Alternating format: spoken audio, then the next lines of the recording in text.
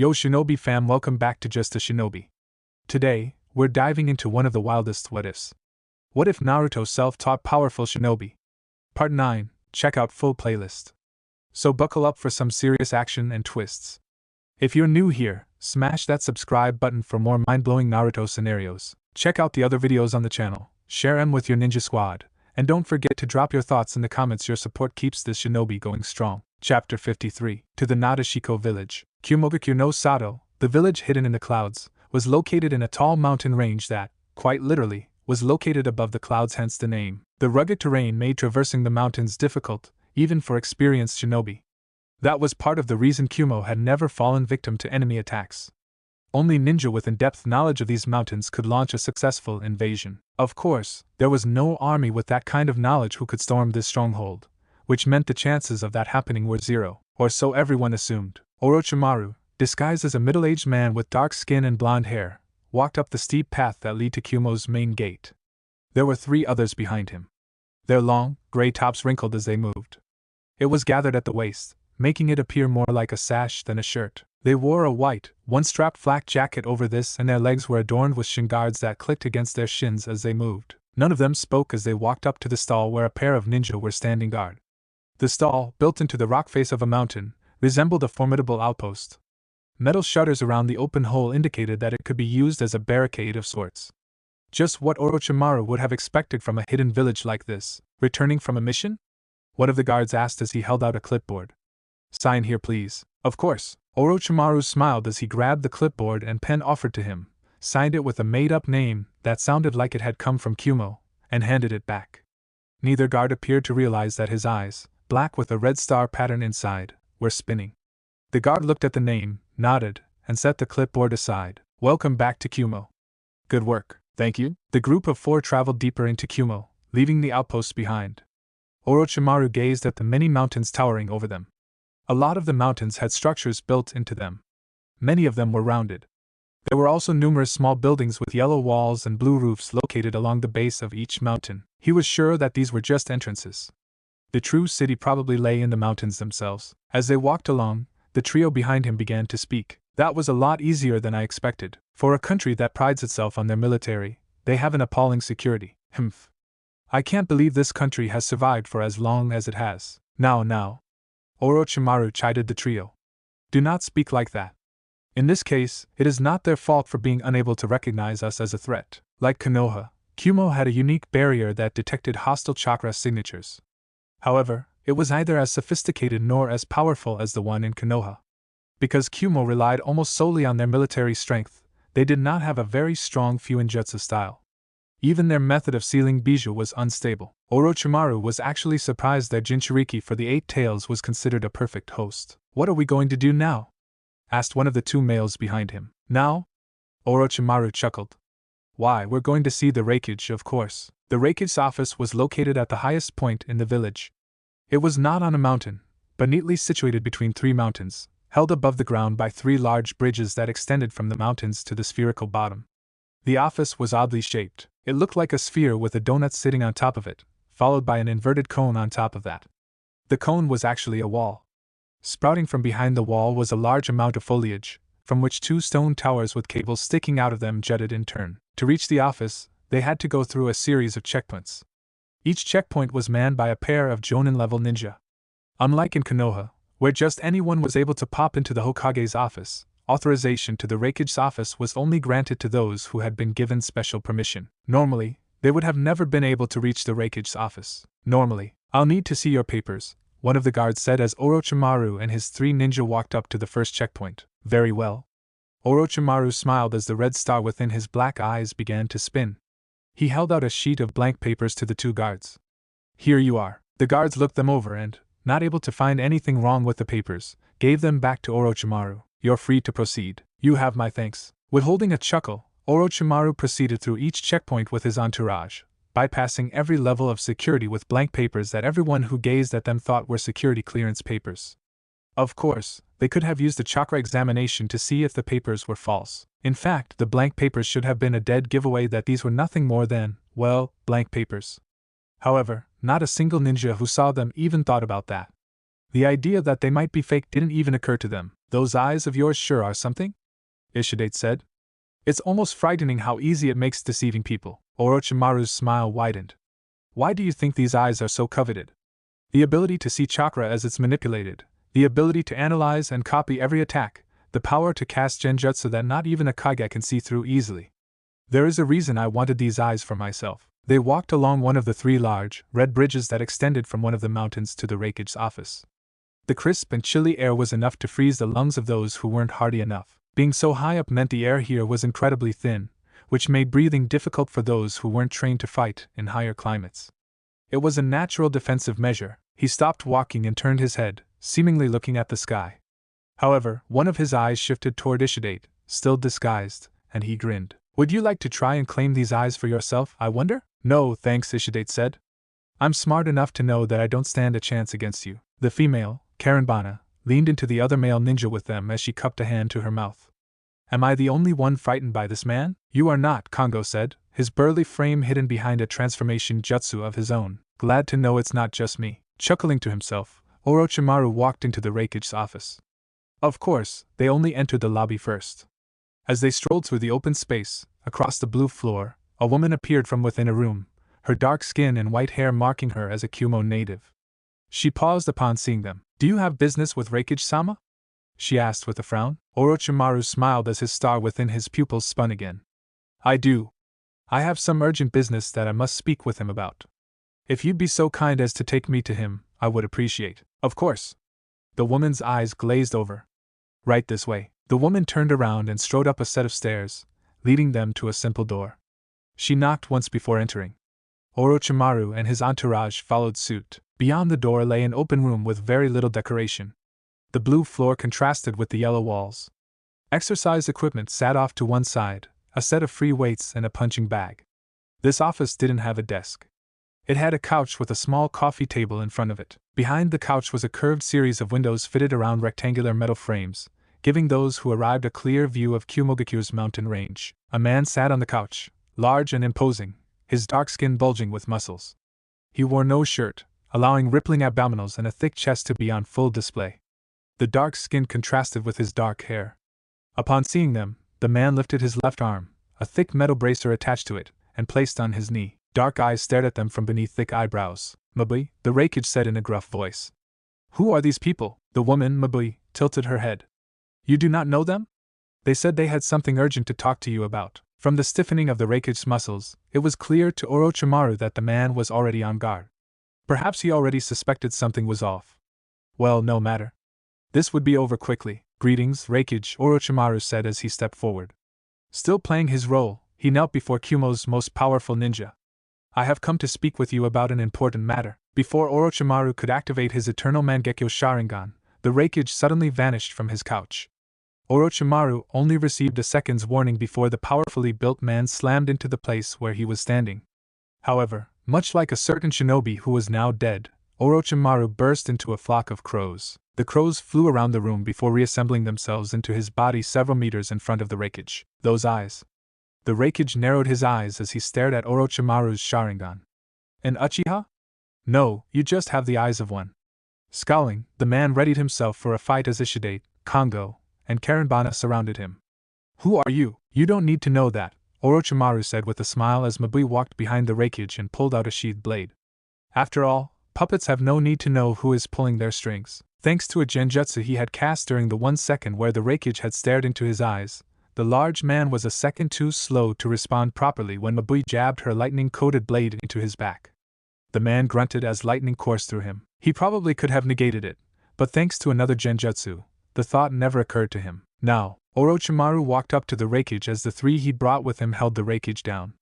With his muscles spasming from the electric shock, the man, normally strong enough that he could have torn himself free in seconds, was helpless. Mabui, under the influence of his Sharingan, grabbed her Raikage by the hair and forced him to look at Orochimaru. Time for you to say goodnight. Tsukuyomi. Despite the beautiful day, Naruto could not help but feel troubled. 2 weeks had passed since the mission to rescue Gaara. His time had been spent mostly training and going on easy missions to earn money. Kyubi, or rather Akane, still refused to speak with him. That wasn't the problem. He'd been dealing with that for a long time now. The issue he'd run into was similar, but at the same time, different. You do know that it's rude to ignore a girl when you take her out on a date, don't you? Asked Yujito, snapping Naruto out of his trance. He sent her an apologetic smile. You're right. I'm sorry for spacing out like that. It seems like you have something serious on your mind. Yujito tucked a strand of hair that had fallen over her face behind her ear. Would you like to tell me about it? Maybe having someone else's perspective could help you solve whatever problem you're having. The two of us were sitting on a blanket spread across a grassy field, training field 7, the same training field where Naruto had passed the first test alongside Sasuke and Sakura. A basket sat on the blanket with them. It was open to reveal an assortment of foods like onigiri, carriage, and pickled vegetables. Yujito had just returned from a mission 2 days ago. Naruto had caught her leaving the mission's office and asked if she would like to have lunch with him and catch up, leading to their current situation. Naruto would have normally loved spending time with Yujito like this, but with his thoughts so preoccupied, he'd been unable to properly enjoy basking in the beautiful Jinchuriki's presence. Another perspective might help, Naruto admitted with a reluctant sigh. Tenten hasn't been talking to me since our mission to rescue Gaara. She normally spends at least 2 days manning her father's store, but I've gone there once every day for the past week and discovered that she hasn't been around. At first, I thought she was just going on missions, but then I found Rock Lee training at one of the training grounds and tried to ask him if he'd seen Tenten. The response he'd given me was a lot colder than I've ever seen him give another person. Niji had also been the same way. It confused Naruto a great deal since either of them had been cold to him before. Well, Niji had back when he still had that stick up his ass, but Naruto was sure he'd properly pulled the stick out. They had been his friends and trusted comrades for a long time now. The three of them had even gone on a number of missions together. He couldn't fathom why they were acting like this now. Yujito drew her legs up to her chest, hugging them as she rested her chin on her knees. The thoughtful look on her face made Naruto pay attention. This is just a hunch, but do you think it might have something to do with how you slept with Temari? Asked Yujito, staring into his eyes with a penetrating gaze. I don't see how me sleeping with. Oh. Naruto felt like he'd been slapped in the face. She saw me and Temari, didn't she? Yes. Yujito nodded with a wry smile. She did. Naruto suddenly realized what kind of predicament he was in. Snagging a pickle with his chopsticks, he popped the food into his mouth and thought. Tenten had seen him and Temari having sex, which was undoubtedly the reason she was avoiding him and the reason for the cold glares Niji and Rock Lee gave him. That made sense. It wasn't like his relationship with Temari was a secret. Everyone in Suna knew about it, and he certainly never tried hiding it from Tenten. However, it was also true that he just returned from his 2-year training trip with Jiraiya, and his relationship with Temari had only progressed after he and his perverse sensei had left Konoha. Of course she wouldn't know about it. Of course she would feel angry, betrayed, and hurt when she found out the way she did. I should have said something. Naruto hadn't said anything because, well, the idea simply hadn't crossed his mind. He hadn't given this matter any thought. That was his mistake. What do you think? Asked Naruto.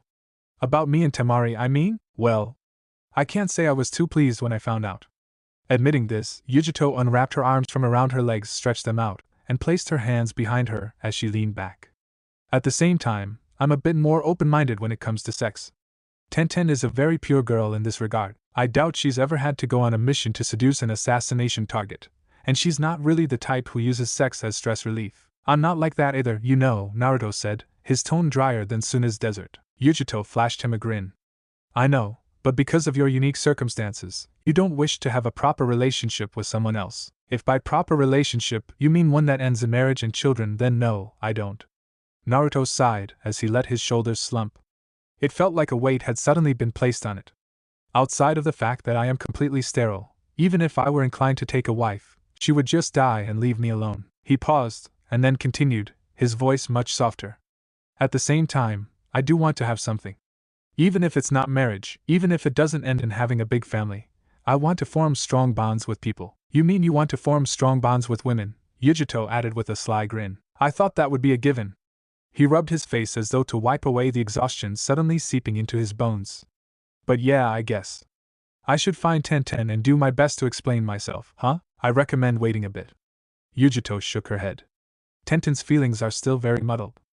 I'm sure the hurt and confusion will only get worse if you try to push her. But wouldn't it be better to explain myself quickly? I've heard that leaving problems like this can cause them to fester over time. Yes, but trying to confront her too quickly could result in that festering, as you call it, to accelerate and become even worse, Yujito shot back. I recommend waiting for at least another week or two. Give her some time to calm down and then confront her. If he was being honest, Naruto would have preferred confronting Tenten right now. He was a man of action. He hated just sitting on his laurels while there was a problem in front of him. At the same time, he trusted Yujito in these matters. She was not only someone he cherished as a person, she was also a woman like Tenten, and so her advice was invaluable. I'll follow your advice then, Naruto said, nodding. Good. Yujito smiled as she grabbed an onigiri and tossed it up and down. And now that I've helped you with your problem, no more sad faces, no more staring off into space. Unlike Tenten, I do not care who you have slept with. Right now you are mine and mine alone. I can't have you thinking about other girls when we're on a date. You are right. Nodding with her, Naruto could do nothing but agree. I'm all yours. All mine, you say? Yujito grinned. In that case. Swifter than Naruto thought possible, the Nibi's Jinchuriki crawled over to him and laid her head on his lap. When he looked down, it was to find a cat-like grin on her face. In payment of my services, you are going to feed me. Such a demanding Nico, Naruto mumbled, but with a grin splitting his lips, he reached out toward the bento box with his chopsticks and began feeding Yujito. The warm air of Konoha blanketed them like a second skin. Since the Land of Fire was such a mild and temperate place, the climate in Konoha never really changed with the seasons. Even during winter, the weather remained pleasantly warm, perfect some would say. That was actually why this country had earned the name Land of Fire. Well, that and the brilliant sunsets that made it seem like the forests were catching fire. 1 week had passed since Naruto's talk with Yujito. Just as the beautiful Jinchuriki had suggested, Naruto had not tried to see Tenten at all. He stayed away from her father's store, didn't actively look for her, and spent a good deal of the time he would have spent looking for her training. Yujito was gone. She left a few days after their date.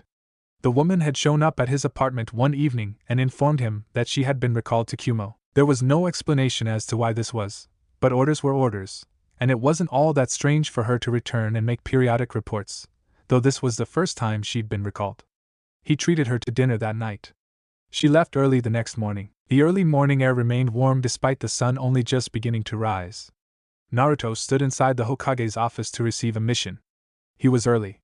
His team hadn't arrived yet, which meant it was currently just him, Tsunade, and Shizen. Where are they? Naruto complained with his arms crossed. He frowned and tapped his left foot against the tiled floor. Tsunade and Shizen shared an amused glance. You do realize that you are almost an hour early, right? Asked Tsunade, leaning back in her chair. If you didn't want to wait, you should have arrived later. Ugh. Yeah, you have a point. Naruto had been too restless to sleep last night.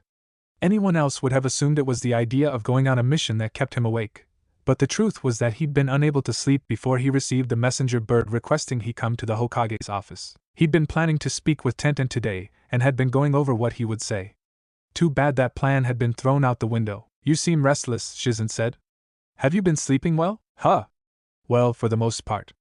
Naruto's absent response, complete with rubbing the back of his neck, caused Tsunade and Shizen to share another glance. He would have wondered what sort of conversation they were having with those looks. However, he was too preoccupied to let himself be bothered by that. You wouldn't happen to be having some troubles in paradise, would you?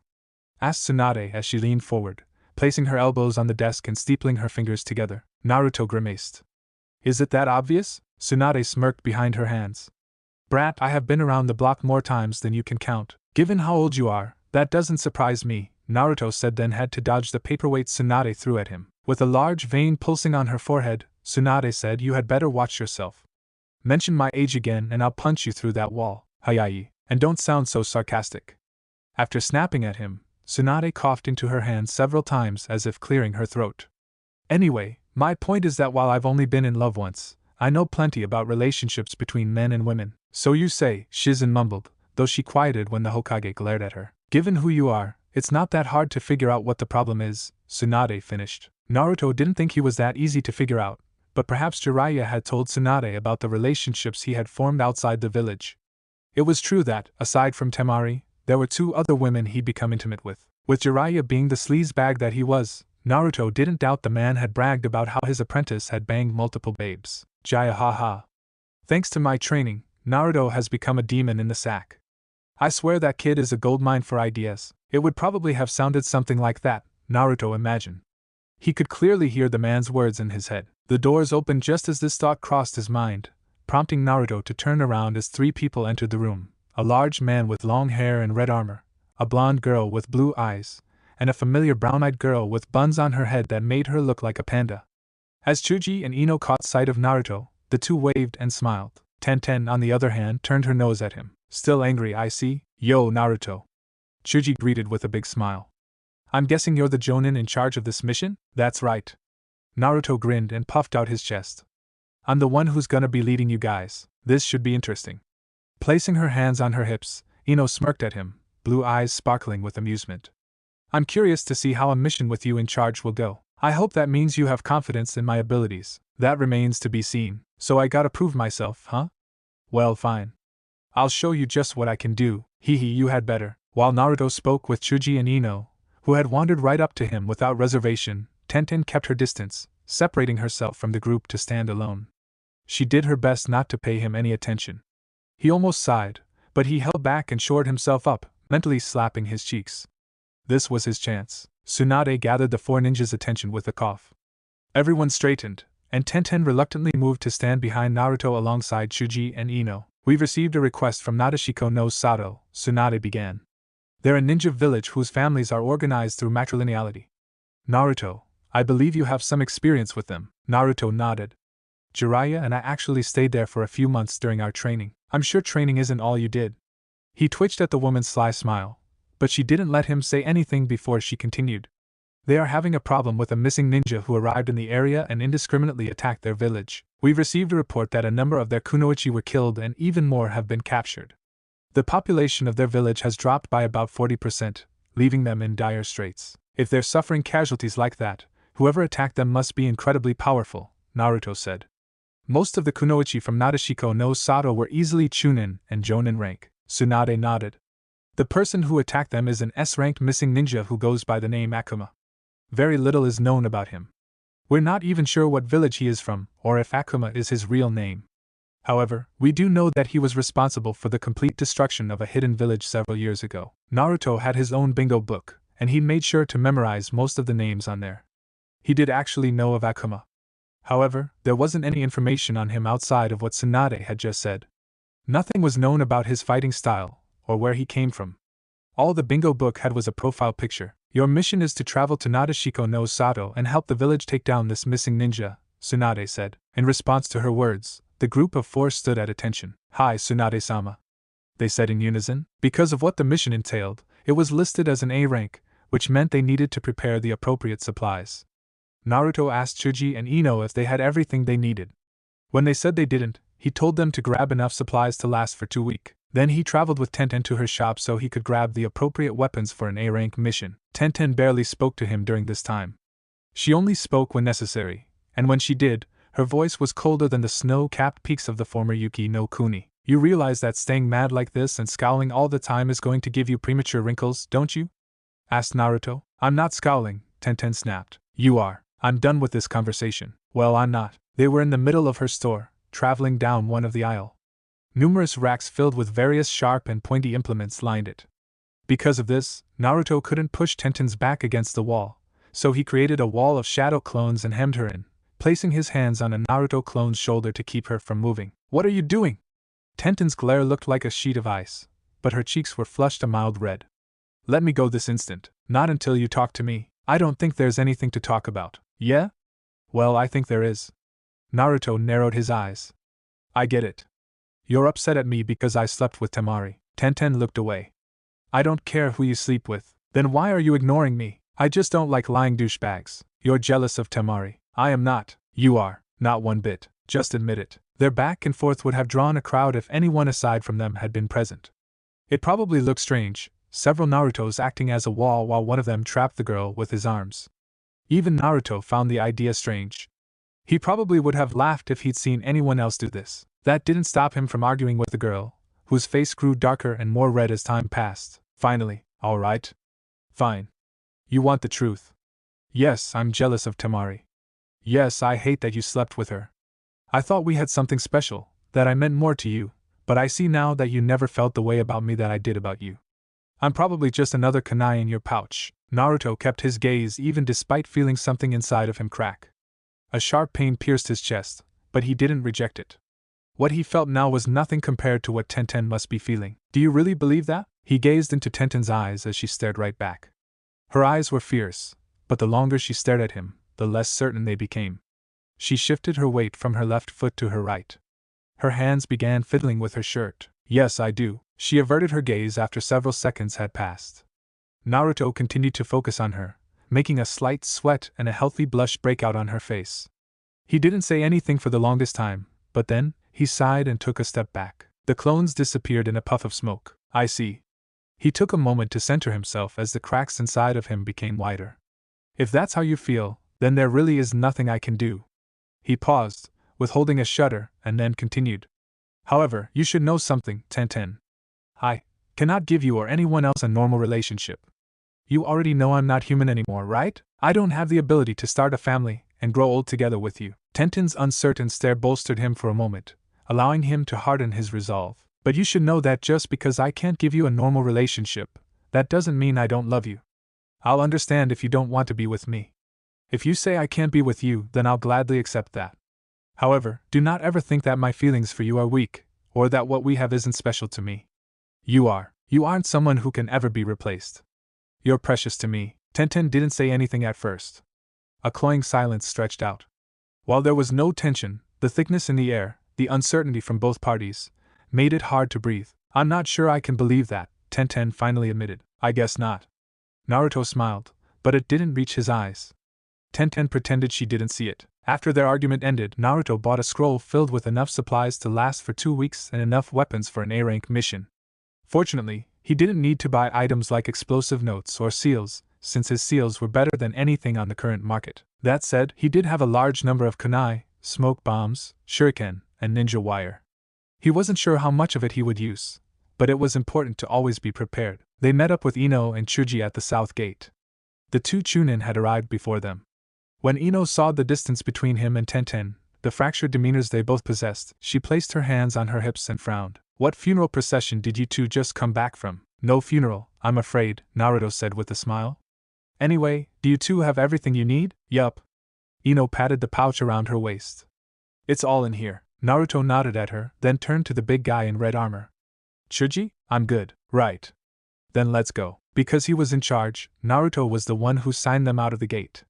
With the afternoon sun at their backs, the squadron of ninja left the village. Nadeshiko no Sato was located near Mizuno Kuni. It was located on the crescent-shaped peninsula that was composed of 3 separate nations: fire, tea, and noodles. To reach it, they had to travel southeast from Konoha, then curve around an inlet and head northeast, which would take them out of Hai no Kuni and into Udan no Kuni. On a side note, Nami no Kuni was not far from Nadeshiko no Sato. It was less than a day in fact. Because Naruto didn't know what the situation in Nadeshiko no Sato was, he urged his team to quicken their pace. They leapt through the trees whenever possible, stopped to sleep when it became dark, and ran across open plains when there was no forest to do their ninja tree jumping. Tenten did not speak much during this time, save for when Ino talked to her. Since there was no more that Naruto could say to her, having already said his piece, he left the girl to her own devices and spoke with Chuji. Before long, they reached the point where they could finally see Nadeshiko no Sato. So that's it, huh? Ino said with a hand over her head, acting as a visor to keep the sun out of her eyes. Yup. That's Nadeshiko no Sato, Naruto answered. The village was positioned upon the lightly forested top of 3 massive, steep hills that all stood in a line. 2 bridges spanned the gorges between them. The central hill was the largest, meaning it also had the biggest structure. From where they stood, Naruto could see the stone walls surrounding the village. Several towers and roofs jutted from inside the walls. The village looked more like a stronghold or a palace, with numerous walls, towers, and brickwork being the predominant features. The hills upon which the female hidden village sat were situated within a lush, forested valley in a mountainous region. It made the village stand out. As they continued to admire the village, a bright light flared into existence on the side of the 3rd hill, and then a sound hit their ears. It was the rumbling of an explosion. Naruto narrowed his eyes when several chunks of land were blasted away from the hill. That looked like it was from an explosive, Naruto muttered. An explosive note or a jutsu? Look! Ino pointed at something. The village is burning. Naruto didn't need to follow her finger to see what she meant. Smoke rose from within the village. Even as he watched, one of the towers located within the 3rd hill crumbled as it was struck by an explosion. More gouts of flame soon rose into the air in other locations too. They couldn't waste any more time. Let's move, he ordered. Right. Leaping off the branch they had been standing on, the group rushed toward the village. It was absolute chaos everywhere she looked. The village quaked and rumbled as explosion after explosion rocked the buildings. People ran everywhere, creating pandemonium no matter where she looked. Screams rent the air. Wails pierced the night. The clash of steel on steel echoed all around as smoke and ash rose high into the air. Shizuka cursed as several ugly brutes wielding swords rushed her from the left, right, and front. She slid around the first one to reach her when he thrust out his sword. It was a clumsy move. A rookie could have dodged it. Having ducked low, she came up, twisting her body to increase the power of her thrust as she slammed her wind-covered fist into his torso. Nadeshiko Ryukoha Reppuken. The force of her strike produced a powerful shockwave that liquidized the man's insides, killing him instantly. As the dead thug soared through the air, Shizuka spun around and blocked a series of swift slashing attacks from another sword.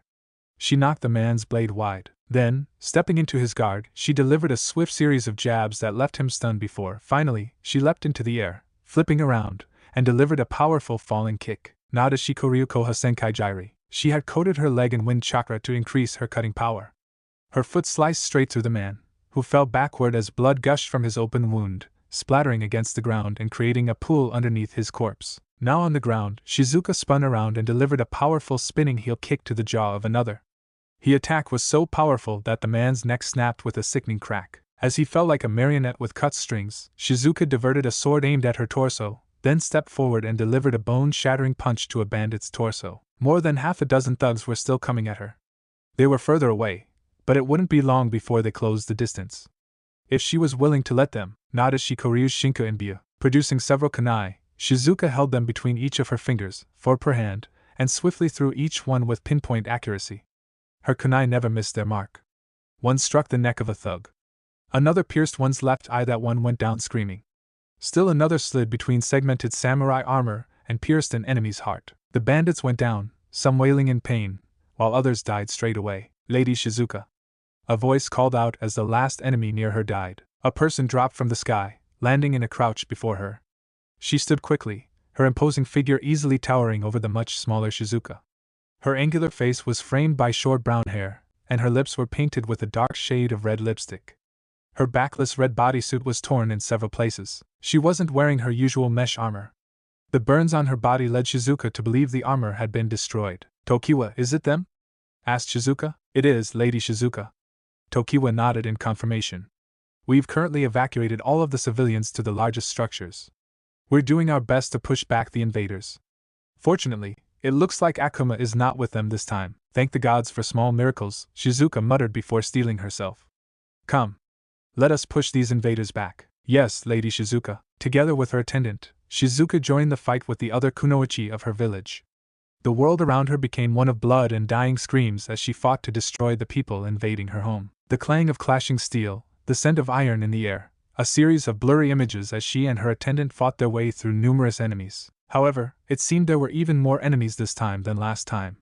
They filled the streets, bandits and low-lives wielding swords and daggers. Her people were quickly overrun. To her left, a woman went down underneath a horde of disgusting vermin. They didn't kill her though. One of the men jabbed something into the woman's thigh, which caused the young kunoichi's eyes to roll into the back of her head as her body went limp.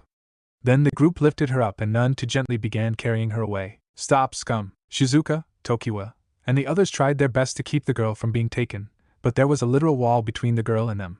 It wasn't long before the group disappeared with her kunoichi. Shizuka wanted to go after them and reclaim her kidnapped kunoichi. She would have at least tried. However, she couldn't. More men were pouring in from all sides.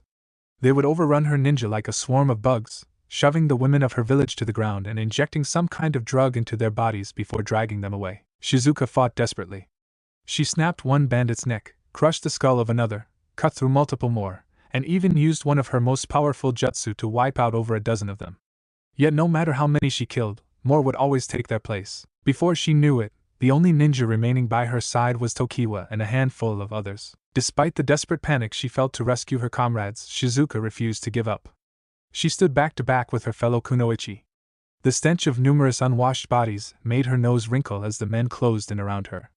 If this was to be the end, she would make sure to take all of these people down with her. Kage Bunshin no Jutsu. Yet before she could steel herself for the next bout, several dozen figures suddenly invaded the area, rushing in from between buildings and jumping down from roofs. Some carried kunai. Some fought barehanded.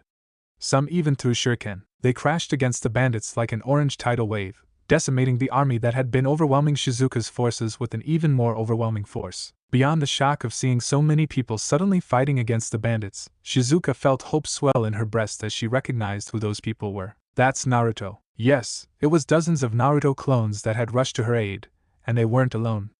With them were 2 other kunoichi.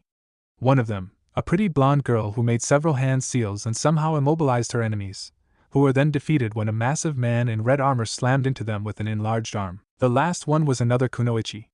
She jumped from roof to roof, tossing kunai at a pace that even Shizuka was awed by. Every projectile thrown by the brown-haired girl was a kill shot. The shinobi of the leaf are here to aid us, Shizuka roared. Let us push these monsters back. Her fellow kunoichi shouted in approval and rushed forward, fighting against the bandits with renewed zeal. Shizuka found herself in the center of this brawl. She slammed into her enemies with wind-enhanced fists and feet, throwing all of her opponents away like they were ragdolls. As she continued to fight, she searched around the area, watching as some clones popped from getting injured.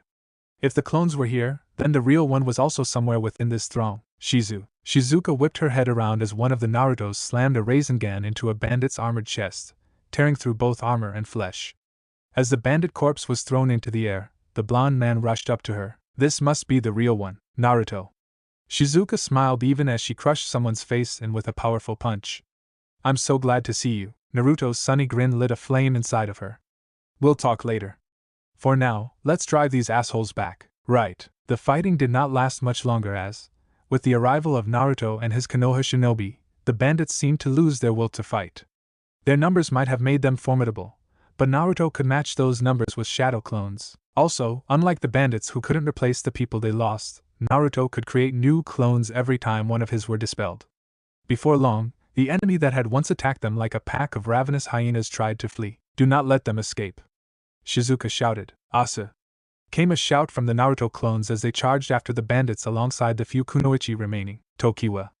Lead our forces and rout the enemy. Yes, Lady Shizuka. With the battle now concluded, Shizuka was able to relax. She lowered her arms, allowed her tense body to loosen up, and turned to survey her village. The battle had not moved past the 2 smaller hills that her village sat on, so they had not been able to breach what could more or less be described as their inner sanctuary. However, the attack had been so sudden that many of her people lay dead in the streets. She did not cry. Even so, the sting from unshed tears welled in her eyes as she saw the corpses of several non-combatants mixed in among the numerous bandits. Shizuka. Naruto came up and placed a hand on her shoulder. She turned to him and almost allowed herself to fall prey to weakness, but now is not the time to be weak. Right now she needed to be strong. I'm glad you are here, she said. Sorry I didn't arrive sooner. Shaking her head, she couldn't find it in herself to smile, but she did her best to reassure him. No. You could not have known this would happen. You arrived here even faster than I thought you would. Thank you? Yeah, well, when I heard you were in trouble, I wanted to get here as soon as I could. Naruto scratched the back of his neck, which finally caused her to crack a small smile. Even during situations like this, the mannerisms of the man before her remained unchanged, and that somehow reassured her that everything would be all right.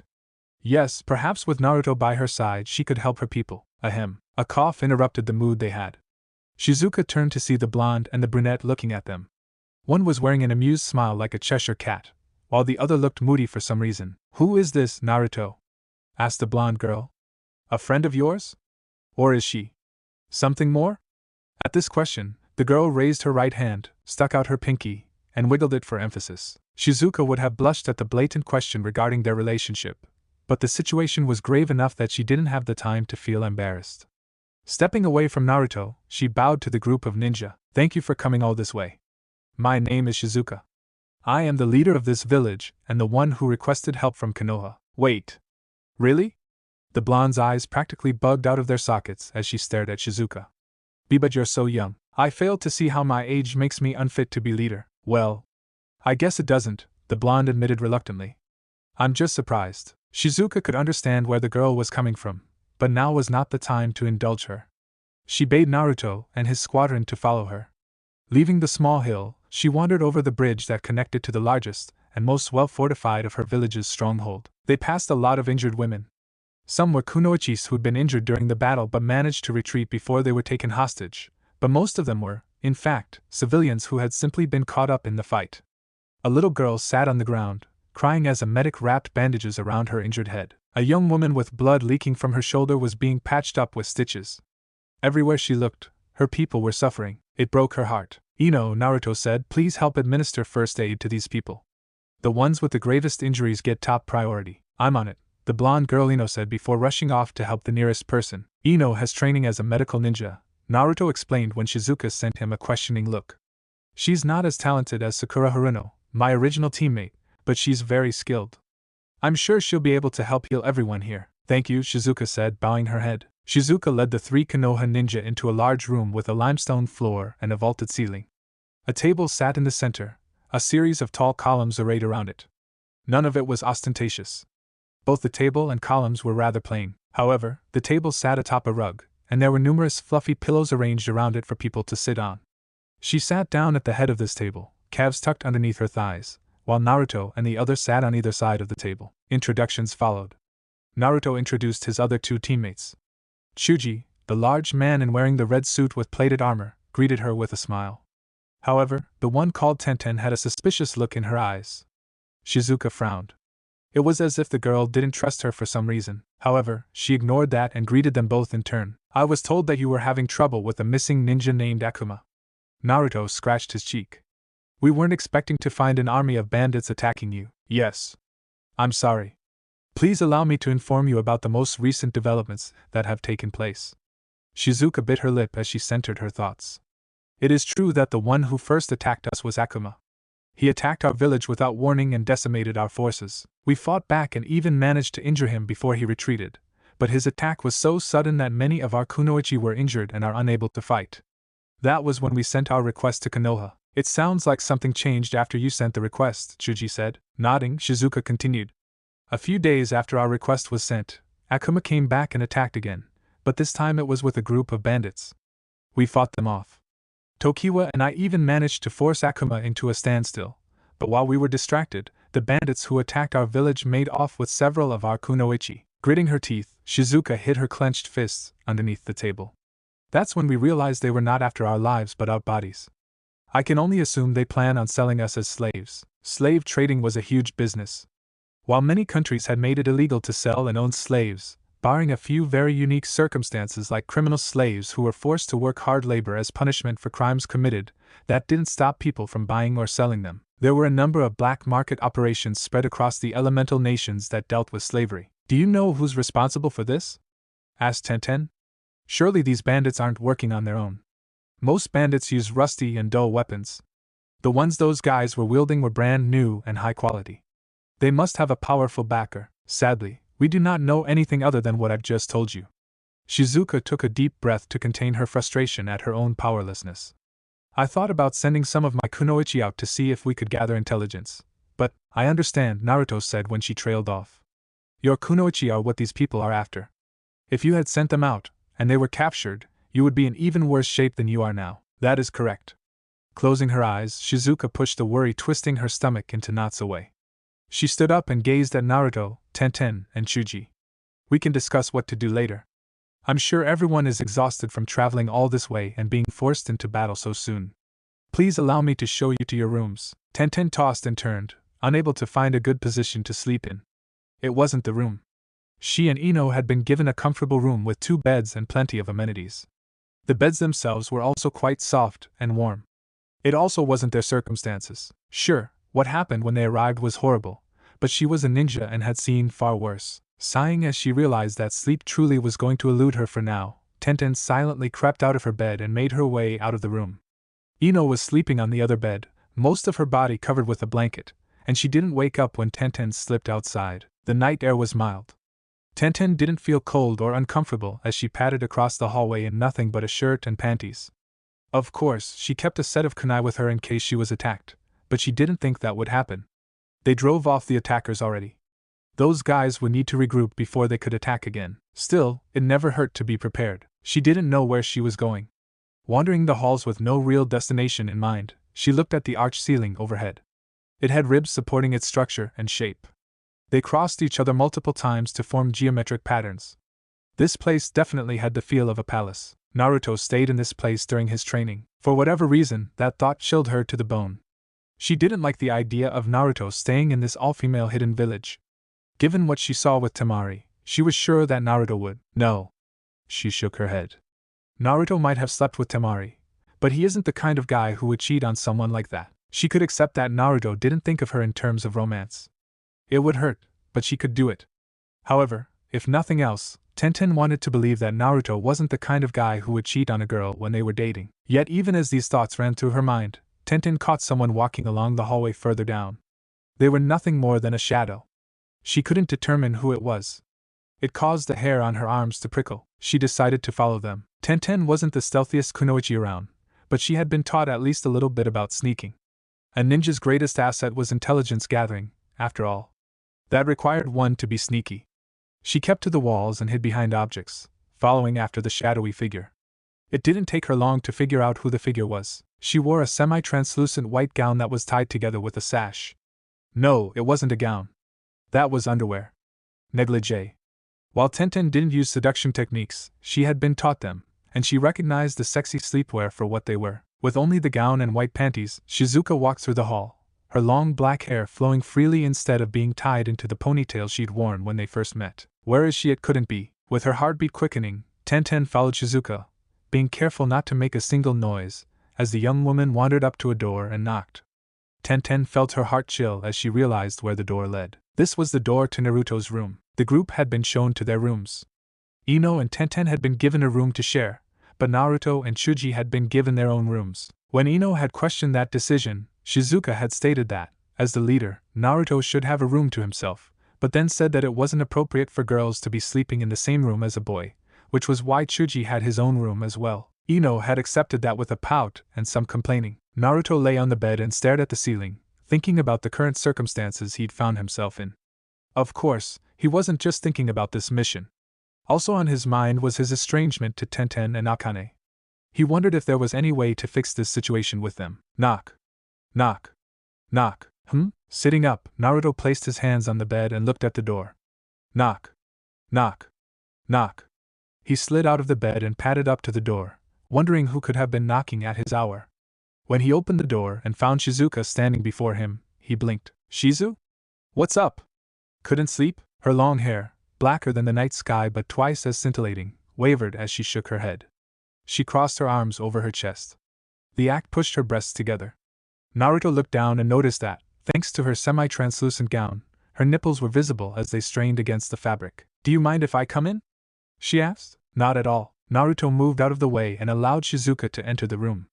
She walked past the wooden dresser and small table, the only decorations in the room, and made her way over to the bed.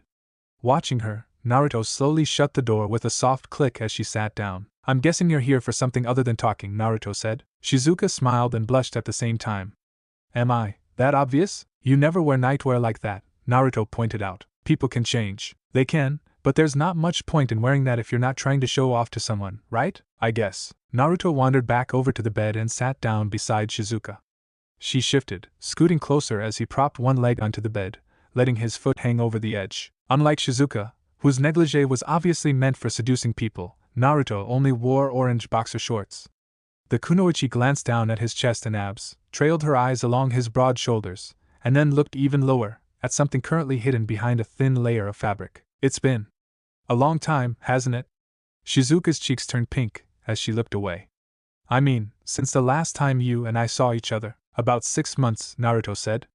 You've become a lot stronger since the last time I saw you. Shizuka's smile was self-deprecating. If I was stronger, my kunoichi would have never been kidnapped like this.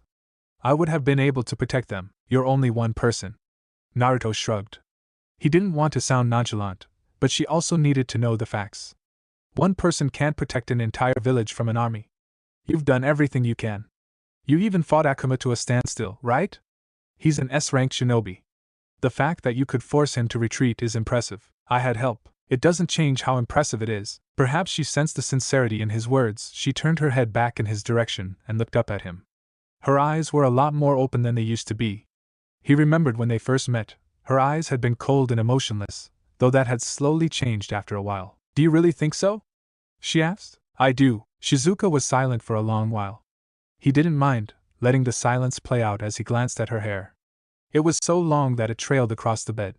Naruto was surprised she hadn't decided to cut it, but he was also glad since he liked her hair long. Even if it's an impressive feat on its own, I wish there had been something I could have done to prevent my people from being kidnapped. That was the crux of her problem. As someone who had once strived to become Hokage, Naruto could understand how she felt. Her duty was to protect her people. However, Akuma and those bandits had kidnapped several of her kunoichi, who would probably be sold on the slave market in the next couple of days. Naruto scooted closer. The warmth of her thigh came into contact with his shin. We still have time to rescue them. He placed a hand on her thigh. Kunoichi are difficult to sell on the slave market because they are defiant. They require a lot more effort to break and train. I imagine it will be at least a month or two before any of them will be considered sellable, which means we have time to rescue them. Naruto didn't like thinking in terms like this, but he'd become fairly knowledgeable about the slave market, having busted up numerous slave trading rings during his time training with Jiraiya. He knew how they work now. That was why he could confidently state they had time before her people would be sold. Shizuka seemed to take solace in this. She looked up, eyes wide, and then a smile appeared on her lips. Thank you, Naruto, anytime. Naruto smiled a bit, though the reassuring smile soon became a bit lascivious as he moved his hand from the top of her thigh to her inner thigh. I'm glad I could help reassure you. But we both know that isn't why you came here. Shizuka's eyes went wide, cheeks flushing as Naruto stroked the area where her thigh and crotch met. And no. If you really just wanted me to reassure you, Naruto continued, you wouldn't have come to me dressed like this, right? That's just. Naruto didn't give Shizuka time to respond as he leaned down and nibbled on her ear. A gasp escaped her mouth. Her breathing became slightly ragged. What do you want, Shizuka? Asked Naruto, whispering into her ear. Shizuka shivered. I want you. Please. It's been so long. It has been a long time. Naruto leaned down further and began placing kisses on her neck. At the same time, he had reached her crotch and was rubbing his hand over her panties. Warm and already slightly wet, her lips yielded at his touch, folds creasing as her panties clung to her damp skin. I have missed you, Shizu. Ha. Na, Naruto. Shizuka turned her head and pressed their lips together. Her soft lips were warm and gentle. They were slightly plump, which made nibbling on them fun. He took great pleasure in taking her lips between his and sucking on them. Ha. On. Slurp. The sounds coming from Shizuka's mouth were hampered by Naruto's tongue. He ran his tongue over hers, stirring up the saliva in her mouth, mixing it with his own. Shizuka gulped it down as lewd slurping noises issued from her mouth. She couldn't drink all of it, however, and several trails of drool leaked from between their lips, though either of them cared. And then. Naruto. Her muffled mumbling was accompanied by her hands rubbing his crotch over his boxers, quickly arousing his dick from slumber. Once she had made him hard, she worked him out from the hole in his boxers and wrapped her fingers around his shaft. NNNGG, Shizu. That feels so great. Naruto mumbled between kisses and dueling tongues. Your fingers are so soft. But so strong too. I am. I'm glad. Naruto felt an electric current race through him as Shizuka stroked him from the base all the way to the head, which she would rub and tease before going back down. Her hands were soft and delicate, but they were also strong. The calluses from years of training with weapons had created a contrasting feel that sent pulses through his cock. You've gotten. Slurp. You've gotten so wet. Shizu, it's your. It's your fault. That I'm like this. Ha. Take responsibility. I plan to. Her panties had become soaked as he stroked her lips over them. They creased and folded against her nether regions. He could even feel her clitoris poking against the now sodden fabric. He noticed it already, but her panties were held up via strings tied together on either side, so he reached out and found the bow tying it to her, then undid them. Because of how wet her panties had become, they clung to her skin. He peeled them off. Now exposed, Shizuka instinctively tried to close her thighs, but Naruto reached down and placed his hand over her sex. Shizuka jerked away from his lips and threw her head back to release a passionate cry. Her body shook, tits jiggling and bouncing as she spasmed like she'd been shocked with a lightning jutsu. Don't tell me you just came, Naruto said with an amused smile. Her hand had stopped stroking him, but he didn't mind. Shut up. Shizuka huffed. I haven't done anything. For a long time. That's so? Naruto hummed. Then you might want to brace yourself. Naruto didn't give Shizuka time to say anything as he pushed his index finger past her folds. It didn't take much effort on his part. The moment he'd moved past her lips, his finger was sucked inside of her. The tightness of her walls closed around his finger, fleshy and soft, with natural lubrication allowing him to just barely move around. NNN. Listening to Shizuka's cries, Naruto worked his finger along her fleshy interior, retracting and pushing as he searched for the places where her reactions were strongest. Shizuka bit her lip to keep her screams muffled. She'd also decided to pay him back and was stroking him with more pressure than before. His breathing had grown heavy as precum leaked from his tip, which she used to lubricate her hand so it slid along his shaft more easily. On. And not there. If you stroke me there, I'll. Naruto used his memories of their time together to find the spot inside of her that felt spongier than the rest. There was a strange springiness to it that the other places inside of her didn't have. Once he found it, Naruto didn't waste time pressing and rubbing against it with the tip of his index finger. Wait. It's too much. I can't. An increased flow of juices moved around his hand, leaking from her love canal and dripping from her crotch onto the bed. Despite her body shaking from aftershocks, she continued pleasuring him. Naruto leaned down and licked up the drool trailing from her lips. Shizuka turned her head toward him and opened her mouth, allowing him to push his tongue inside of her. As their tongues dueled and danced, they continued pleasing each other. Naruto could tell she was close again from the way her thigh muscles tightened and quivered. What's more, Shizu. I'm close. Me too. Naruto Naruto. Once she admitted to being close, Naruto placed his thumb against her clit and rubbed it, causing Shizuka's entire body to spasm as every muscle tightened. He didn't know if it was in response to his actions, but her hand suddenly picked up the pace. As her juices exploded against his hand, fluids gushing from inside of her, he felt his own impending release build up before, without warning, he splashed his seed against her hand. Shizuka fell back on the bed, letting go of him. Her eyes were glazed over as her breasts jiggled. Retracting his fingers from her crotch, Naruto licked his hand clean. He sensed eyes on him and looked at Shizuka. Her eyes were glazed over, but she noticed his actions, and her already blushing cheeks took on a healthy flush as he licked her juices off. You taste delicious, Shizu, Naruto said. I think you might be my favorite treat. Don't say that, she mumbled. Naruto grinned. Why not? Because it's weird. Shizuka looked away. Still wearing his signature fox-like grin, Naruto rolled over until he was on top of Shizuka. He pushed her legs apart, and situated himself between them. He was still harder than a diamond jutsu. Moving his hips, he rested himself against her warm and sopping wet entrance. Her lips gave way as he rubbed himself along them, not inserting his dick into her yet. That? Why? So good, Shizuka panted as he slowly sawed back and forth. Her breasts were jiggling from the resulting actions. Naruto wanted to lean over and play with them, but there was something he had to do first. Shizu, he caught her attention. I want to be inside of you. May I? Her face was mottled red, but she still responded to his request with a nod. Why, yes. Please. I want you to fill me up. With her permission, Naruto stopped rubbing herself against him, lined himself up, and slowly pushed inside of her. Look. I forgot how full your cock made me, Shizuka groaned. This is nothing like my fingers. It's HHHHRRNNN. Naruto took a deep breath as Shizuka's insides wrapped around him in a tight, wet embrace. She was tight enough that he almost released his load right then and there. Damn. He needed to exercise some restraint. Leaning over, Naruto used one hand to support his body while he grabbed her chest with the other. Shizuka released a soft sigh when he rolled her nipple between her fingers. The soft bud quickly hardened as he continued to play with it. Are you okay? He asked. Shizuka nodded.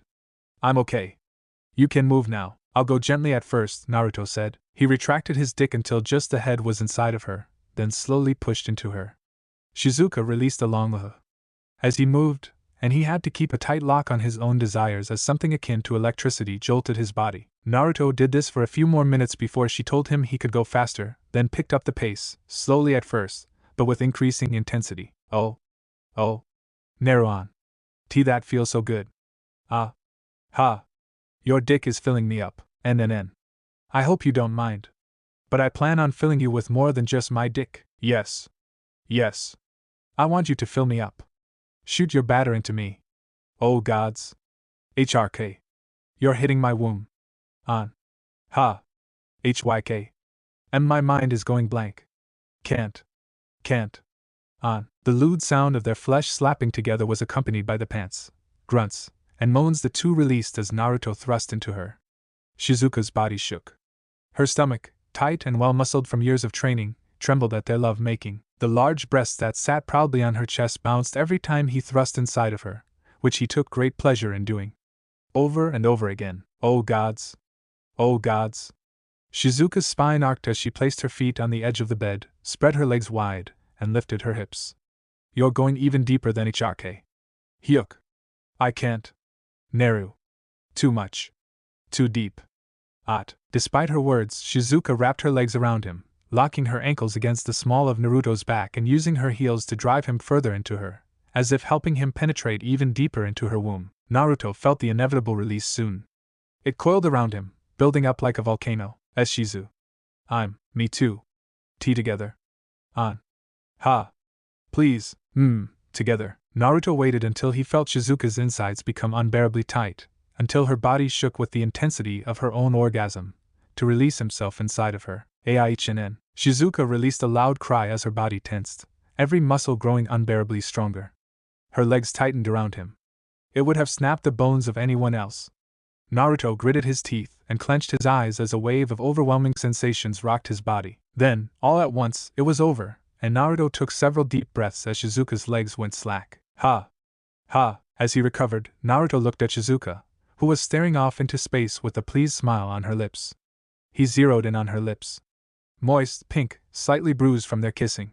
Drool leaked from them, but that made her look even more erotic. He couldn't resist the urge to kiss her. HNN. Neru. Ha! The sloppy exchange complete with tongue and drool stirred up Naruto's passions again. He hardened while still inside of her. Her eyes went wide in disbelief. I can't believe. You're already hard. Do you want to stop? Shizuka shook her head. Let's keep going. I haven't seen you in so long. I don't want this to end just yet. In that case, Naruto stood back up and pulled out. Shizuka groaned in complaint, but it soon turned into a squeal when he flipped her onto her stomach. Grabbing her hips, Naruto lifted her butt into the air. Perhaps realizing his intentions, Shizuka tucked her legs beneath her and raised her hips as he lined himself up with her entrance. Their cries of passion filled the room once more. Little did they know that someone else was watching them. Tenten could not believe her eyes, and though she tried to look away, her eyes refused to remove themselves from the crack in the door. She had followed Shizuka here. When Naruto entered and let Shizuka inside, she had pressed her ear against the door and listened to their conversation. It had been intimate. Very intimate. Tenten had actually felt bad for eavesdropping on them, but then something had changed. The sounds coming from the room were less conversation and more animalistic cries of pleasure. Against her better judgment, Tenten had opened the door and peeked inside. What she saw rooted her to the spot. Naruto and Shizuka were having sex. Hot. Passionate. Love-making. Their sweaty bodies converged together, their tongues danced, their moans created a symphony that complemented their every action. It was just like when Naruto and Temari had gone at it. Tenten had wanted to run away like she did back in Suna. She didn't. Her body had remained rooted to the spot. What's more, as she watched Naruto and Shizuka go at it, her own body became hot, overwhelmingly so. Clamping a hand over her mouth, Tenten felt heat spread across her face and neck. She looked down. Somehow, without her realizing it, her other hand and pressed against her crotch. I shouldn't be doing this. Even though she knew she needed to stop, her body refused to listen, and she peeked back into the door while slipping her hand into her panties and finding her entrance. She watched Naruto and Shizuka have sex, listened to their cries and moans of passion, and pleasured herself. She felt shame while doing so. Sure, she'd masturbated before. She'd even done so while thinking about Naruto, but that was different than what she was doing just then. How would she ever be able to look him in the eye after this? Despite of her shame, she kept going, pushing her finger inside of her, playing with her clit. When Naruto and Shizuka hit their first mutual orgasm, Tenten had to bite down on her shirt to muffle her screams as she also came. She didn't stick around as Naruto and Shizuka began going at it again. Standing on shaky legs, she closed their door and slowly made her way back to the room she shared with Ino. She crawled underneath the covers and closed her eyes, but sleep didn't come for a long time. The image of Shizuka and Naruto, of Naruto and Temari, kept replaying in her mind over and over again. Chapter 54. Road to Perdition. Akuma sat on the bed afforded to him by his employer, feet planted firmly on the ground. A rustling behind him let him know the bed warmers were shifting in their sleep. There was a low mumble. The shifting soon stopped. If he looked back, he knew what he would see, a pair of naked bodies, nubile flesh covered with a blanket. The two on the bed with him were naught but slaves. His employer had given him these two to do with as he pleased. They were nothing special, a cute pair of girls who'd had the misfortune of being sold off by their families. He didn't know anything about them beyond that.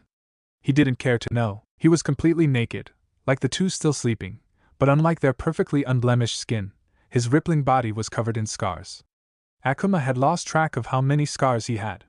Several criss-crossed over his chest and stomach, many lined his shoulders and back, and quite a few stood out against the dark skin of his legs. Among the many scars were several large, ugly bruises. Unlike the scars, which were old, these bruises were recent. He'd gotten them during his fight with that kunoichi leader and her attendant. They didn't hurt. In fact, he couldn't even feel them, but still, the fact that he had been injured left a profound impact on him. It caused a grin to curl at his lips. "It's good to see there are still people who can put up a fight," he murmured. "NGG." A soft moan made him look back. One of the girls shifted again, her pink lips opening as she stirred, though she didn't wake up. He stood up and put on some underwear and pants, but he left his chest exposed and didn't bother putting on sandals. The black pants were all he needed. His room was quite lavish, though it didn't contain much.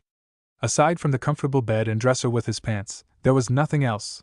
No art, no decorations, nothing.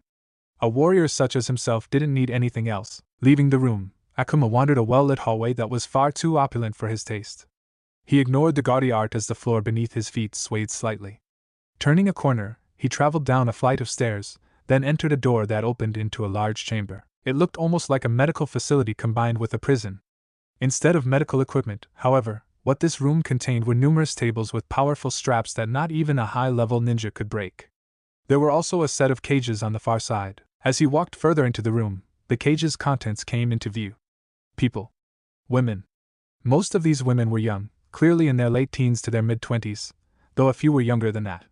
None of them had a stitch of clothing on. Bare as the day they were born, the women huddled against the cages to fight against the shame they felt at being so exposed. This was a standard tactic used to break slaves. Deeper in the room were several people, a man and a woman. They stood before a table that another woman was strapped to. Like the others, she was naked. Every so often she would squirm and groan as the woman injected something into her. Judging from how compact and defined her muscles were, the woman being subjected to numerous mind-breaking drugs was a kunoichi. Despite being injected with quite a few unknown substances, the female ninja glared defiantly at the two. Akuma suspected she would have shouted expletives at them, but a bald gag kept her from talking. She's resisting the drugs quite well," the woman said. "That's a kunoichi for you, I guess. I've heard the kunoichi from Nadeshiko no Sato are a cut above the rest." The man stroked his jaw. "How long will it take to break her?" "Longer than it has anyone else." An immediate answer. The woman set the syringe on a tool tray. "I suspect it will take pumping her body full of drugs for at least a month before she's ready to be processed and sold." The man frowned. "I had been hoping it would take less time. We could do it in less time, but that would require physically breaking them, which you want to avoid, right?" The woman shrugged. "Damaging such valuable merchandise will hurt your business, won't it?" The two before Akuma were rather disgusting individuals. The man was short and had frizzy hair.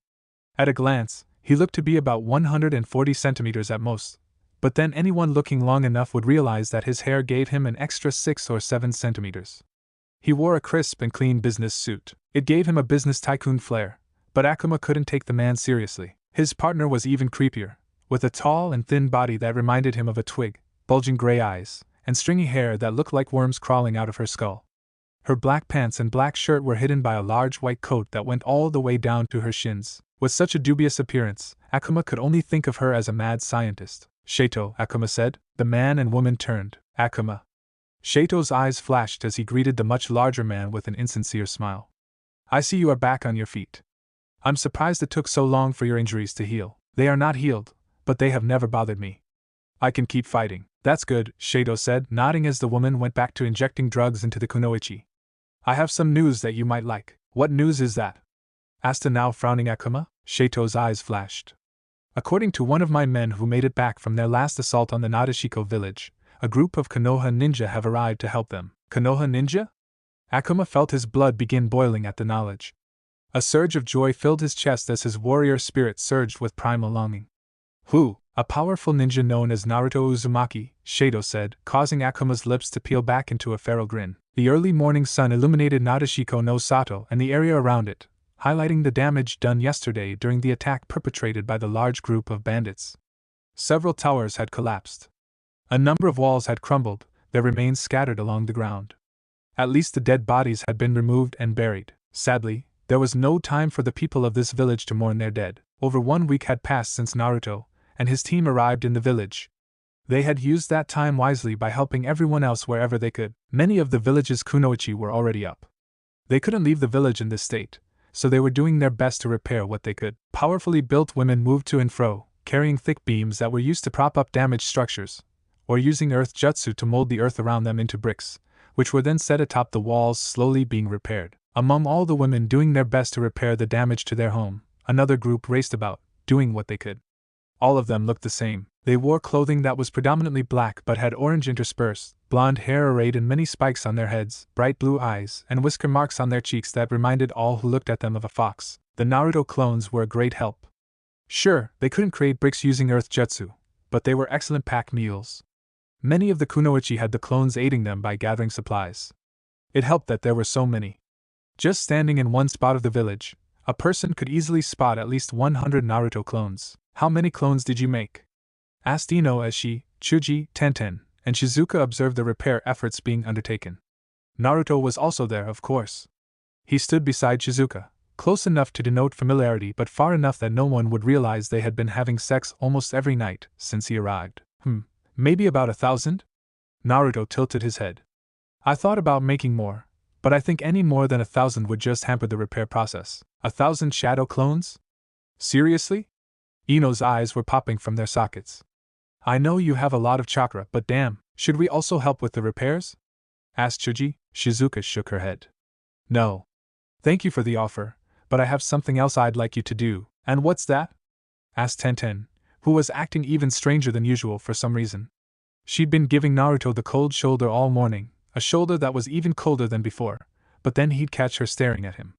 Every time he caught her, she'd turn her head and look away. I'd like you to help my people locate Akuma's base of operations, Shizuka stated. I currently have Tokiwa trying to track where the bandits from last night disappeared to. With luck, she'll have some knowledge of their whereabouts when she gets back. Most of the morning was spent directing people as repairs continued. Naruto asked Ino to join up with the Nadeshiko Kunoichi's medical squad. The kunoichi of this village weren't as talented in medical ninjutsu as she was. They used standard medic practices most regular doctors performed, but only 1 or 2 were actually capable of using true medical ninjutsu. Her help would be invaluable. They also ate some breakfast. Sadly, it wasn't much. With the continuous attacks on the village, they hadn't been able to resupply for a while, so their food supplies were limited. Nadeshiko no Sato was not a self-sustaining village like Konoha, which had numerous fields, gardens, and farms specifically catering to the creation of foods and raising livestock. When they needed food, they went hunting for wild boars and other animals, picked fruits and berries from the forest, and bought sacks of rice and flour from the nearby village. Sorry I don't have much food, Shizuka apologized as Naruto, Chuji, Ino, and Tenten ate breakfast with her in the meeting room. It's munch. It's fine. Chuji spoke between mouthfuls of food. I stalked. Munch munch. Plenty of food. Munch. That I can share with everyone, Shizuka smiled. I appreciate that. The food that had been prepared for them was nothing fancy, a simple fare of bread and bagels with some spreads and berries. When Shizuka had said they didn't have much, she had really meant it. This was some of the last remaining bits of food. Naruto felt bad they were wasting it on him and his team, but Shizuka had insisted. I'll create some clones and have them forage later. Is this really all you have? Asked Ino as she slowly nibbled on a bagel. Tenten sat next to her, listening in on the conversation, but not offering to say anything in turn. It is. Shizuka took a shuddering breath, as if recalling something unpleasant. Because our village can't sustain itself, I send a squadron to a nearby village to buy supplies. However, the ones I sent out never came back. I sent out another squadron, thinking something must have happened to them along the way, but that squadron also disappeared. I eventually went out myself, bringing almost a dozen of my most trusted kunoichi, and we discovered what appeared to be the scene of a great battle. Biting her lip, Shizuka smeared some jam on her toast and took a slow bite. Her eyes glazed over as she chewed. There were a few corpses, but they were all bandits and thugs. None of our kunoichi were among them. One of my kunoichi specializes in forensic and tracking. She was able to figure out from the scene that our kunoichi had been kidnapped. Once I realized someone was targeting us, I stopped sending out kunoichi, But that's when Akuma attacked. Shizuka's grave expression was slightly ruined by the jam on her face. Naruto sighed as he leaned over and used his finger wipe off the jam. Returning back to his original position, he inserted the finger into his mouth and licked it clean. The act was so natural that he hadn't even realized he'd done it until Ino whistled at him. Ho ho. The blonde girl's blue eyes sparkled as they darted back and forth between the two. You two seem pretty close. Is there something you aren't telling us? Naruto froze as he realized his mistake several seconds too late. Should he say something? It wasn't like he cared if people found out about his relationships. Shizuka, Temari, Koyuki, all of them already knew about each other, and they were the ones whose opinions and thoughts mattered the most. It didn't matter to him if someone else found out. Yujito also knew. However, their relationship had yet to move beyond simple flirting. Before he could say anything, Shizuka spoke up, her expression quite serious. Naruto and I are very close. We are lovers, after all. While Ino's eyes went wide with delight, the delight of a gossiper who'd discovered a juicy piece of information, Chuji began choking on his food. He coughed several times and pounded his chest to dislodge it. Meanwhile, Tenten froze. Of all the people present, her reaction was the most surprising, mainly because she didn't look surprised. When did this happen? How did this happen? Naruto, you dog. Why didn't you say anything? Asked Ino, who looked so joyful she could hardly contain herself. The girl was practically drooling as she leaned over and looked between him and Shizuka. It happened during the time I spent training here, obviously. Naruto maintained a calm mask. And I didn't say anything because it's not important to the mission. Let's focus on how we can help the village instead of my love life, yeah? That's no fun. Come on. Ino wore what might have been the most lecherous grin he'd ever seen on a girl. You can tell me about it. I promise I won't tell anyone else. Naruto gave his fellow blonde a deadpan stare. I wouldn't trust the promise of a gossip if my life depended on it. In either event, there's really nothing to tell. We met up, trained together for several months, and became intimate. That's all there is to it. With a heavy sigh, Ino leaned back. What a boring story. Naruto rolled his eyes. Sorry for being boring. Breakfast continued, but this time, Ino and Chuji kept stealing glances at him. Naruto would have sighed if that wouldn't have broken his mask. It wasn't like he couldn't understand their curiosity. From their perspective, he probably wasn't that great of a catch to begin with, and they likely wondered why someone like Shizuka was so interested in him. Well, Ino was probably wondering that. Chuji was likely just curious. The big lug had been one of Naruto's friends since their academy days, and he was too kind to think poorly of someone else. Naruto looked at Tenten. The brown-haired girl was still nibbling on a bagel, ignoring the rest of the world. For whatever reason, the air around her felt even colder than before, but then, he reasoned that she probably didn't like hearing about how he was intimate with yet another woman. First Temari and now Shizuka? Yeah, he could see how she'd be pissed. I get the feeling I'm never going to make things right with her. Maybe he should give up? The thought had occurred to him more than once that giving up on Tenten might be the better idea. But Naruto was stubborn, and he had no desire to give up. If, after the air between them was cleared, she decided she wanted nothing to do with them, then Naruto would back off. However, he would keep fighting until he resolved the tension between them. If nothing else, he didn't want to lose Tenten's friendship. As they finished off the remainder of their breakfast, Tokiwa entered the room and knelt before Shizuka. Have you found anything? The young village leader gazed at the woman. Tokiwa bowed her head. We have not found the bandits, or their hideout. However, we did manage to locate something that I believe may lead to it. Several clicks from the nearest village is a mine. It goes underneath the mountains and, we suspect, the ocean. According to several maps we managed to acquire, it leads to another exit near Nami no Kuni. We've investigated the mine, and there are signs that people have been using it. And you believe the ones using it are the kidnappers? Asked Shizuka. Yes. Shizuka cupped her chin and furrowed her brow. Naruto gazed at her before looking back at Tokiwa. Thinking about the situation, there was a good chance that this mine led to their hideout, or was close to it. At the same time, there was a chance they weren't using it at all. It could have been something they did to obscure their whereabouts, making the kunoichi of this village think the bandits were using this mine when they were actually stationed even closer. Nami no Kuni, the land where Naruto had been given his first taste of what being a shinobi meant. If he was correct, Nami no Kuni lay to the north of here, beyond the mountains. The cavern would have also needed to travel underwater since this village was located on a peninsula. It would have taken at least a week for normal people to travel. How long would it take a group carrying several unconscious kunoichi? Shizuka?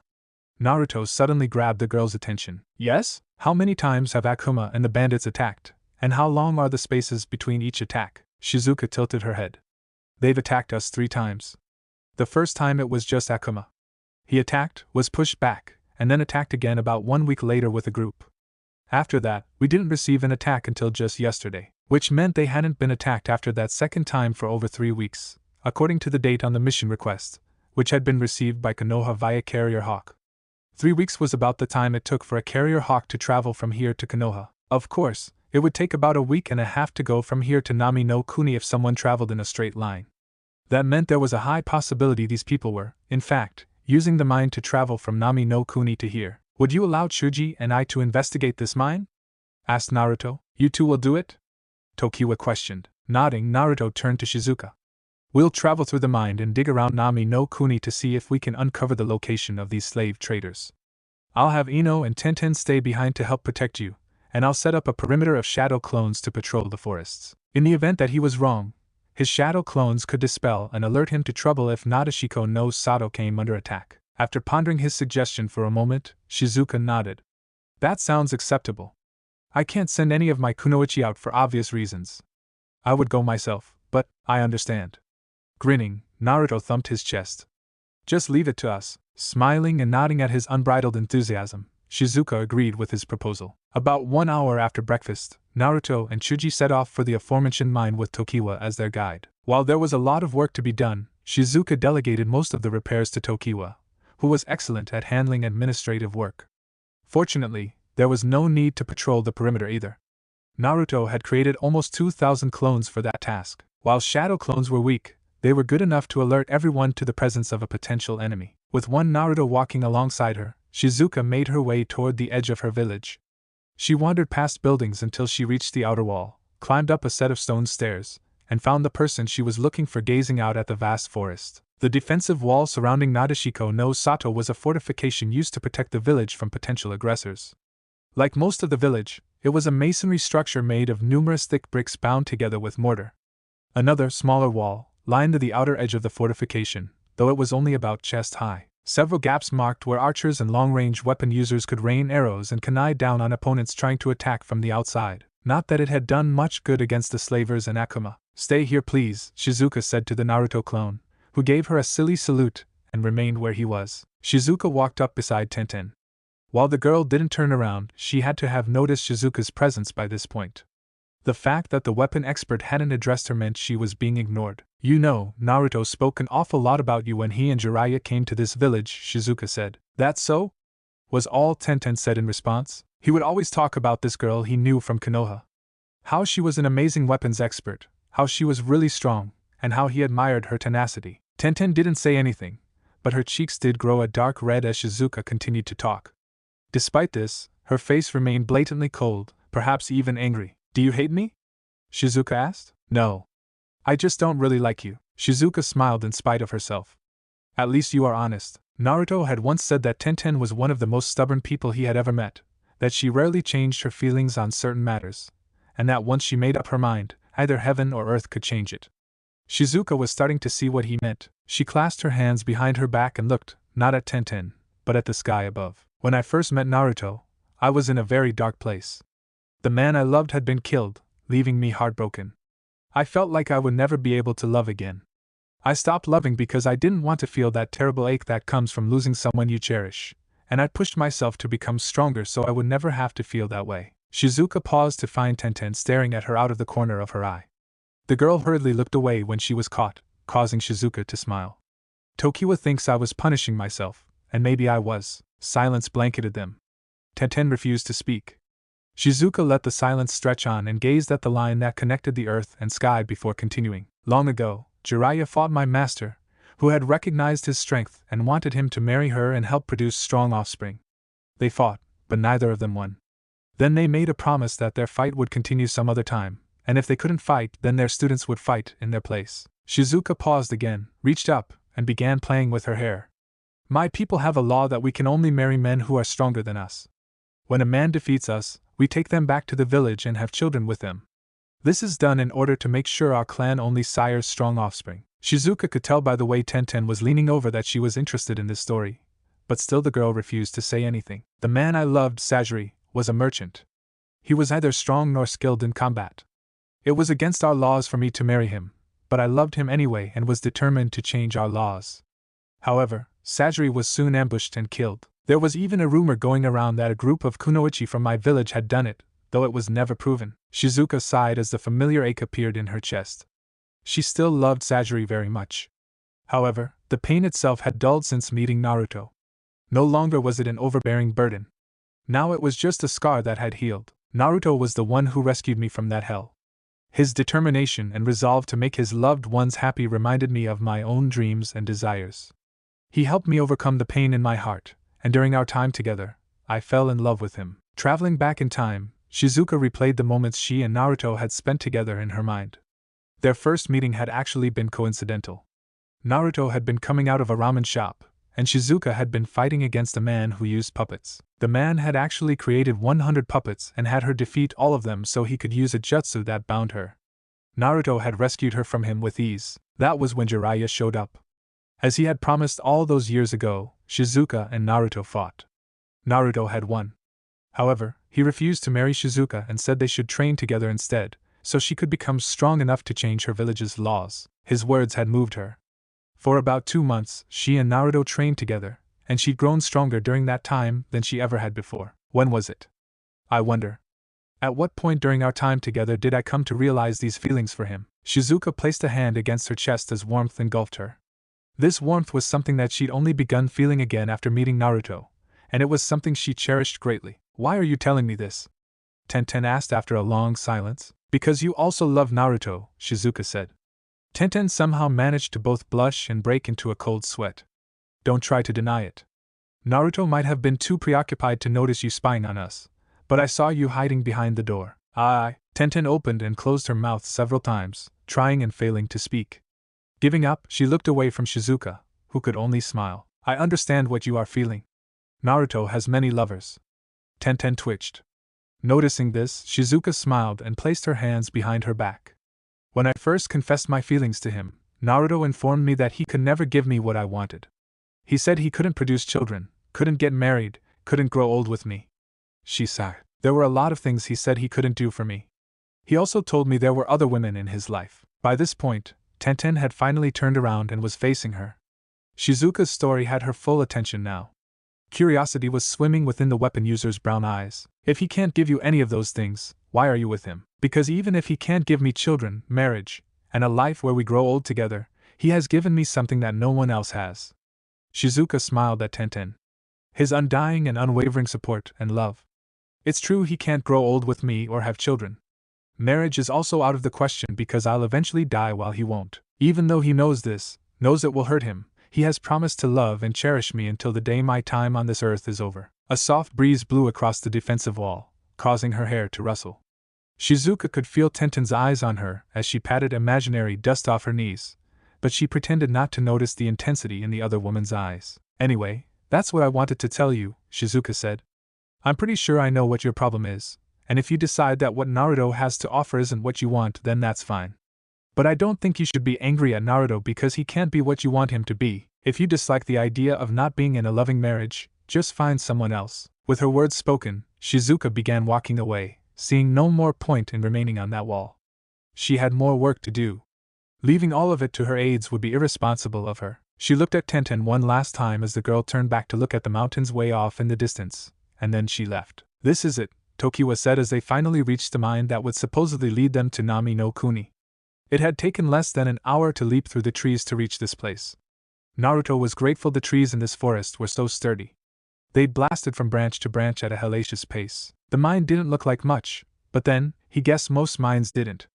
Embedded into the mountain range, it appeared like nothing more than a doorway without a door. Worn-out wooden pillars were being used to support the entrance. It didn't look very sturdy. Naruto couldn't stop a small pit of worry from entering his stomach, the thought of traveling through here only to have the supports break and the ceiling collapse entering his mind. And you're sure it leads all the way to Nami no Kuni? Asked Choji, the expression on his face dubious. The big guy obviously felt the same way Naruto did. He was staring at the mine like it was a monster's mouth. We're positive, Tokiwa affirmed with a nod. Technically it leads to Hai no Kuni, but it is close to the bridge that connects Hai no Kuni with Nami no Kuni. I guess there's nothing to it then. Naruto wanted to cry at the idea of going through this freaky-looking mine, but he sucked in his tears and tried to think about the positives. He would be able to see Inari and old man Tazuna again. That would be fun. What else was good? Oh, he'd be able to see what had happened to Nami no Kuni after he and Team 7 beat those slimes working for Gato. That was a good thing, alright. Come on, Chuji, are you sure it's safe? Nope. But let's go. Chuji was even more reluctant to go through the mines than he was, but he followed Naruto anyway. They said goodbye to Tokiwa, who informed them that she would tell Shizuka they had gone off before hopping back into the trees. He wished her a safe journey. The mine was dark. From the moment they entered and began walking down the sloped path, Naruto's eyesight was hampered by a complete lack of light. Fortunately, he had night vision, which allowed him to see despite this, but it took some getting used to. Ouch. Chuji was not so lucky. Careful. It looks like there's a railroad track here. I wish you would have told me that before I tripped. Sorry. Reaching into his pouch, Naruto took out 2 glow sticks, snapping them both to activate the glowing gel inside, and then handing one to Chuji. Thanks to the glow sticks, their surroundings were illuminated. Dark shadows danced along the cracked walls. Jagged points and sharp tips created bumpy outcroppings. Naruto could see where people had taken pickaxes to the walls long ago. Like the entrance, this tunnel was held up by wooden pillars that were worn and weathered with age. He was surprised they hadn't broken. Many of these pillars were rotted with age. This place is kinda creepy, isn't it? Asked Chuji. Naruto nodded. Yeah, though I'm mostly worried about the mine's structural integrity. I don't mind if it's a little creepy. The tunnel eventually opened into a large, cavernous space. Naruto narrowed his eyes as he used his enhanced vision to peer beyond the paltry 5 meters of light offered by their glow sticks. Outside of there being numerous passages they could travel through, not all of them were located on the ground. He looked up. Several natural land formations extended from one side of the room to the other, acting as bridge that people could cross. It looks like there are several different routes we can take, Naruto murmured. Really? Chuji asked. Yeah. Hang on. Sighing, Naruto lifted his hands and created several shadow clones. He had them pair up and travel down a passage. The groups all saluted with a loud asu, and darted off, disappearing through one of the darkened tunnels. He watched them go. They'll dispel once they reach the end, letting me know which of these routes we should take. Huh. Those shadow clones sure are useful, Chuji mumbled. Shadow clones are used primarily for reconnaissance. Naruto shrugged. I had no idea. A short silence descended upon them, but Naruto paid it no heed as he thought about what their next move should be. Obviously, they would be heading to Nami no Kuni. However, that was only the first stage of what they needed to do. He would need to speak with Tazuna, find out who was in charge, and inform them that several kunoichi had been kidnapped and were likely being held captive there. This is going to cause an international incident. Naruto almost groaned at the thought. However, just before he could really let the political ramifications of all this sink in, 2 of his clones dispelled. No, they were destroyed. Images filtered into his head. A horde of people charging down a tunnel. One of them was far larger than the rest. A massive man who towered over everyone else had slammed into his clones before they knew what hit them. That must have been Akuma, Chuji. It looks like we've got company coming. What? Really? Yeah, so let's get off the floor and find a place to hide. Follow me. Naruto rushed toward the nearest wall, channeling chakra to his feet as he ran up it, and then curved around toward one of the naturally formed bridges. Chuji followed him. They both lowered themselves into a crouch and peered over the edge. They had smothered their glow sticks, so his friend couldn't see anything, not at first, but then a light emerged from the end of a tunnel. Several dozen figures soon burst from the tunnel. Their clothing was not what he had expected. Black chestplates, shoulder pauldrons, greaves, and a black bodysuit covered each of them. An orb was embedded into the center of their chests. Chakra armor. These son of a bitches had chakra armor. Strapped to their sides were weapons. Swords. Knives. They were mostly standard weapons used by lowlifes, but Naruto noticed what Tenten had spotted last time. All their weapons were new. Their employer has some deep pockets. There were so many people down below that Naruto couldn't even count them all. He stopped after reaching 500, but more kept pouring in as the seconds ticked by. They filled a good portion of the room with light from their lamps. It looked like they were getting ready to attack Nadeshiko no Sato en masse. Among the group, one of them stood out the most. He was huge. Massive didn't even begin to describe him. At a guess, Naruto would have said he was about 20 or 30 centimeters taller than Kisame. However, while Kisame had a thinner build, this man was a mountain of meat. His muscles were bulging and rippling, stretching his dark skin taut, flaming red hair tied into a strange topknot that spiked out like crystallized fire. He didn't wear ninja clothes.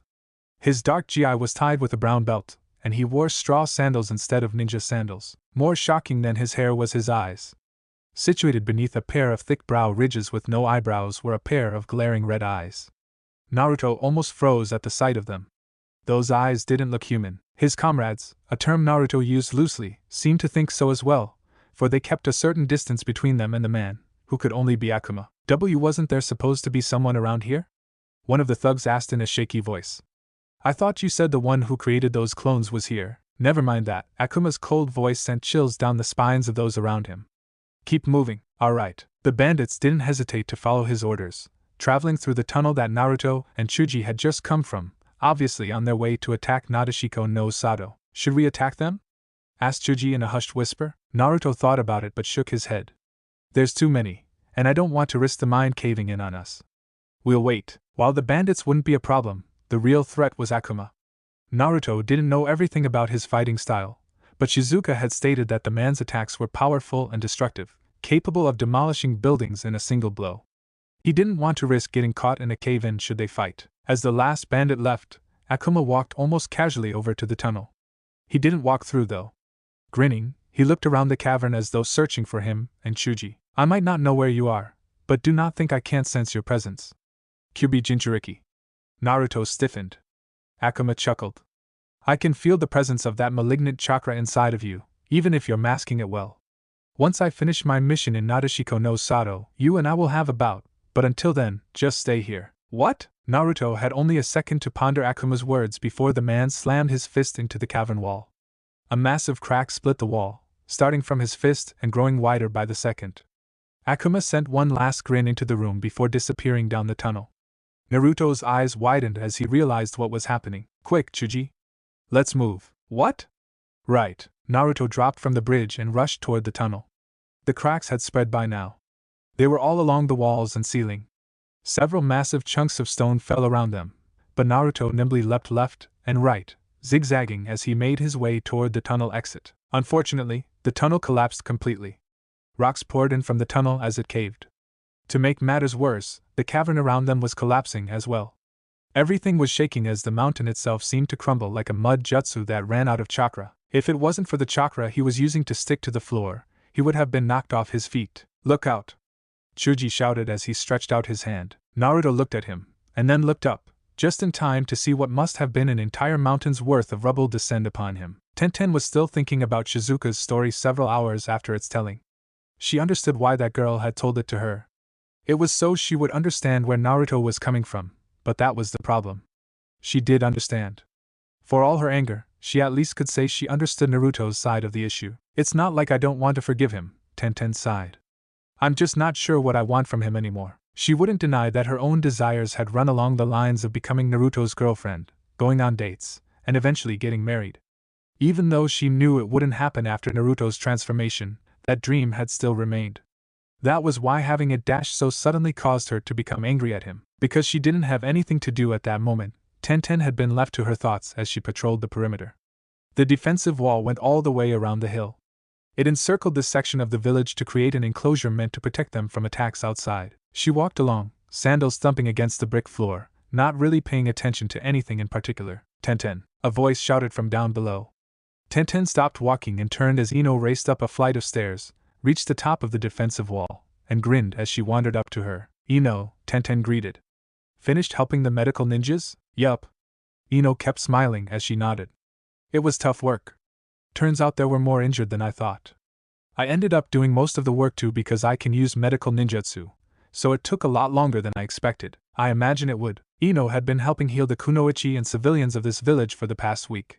Considering how much time had gone by, there must have been a lot more injured than either of them suspected. Tenten began walking again, and Ino followed her.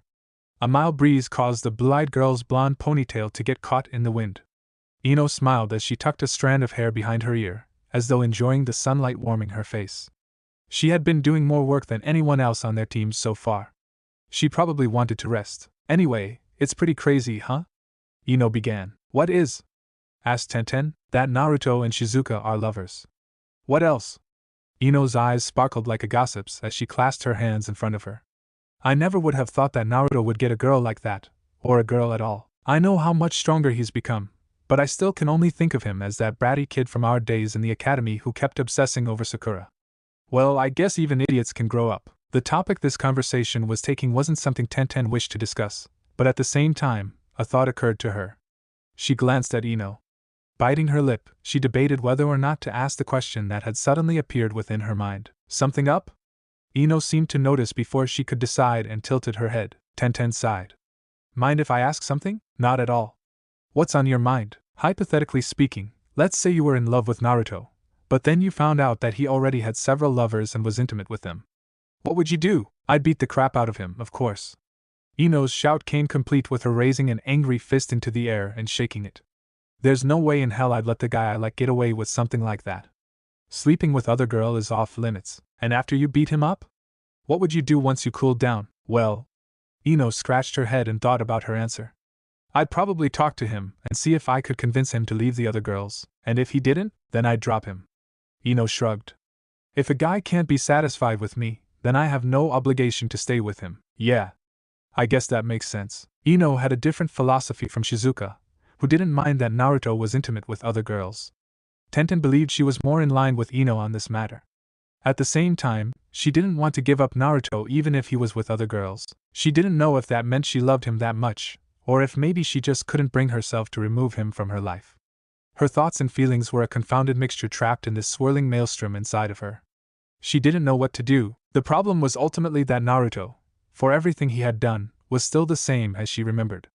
Thinking on it, he'd always been the kind of guy who'd freely give his affection to anyone who asked for it. She knew why. Of course she did. Naruto was lonely.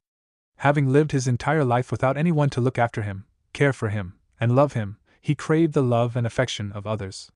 However, because he was immortal, he could not have a normal relationship. If he got married and started a family, his wife and kids would die and leave him alone again. Of course, he said he couldn't have kids, so at least one of those points was moot anyway. In either event, Naruto didn't want that to happen, but he still wanted to form intimate bonds. That was why he formed relationships with Shizuka and Temari. What kind of relationship do I want with him? Tenten didn't know, and the more she thought about it, the more it bugged her. So, Ino began, interrupting her thoughts. I'm guessing you love Naruto? That's why you're asking me about this, right? Tenten could feel her cheeks heating up like a furnace, pretty much letting Ino know that she'd hit the kunai on the hilt. The blonde girl grinned at getting it right. Meanwhile, Tenten tried to figure out what she should say. Well, yes. Her shoulders slumped, though the blush remained. I thought so. Nodding to herself, Ino wandered over to the wall and looked at the expansive forest spread out before them. It was pretty obvious you liked him. You and Yujito. I always wondered which one of you would end up with him. I'm surprised Shizuka ended getting to him before you two, Tenten grimaced. This girl didn't even know the half of it. She thought about telling Ino that Naruto was also sleeping with Temari as well, but something held her back, perhaps the knowledge that it wasn't her place to tell the other kunoichi about who else Naruto was sleeping with. Anyway, Ino continued as she stretched her arms above her head. Shouldn't you be thinking more about what you want to do instead of wondering about what other people want? Do you think so? Asked Tenten. Of course I think so. Ino looked at her like Tenten's question was stupid. I'm just one girl with my own opinions. I know plenty of people who don't mind being in a polyamorous relationship, but if you want something like that, you should definitely talk it out with Naruto and Shizuka. I've heard communication among partners is really important in a relationship like that. Tenten would have wondered how Ino knew so much about polyamory when she herself was monogamous, but then she remembered that Ino was a gossip, and the juicier the gossip was, the more likely she was to know about it. Ninja engaging in polyamory was definitely the juiciest of gossips someone like her could find. As she was thinking about everything she'd been told, a loud quaking made the walls shake. Ino screamed as she almost lost her balance. Tenten applied chakra to her feet, sticking in place. As the shaking subsided, she studied the area around her to see if she could find the source of that quaking. It wasn't hard. Bandit raid. We're under attack. Everyone. Defensive positions. Several small spheres sailed through the air and struck a building, detonating with explosive force. Plumes of fire and smoke rose into the air. Rubble rained onto the streets below. A threnody of screams rent the air, but fortunately, none of them were from the civilians, who had remained behind in the largest and safest of the three fortress sections. From where she stood, Tenten could see numerous kunoichi pouring from the village's center hill. More explosions echoed all around them. Smoke and flames appeared high over their heads as several sections of the village began burning. The Nadeshiko kunoichi darted across the roofs and between buildings as they rushed to defend their village. It looks like the bandits have returned, Ano said with a grimace. They worked faster than I thought they would. I didn't expect them for another few days. Whatever the case may be, let's help out. I'm with you. Ino leapt down from the wall and headed toward the nearest village entrance. There were only 4 entrances into the village, 2 on each of the smaller hills. These underground stairways were how the kunoichi of Nadeshiko no Sato left the village. Each stairway was reinforced with a door made of thick steel. However, it seemed the bandits had some manner of breaking through, for dozens of them were being disgorged from the entrance they went to. A chaotic battle was already taking place at the village entrance. Kunoichi clashed with bandits. In most cases, the bandits would have been easily pushed back, for there was no way simple thugs and criminals could contest with the jutsu and strength of ninja. Something was different. The kunoichi were being pushed back. A kunoichi on Tenten's left launched a fireball from her mouth, which struck the ground in front of several bandits, and exploded. While the air pressure created from the explosion certainly knocked them down, none of them appeared injured, and they got back up and charged forward again. To the right, a young man engaged a kunoichi in a taijutsu battle. The kunoichi had lightning coating her hands as she launched a series of powerful punches, but when her hand connected with the man, the lightning dissipated. Before the shocked kunoichi could even figure out what was happening, the bandit knocked her unconscious with a strike to the head. "What is going on?" asked Ino with a surprised shriek. "I don't know, but something is definitely different than the last attack." Tenten looked at the bandits once more and noticed something. "I think their armor somehow absorbs chakra." "What? Really? Take a look." Whenever a jutsu hit one of the armored bandits, the jutsu would dissipate. What's more, streamers of chakra swirled inward like a vortex, getting sucked into a bright jewel that glowed as the chakra entered it. Tenten had never seen anything like it before, but it wasn't hard to figure out. "Everyone," she shouted, "don't attack using jutsu. They won't work. Stick with taijutsu." There was no telling how many kunoichi heard her words, but a few of them definitely did, for they stopped attacking with ninjutsu and began using purely taijutsu. The difference was unbelievable. Once the kunoichi attacked with simple hand-to-hand combat, the tide of battle began turning in their favor. Of course, several kunoichi were ninjutsu specialists and had no taijutsu skills. The bandits quickly dispatched them, knocking them unconscious and attempting to drag them off, but Tenten leapt through the air, unrolled 2 ninja scrolls, and went through a series of hand seals. Sashoryo. After completing the necessary hand seals, the scrolls rose up from the ground and spun around each other. Smoke emitted from between them. It took the shape of a dragon. Tenten used the smoke as cover and leapt into the air, summoning several hundred kunai, which she unleashed in blindingly quick succession. No one could even see the kunai as she threw them.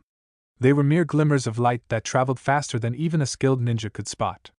The bandits might have been wearing special armor that gave them an edge, but they were still lowlifes. Her aim was impeccable, too. Blood spurted from numerous wounds as she tossed kunai at the joints in their armor. The neck, the shoulder, the thigh, armpits. She aimed at the bandits trying to carry away the unconscious kunoichi, striking them down before they could. A great cheer went up at Tenten's display of skill. However, even with her technique dispatching numerous foes, more were still coming. In fact, Tenten soon realized that there were more bandits now than there had been before. It was like 10 more cropped up for every one bandit killed. If this kept up, they would be quickly overrun. This is not good. Tenten summoned another weapon to her hand, a length of chain with a weight attached to one end. The chain was exactly half a meter long. Known as a kusari fundo, it was a weapon that gave her an extended reach while also allowing her to defeat opponents up close. Spinning the weight around to create an intense propeller effect, Tenten launched herself into the battle with a war cry. Thanks to the cave-in, Naruto and Chuji had been forced to sit on the ground and think of a way to break through. A glance around revealed nothing. The ceiling had collapsed on top of them, leaving only this tiny space about 6 or 7 meters wide and only 3 high. Chunks of rubble came together, forming an irregularly shaped dome around them. Their lives had been saved thanks to Chuji.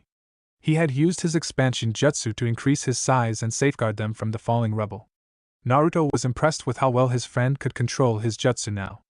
Of course, right now he didn't have the time to admire his friend's newfound power. "Unfortunately, I don't know any earth jutsu that can get us out of here," Chuji said when Naruto asked him if he might know a jutsu that would let them dig their way out. He sighed. "I guess not. I have a few jutsu that could potentially break us out of here, but all of them are destructive. If I used one here, it might cause this place to collapse around our ears." Naruto sat cross-legged, his arms crossed and his whiskers stretching across his face as he frowned. He looked at the walls again. The way they were packed together meant that removing one would cause the others to fall. In which case, their only means of getting out would be to either dig underground, or destroy the entire mountain. I don't have any jutsu that will let me dig underground. Even if I did, that would take too long. With a sigh, Naruto stood up and dusted off his pants and coat. He gazed up and began walking, until he found the approximate center of this space, and then he stopped. Chuji, he said. His friend looked up at him. Yes? You might want to get close.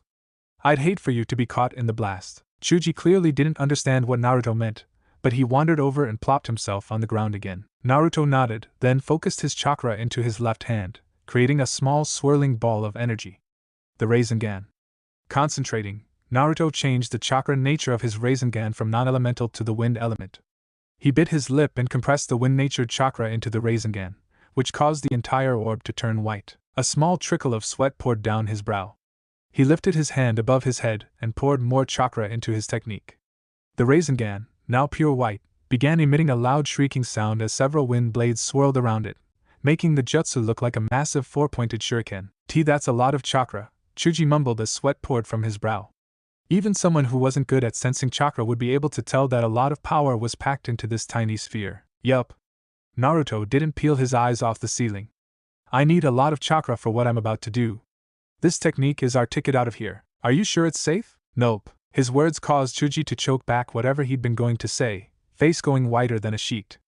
The boy mumbled something under his breath.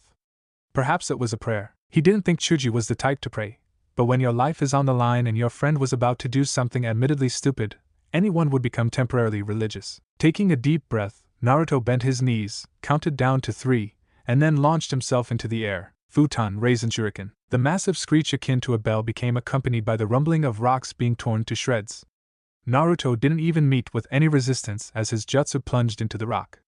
The 4 points of his technique sliced away everything in front of it like the rubble was made of paper. Up he went, traveling higher and higher as he pushed wind chakra into his feet, propelling him forward at an accelerated rate. Before Naruto knew it, he was floating high above the collapsed mountain. From the outside, it looked like the massive mountain had caved inward, evident by how it was the only mountain no longer standing while the rest of the range remained intact. Seeing the mountain with a bird's eye view allowed Naruto to notice how the top had fallen in, while the sides of the mountain had been pushed out, creating what almost looked like a crater. Naruto let his technique dissipate now that he had no use for it. Landing on the edge of the hole, he peered down and found Chuji looking out of the hole with bulging eyes and a gawking expression. Chuji, he called down. Think you can climb up? Yeah. Just give me a moment. Chuji scrambled to his feet and leapt into the hole. Naruto's attack had created a hole wide enough that Chuji could stand on the wall using chakra without having to stoop over. He raced up the tunnel and burst out of the hole, landing on his feet next to Naruto. The attack on Nadeshiko no Sato has probably already started, Naruto said to Chuji. Let's go. Leaping away from the hole, Naruto raced down the collapsed mountain with Chuji at his side. He looked toward Nadeshiko no Sato, barely visible in the distance, and narrowed his eyes. Hold on just a little longer. I'm coming. Her people were outnumbered 10 to 1. No, it was even more than that. For every one person they defeated, 10 or 15 more appeared to take their place. What's more, they were wearing that annoying armor that protected them from her jutsu. Wind splashed harmlessly against the shield that appeared before them, absorbing the chakra and using it to further fuel the shield. Shizuka had heard of it before. That was Yuki no Kun's famed chakra armor, but what was it doing here? Since she couldn't rely on her wind jutsu, Shizuka stuck with taijutsu. She used a powerful combination of hand-to-hand combat and thrown projectiles to defeat the bandits who came her way. A sickening crunch echoed around her as she snapped one bandit's neck. She tossed a kunai into the throat of area around her was already littered with the dead bodies of foes slain by her hands. Yet even with so many killed, more enemies kept coming, crawling over their deceased comrades to meet her in combat. Do these people have a death wish? Shizuka wondered as she flowed around a thrust sword, then jabbed the tendons in the man's arm. As the now nerveless fingers dropped the sword, Shizuka scooped the weapon into her hands, twirled it around, and sliced her opponent's head clean off. As both body and head hit the ground with 2 thumps, Shizuka took a second to look around. The fighting was intense no matter where she looked, with her people battling against an overwhelming number of opponents. A kunoichi fought against 6 bandits in chakra armor on the roof. She was being overpowered. Another was trying to attack with a fire jutsu, but the technique merely splashed against the shield before it was absorbed by the armor. While she was stunned, several bandits came up behind her and knocked the girl out cold with a powerful strike to the head. There's too many of them. This was easily the largest assault on her village yet. The first one had been just Akuma, and it had seemed more like a probe, like he was testing their defenses and strength. After that had been the first assault with a large group of bandits, and then the third assault just last week. However, those second and third assaults were nothing compared to this one. It was like her home was being attacked by an army instead of a ragtag group of bandits. She didn't understand how there could even be this many attackers. Also, what happened to Naruto and Chuji? They should have been traveling to Nami no Kuni. The location they had determined was the hideout for this group. Had they run into this massive army and been killed? Impossible. Naruto was the strongest person she knew. There was no way he could be killed, but if he hadn't been killed, what had happened to him? Shizuka was left with no time to ponder these thoughts. An explosion to her left made every thought flee from her mind as she turned her head. The wall to a building crumbled as something broke through it, traveling in an almost straight line through the air before its angle tilted, struck the ground, and rolled across the surface like a ragdoll. Shizuka gasped. What had come out of the wall wasn't an object. It was a person, Tokiwa. Rushing toward her attendant's side, Shizuka knelt next to the woman, who wasn't moving so much as an inch. Her body was littered with wounds. The mesh armor she wore was torn, her bodysuit was destroyed, and what flesh could be seen poking through the ripped fabric was black and purple. Shizuka trembled at the sight. A low bass rumble emerged from the smoke that had been kicked up by the demolished building. Shizuka shifted her gaze as Akuma walked toward them. She was a lot weaker than I remember being, or maybe it's because she was fighting me on her own this time. How disappointing. I was expecting a better challenge, but I guess that was asking for too much. You. Shizuka stood up and stepped in front of the unconscious Tokiwa, setting herself between her defeated attendant and this monstrous man. Akuma gazed at her with a blank stare. His red eyes were just as frightening now as she remembered them being. There were no emotions within those eyes, just a pure, unbridled desire to fight and kill. This person couldn't even be called a human. Those were the eyes of a demon. You are the one who fought me with that woman. Akuma narrowed his eyes. Yes, I remember now. You inflicted damage on me with that strange technique of yours, while the other one distracted me. He shifted his stance, sliding his feet apart, lowering his center of gravity, and bringing his hands into a combat-ready position. Will you put up a better fight than that one? Shizuka narrowed her eyes as she slid her feet along the ground. Every fiber in her body was screaming at her not to get close to this man, but she ignored it. As the strongest ninja in the village, she couldn't run from this fight. Summoning numerous kunai to her hands, Shizuka tossed them at Akuma with pinpoint accuracy. She aimed each kunai at his vital points. Neck. Carotid artery. Heart. Liver. Lungs. Akuma didn't even bother to evade. Shizuka gawked when her kunai struck Akuma's body and bounced off, clattering to the ground. His skin didn't even have a scratch from where her kunai struck. It was like his body was made of metal or stone. She remembered Akuma having a sturdy body from the previous battle. He had brushed aside many of her attacks with ease. Even so, she had not expected his skin to be so tough that kunai bounced right off. I hope that is not the extent of your power. Akuma growled. Fight me for real. Give me a challenge, or I will kill you. Shizuka felt a jolt of fear race down her spine, but she shoved it aside and burst forward in a sprint. Covering her hand in wind-natured chakra, she launched a power punch at Akuma, who finally saw fit to move, leaping to the left. A powerful shock wave was released from her fist. The ground around her broke apart, fissures spreading across the ground quickly. That is better, but it's still not enough, Akuma growled as he lowered his body and brought his arms toward his torso. A massive surge of chakra emitted from between his palms. Shizuka only had a second to realize the danger she was in. Go Hadoken. Leaping into the air, Shizuka barely avoided the massive blast of pure chakra that emerged from Akuma's palms. She could only gawk as the purplish chakra slammed into a building several meters away, exploding in a massive gout of energy that caused the entire thing to break apart. She was given no time to recover from her surprise. As she fell to the ground, Akuma met her, leaping into the air and extending his leg as he spun around. The leg caught fire. That was what it looked like at first, but Shizuka realized that it was actually another pure chakra technique, Tatsumaki Zenkuyaku. A rush series of hand seals was what saved Shizuka from having her ribs crushed by the powerful attack. Akuma's foot seemed to strike her body, but then she disappeared in a burst of smoke and a chunk of sediment took her place. The piece of debris blew apart underneath the powerful kick. Shizuka appeared behind Akuma, near the building that he and Tokiwa had come through. Shunshin. Using the body flicker technique, Shizuka appeared directly above Akuma. As she descended, she covered her leg in vast amounts of chakra, enough that her leg started glowing light green. Take this. Nada Shikoryu Koha Senkai Jairi. With her leg covered in wind chakra, her cutting power was maximized. She used the power of wind-natured chakra and gravity to land a solid falling kick that struck Akuma on his left shoulder. The dark-skinned man's knees buckled as the ground beneath him cratered. However, while abrasions spread quickly along the ground, Akuma himself remained unharmed. Weak, with a growl, Akuma unleashed another one of those Gohadoken techniques, and this time, Shizuka had no room to dodge. She crossed her arms as the attack slammed into her, but that did little. A pained cry escaped her as she was blasted into the air. The world around her became white as pain flared in every nerve of her body. Ashura Senku. Akuma appeared directly above her, suddenly and unexpectedly. The man flipped around and extended his left foot in a powerful drop kick that connected with Shizuka's chest. Crack! The feeling of her ribs breaking would have made her cry out, but she couldn't even do that much as her body was sent to the ground. Her mind numbed with pain, Shizuka's consciousness faded in and out before the world leapt back into startling focus. She groaned and coughed, unable to do much else. Blood welled up in her lungs and dribbled down her mouth.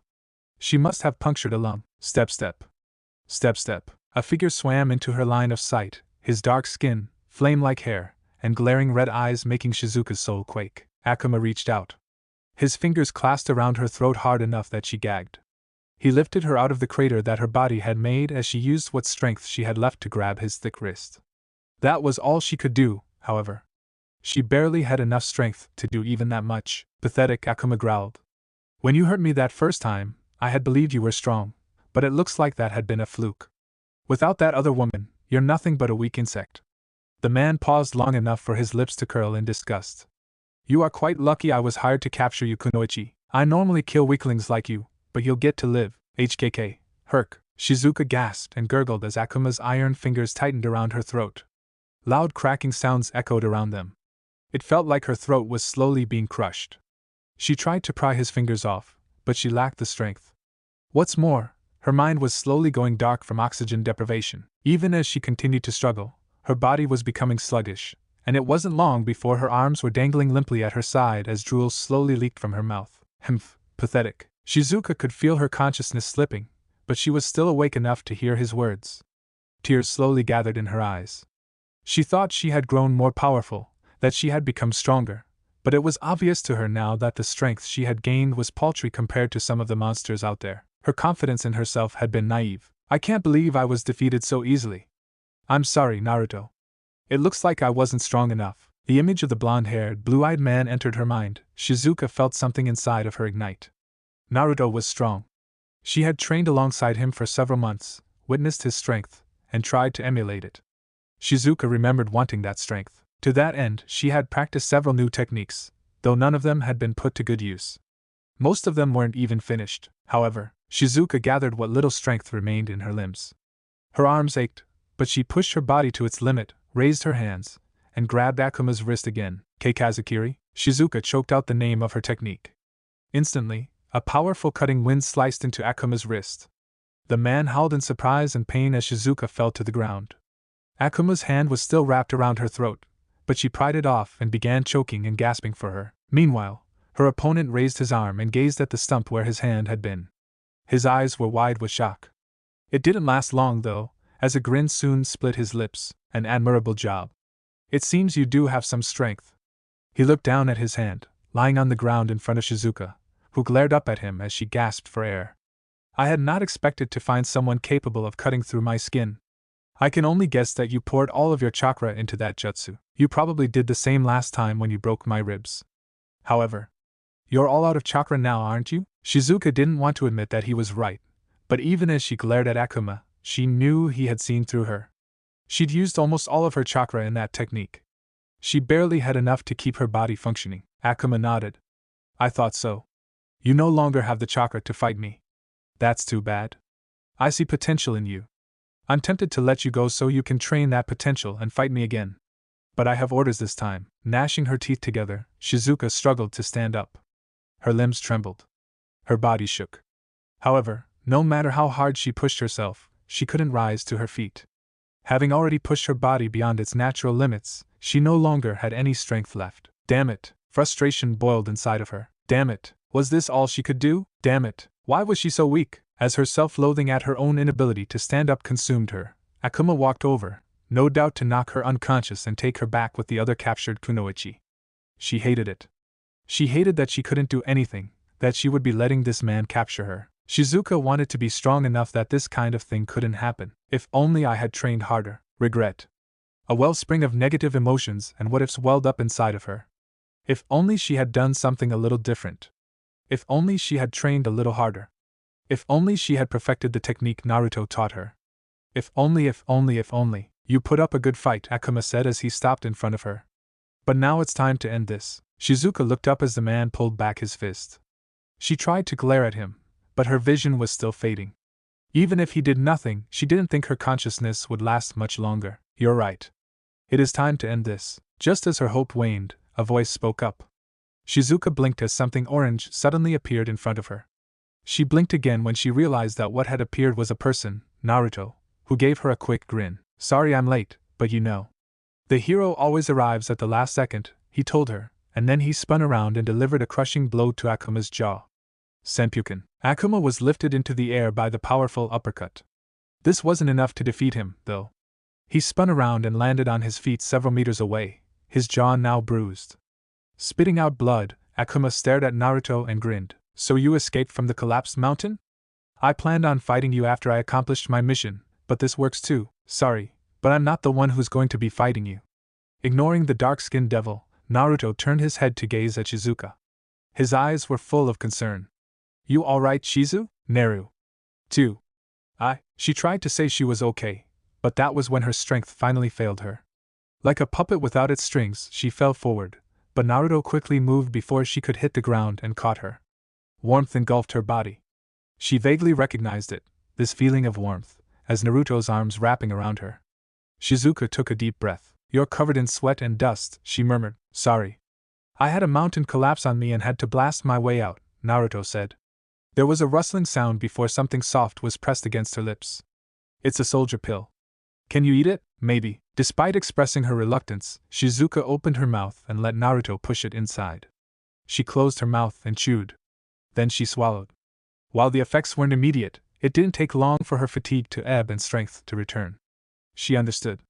The soldier pill was granting her a temporary boost in power by restoring her chakra. However, it was only temporary. She'd probably pass out once the pill ran its course. Hey, Shizuka, Naruto began as he stared at Akuma, who wasn't moving from his spot. Perhaps it was his sense of honor, or maybe he just didn't want to ruin a good fight with a sneak attack. Do you remember the technique I taught you? I do, Shizuka mumbled as she slowly climbed to her feet. Can you do it? Only sometimes. It requires a lot of chakra, so it usually fizzles out after a while, she admitted. Naruto nodded. That pill should have temporarily restored all of your chakra. I want you to use that technique and hit Akuma with everything you have. Oh, okay. Shizuka honestly didn't know if she could do it, but Naruto spoke with so much confidence in her that she couldn't help but decide to try. He was trusting her. Beyond that, he was giving her a chance to protect her village and fellow kunoichi by being the person who delivered the finishing blow to this man. Naruto grinned before his lips fell into a frown and he glared at Akuma. Hey Akuma. If you can withstand Shizuka's next attack, I'll give you the battle you're craving so much. Akuma crossed his arms and frowned. That's so? Then I'll gladly take her attack head-on. It's all on you, Naruto said. Give him hell. Shizuka didn't want to waste what strength she had left, so she settled on a nod. Stepping past Naruto, she first began to walk toward Akuma, but then she soon picked up into a jog. Taking the replenished chakra, she directed it all toward her hand and forced it to begin spinning in multiple directions. While the orb that appeared in her hand was a bit smaller than Naruto's, the unmistakable form of a Rasengan soon appeared. Despite seeing the clear threat, Akuma did not move from his spot. He spread his feet apart, bent his knees, and tucked his elbows into his torso as the muscles in his stomach hardened. This idiot was really intending to take her attack head-on. Shizuka wasn't going to complain. Rasengan. Thrusting out her hand, Shizuka slammed her jutsu into Akuma's chest. Her attack hit dead center. Akuma gritted his teeth as his feet slid across the ground. He tried to stop himself from moving, but that only caused Shizuka's attack to drill into his body even more. She could see it. Her attack was grinding away his chest, peeling apart the skin and shredding his muscles.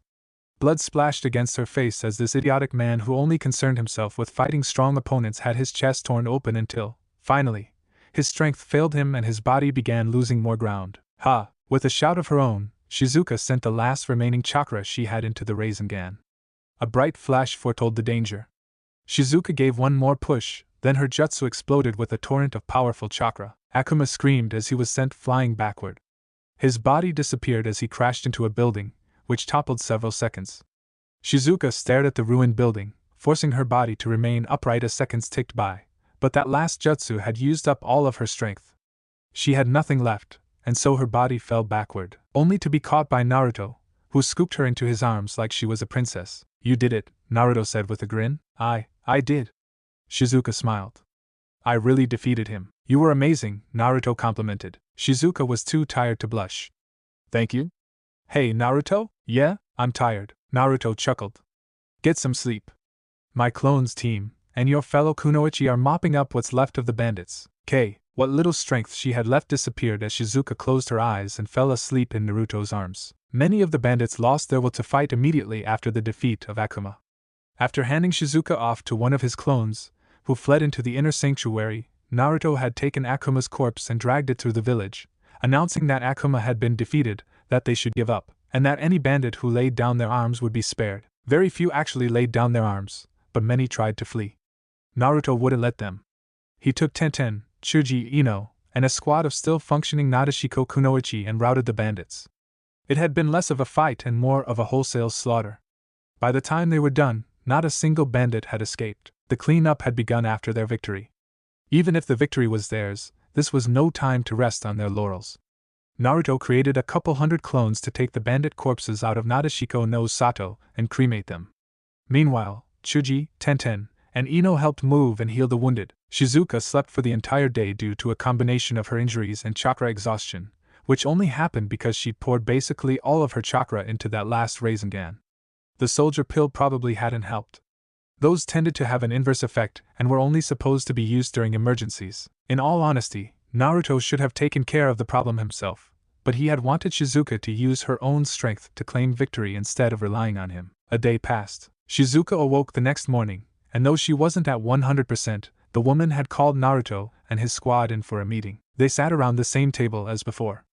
Covered in several bandages that wrapped around her head, arms, legs, chest, and stomach, Shizuka gazed at each person in turn before offering them a deep bow. "Thank you very much for helping us as you have," she said. "This situation would have been much worse had you not come when you did." "Don't mention it," Chuji said. "We were more than happy to help." "Chuji is right," Ino added with a bright grin. "I can't stand the thought of something like this happening and not being able to do anything. Besides, this was a mission. It's only natural we do everything we can." Tenten added that last aside. Naruto was surprised she'd spoken at all. She'd been in a contemplative state ever since the battle ended. The few times he caught sight of her, she'd been staring off into space. "I still appreciate all of your help," Shizuka said. "We are a proud village of ninja. It is slightly shameful that we even needed help at all, but I am glad I was able to put aside my own pride and request your assistance." Naruto was sitting to Shizuka's left along with Chuji, while Ino and Tenten sat on the opposite side of the table. They had already eaten breakfast. At the moment, they were discussing the matter at hand. "The situation still hasn't been resolved yet," Naruto decided to put a rein on their parade. "While we were able to beat them back, there is still the issue of the kunoichi they managed to kidnap. Considering the current situation, it would be best to locate and launch an assault on their slave operations while we still have the element of surprise. They don't know their group has been crushed yet, but we only have a small window of opportunity to act. It took a week to reach Nami no Kuni using the mine. That meant they had 1 week to act. Whoever was in charge of this slave trading operation would eventually begin to suspect that Akuma and the others had been defeated once the week was up. If they didn't locate and dismantle this operation soon, then the person in charge would pack their bags and change locations. It wasn't unusual for slave traders to have several bases." "You are correct," Shizuka admitted. "However, from what you've told me, the underground passage leading to Nami no Kuni has been destroyed. How are we going to pass through? The fact that Akuma made the mine collapse is proof that there is probably another passage somewhere. If we can find it, then we can use it instead. Barring that, I have a few jutsu I can use to fly over the mountain. However, that comes with a problem. Which is, I can't take anyone with me." Shrugging, Naruto explained the basic concept for one of his jutsu, which allowed him to propel his body through the air using wind-natured chakra.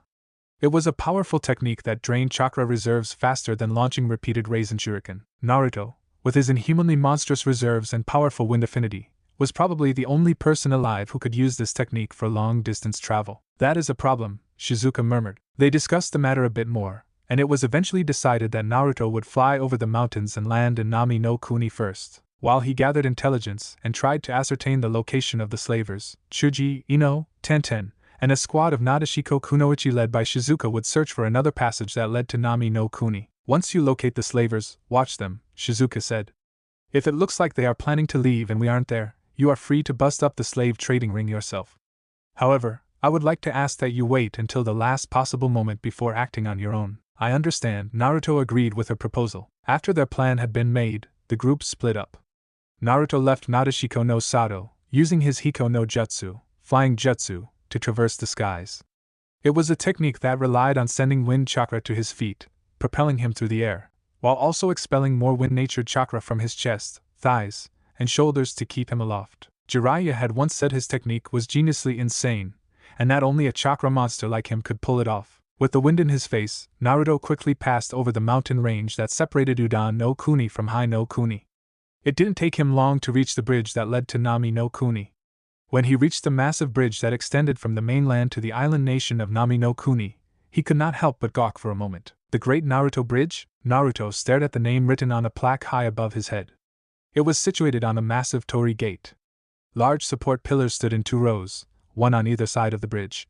It was different from most torii gates that Naruto knew of. Aside from the simple fact that it was marking the entrance of a bridge and not a shrine, the kasagi that the pillars were supporting was a massive, triangular structure made of stone. I can't believe they named the freaking bridge after me. A grin caused Naruto's lips to split as he stared at the plaque with the bridge name on it. How cool was it that someone had named a bridge after him? This was almost as cool as being named Hokage. Still grinning, he walked underneath the torii and onto the bridge. Seeing how it connected the mainland to an island, the bridge was suitably long, and took almost 20 minutes of walking to cross. There were a surprising amount of people on it as well. Some looked like they were just enjoying a stroll across the bridge, but he saw others who had set up fishing spots and were just sitting on the ledge, a fishing pole in hand as their legs dangled over the side. The village on the other side of the bridge was vastly different from the one he remembered. It still wasn't a huge village by any means, but it had certainly expanded since the last time he'd been there. Naruto looked at the now clean roads that were lined with cheerful stalls and numerous shops. No longer filled with destitute villagers doing everything they could to eke out a living, it was now filled with smiling citizens wandering the streets. Even the buildings themselves looked far better than they had the last time, no longer a patchwork of mismatched wooden panels and rusted tin roofing. Many of them now looked like proper buildings. A few were small, but he could also see some that were 2 and even 3 stories. A large tower sat on the main river, through which several boats traveled. That had not been around last time either. Naruto was not really sure where to begin his search. Since he didn't know who he should talk to, he decided first to speak with Tazuna. Unfortunately, the old bridge builder and his family appeared to have moved. They used to live on one of the riverbeds, their house located on a dock situated near a lake. Naruto had to ask around to discover that Tazuna and his family were now living in a larger house located within the city. He got directions from someone who recognized him, a villager who'd been present when Team 7 returned home after the bridge was complete. It didn't take him long to find the house. While whistling, Naruto looked at the 2-story home that appeared quite a bit nicer than the one he remembered. It looked brand new. The roof was a lovely shade of red, and the off-white walls seemed somehow sturdier than the ones from the old house. A garden sat out front. There was no fence, but Tazuna probably felt they didn't need one. Walking up to the front door, Naruto knocked several times and waited. "Be right there," a female voice called out. The sound of thumping feet followed, growing louder before they stopped in front of the door, which opened several seconds later to reveal a beautiful middle-aged woman with dark blue hair. "Yes, who is Naruto? Is that you? Hey, a tsunami." Naruto grinned. "How you doing?" Naruto wasn't sure what he expected when he randomly appeared at this house, but the woman dragging him into a hug was not it. He was so shocked that he actually couldn't hug back. "It's good to see you," Tsunami said with a bright smile. "Come on in. I'll make you some snacks." "Oh, thank you." While Naruto could have declined, he had no real reason to, and he was here to meet with Tazuna anyway. He followed the woman inside. Taking off his shinobi sandals, he padded barefoot along the wooden panels as Tsunami led him into a fully furnished living room. It really was a nice place. They even had multiple couches and a coffee table. "Please have a seat while I go fetch some tea and snacks." Oh yeah? Okay." With nothing better to do, Naruto sat down on a comfortable couch with blue upholstery and looked around. A lot of pictures hung from the wall. Naruto recognized a few of them, including the picture with Kaiza, Tsunami's deceased husband. However, there were also pictures of Team 7, several with Tazuna and his buddies, and a lot more with Inari.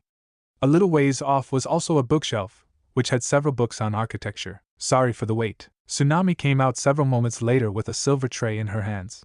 She set the tray down, showing that it had a cup of tea, a kettle, and a plate of rice crackers. The dark-haired woman poured the hot tea into the cup, and set both the cup and plate in front of Naruto. Here are your snacks and tea, thank you. You really didn't have to go through all this trouble. Naruto smiled as he took the cup in hand and sipped. It was hot, but his tongue was incapable of getting burned. What are you talking about? It's not trouble at all. Tsunami's beaming smile was brighter than anything he'd seen from this woman. It looked as though life had treated her incredibly well after he and the rest of Team 7 had left. Still, I'm surprised to see you. I had no idea you'd be visiting. Naruto hid his grimace behind a sardonic grin. To be honest, I didn't either. Inari will be really happy to see you. Speaking of, where are Inari and old man Tazuna? Oh, they're currently working. Now that she had given her guests something to munch on and drink, Tsunami sat down on the opposite couch, smoothed out her dark skirt, and began talking again. Ever since building the bridge, Tazuna has become involved in more than just bridge building. He currently owns and operates a company that specializes in architecture. Inari is training with him to one day take over the business. Sounds like life has been treating your family well. It has, and it's all thanks to you. Despite being quite the braggart, Naruto found his cheeks growing warm at the heartfelt words, spoken with complete sincerity. He coughed into his hand and asked Tsunami when Tazuna and Inari would get home. Unfortunately, she said they wouldn't be home for another hour or so. Since that was the case, Naruto spent the next hour chatting with the woman, asking about the sort of things she and her family had been up to. Seeing her smile as she told him all the stories of what had happened over the last 3 years made him feel proud. It was because of what Team 7 had done here that she and the people of this country could smile again. We're home. A voice called from the entrance, old and worn. That was definitely Tazuna. Hey Mom. Guess what happened today? One of my designs was accepted. A young man in his early teens rushed into the room, chatting excitedly, only to stop when he saw Naruto sitting on the couch. Inari. Tsunami smiled. Look who showed up. Yo Inari. Naruto raised a hand in greeting. Looks like you're all grown up. Heh. Good to see you're not so much of a brat anymore. Inari stared for several seconds, but then, inexplicably, he started to sniffle knee. And I, oh boy, and I-chan. If Naruto's danger senses hadn't gone off, he would have been unprepared for the flying glomp by the tearful boy. Grinning, he patted Inari on the head as Tazuna came into the room. What's with all that shouting, Inari? Someone come. Well, I'll be damned. Tazuna looked the same as ever. His beard and hair were completely gray, and he had several more wrinkles than before, but his body still looked sturdy. He had thick arms and legs, broad shoulders, and a gut stretching his white shirt. The glasses sitting on the bridge of his nose looked new. His clothing was nicer than Naruto remembered, but that was natural considering his position in the village now. Sup, Tazuna, Naruto Uzumaki. Tazuna grinned as he walked into the room and sat down. It's been a long time. What are you doing here? I wish I could say I dropped by for a visit, but I'm actually here on some pretty serious business, Naruto admitted, and thus he explained to the small family of 3 why he'd come to Nami no Kuni. He told them about the attack on Nadeshiko no Sato, how several kunoichi had been kidnapped, and how they had discovered the slavers were using a mine that went through the mountain range to reach the high no Kuni and Nami. By the time he finished, the faces of Inari, Tazuna, and Tsunami had gone suitably pale. You don't really think there's someone in the slave trading business here, do you? Tazuna asked. I mean, surely after what happened with Gato, no one would be stupid enough to try something like that. Actually, I believe it is specifically because of what happened with Gato that this person, whoever they are, decided to set up shop here. Naruto grabbed a rice cracker and bit into it. Rice crackers were fairly bland, but the light amount of salt from it complemented the green tea. Ever since Gato's demise, this land has been prosperous, and with a prosperous land comes numerous opportunities. It would be very easy for a person to hide their more sinister business practices behind a legitimate business, especially if the person in question is seen as someone trustworthy. His words sent a wave of shock and denial rippling through the trio. Inari looked like someone had punched him in the gut, while Tazuna's face had gone pale and stiff. Tsunami was hiding her mouth behind the tray she'd used to carry his tea and snacks. Finally, Tazuna ran a hand through his hair and sighed. I don't know what to say. I mean, we've been doing so well here, and nothing bad has happened since the bridge was built. I can't think of anyone who would begin trafficking slaves through here. Except maybe. Do you have someone you know who might be responsible? asked Naruto when Tazuna trailed off. Not necessarily, but there is someone who managed to take control over Gato's old shipping business. Unlike Gato, this man was a strong supporter of the bridge and has helped our economy expand. While we trade with the mainland using the bridge, he uses this place as an outpost to trade with countries far away. Thanks to him, we've had business deals with countries like the former Yuki no Kuni, Mizu no Kuni, Sora no Kuni, Tori Oni. The man ticked off a large number of countries located on the smaller continent located across the Kaizoku Sea. It really did sound like this man was doing a great job at bringing prosperity to this village. At the same time, that made Naruto even more suspicious. Call him a cynic, but he didn't trust this businessman. Who is this man? Asked Naruto. Tazuna hesitated for a moment, but then, with seemingly great reluctance, he answered. His name is Kato, and he's the owner of the newly renamed Nami Shipping Corporation. Nami Shipping Corporation was the renamed Gato Shipping Corporation. After Gato's death, the company had been in disarray, with the numerous underlings who worked in various departments across the elemental nations fighting to control the company. Thanks to that, quite a few of the company's larger operations had broken down entirely, and were no longer operating. According to Tazuna, Kato was one of the few people who'd managed to reclaim a piece of Gato's original shipping company.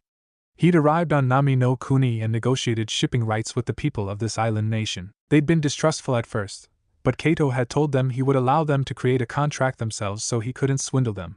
Since then, Kato had turned a once-defunct company into a massive shipping corporation that sold goods all across the Kaizoku Sea using Nami no Kuni as his corporate headquarters. Even with the bridge, Nami no Kuni was still situated along the numerous trade routes that many trading vessels used. Kato had used this to his advantage. Not only had he remade the company, now newly named Great Again, but he did so in such a way that the people of Nami no Kuni also prospered.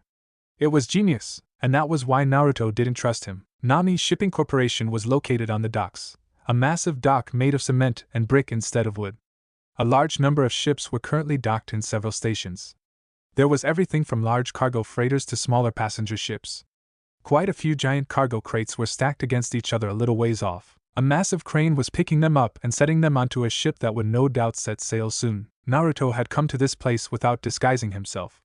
He'd thought about sneaking around, but he actually believed the best method of getting the information he needed was to be upfront and honest. It would throw Kato off guard. The headquarters building loomed before him, a 4-story complex that was longer than it was wide, stretching across the dock like a massive snake. Made of cement, the industrious feel of the building made Naruto somewhat unnerved. He was so used to buildings being made in a more traditional style of architecture. He entered the building, which bustled with activity. Wandering past a pair of dock workers, he strolled across the tiled floor of what seemed like a lobby, though it was far too big for that in his mind. What did they need all this space for? Like most business, this place had a front desk, which could be used for inquiries.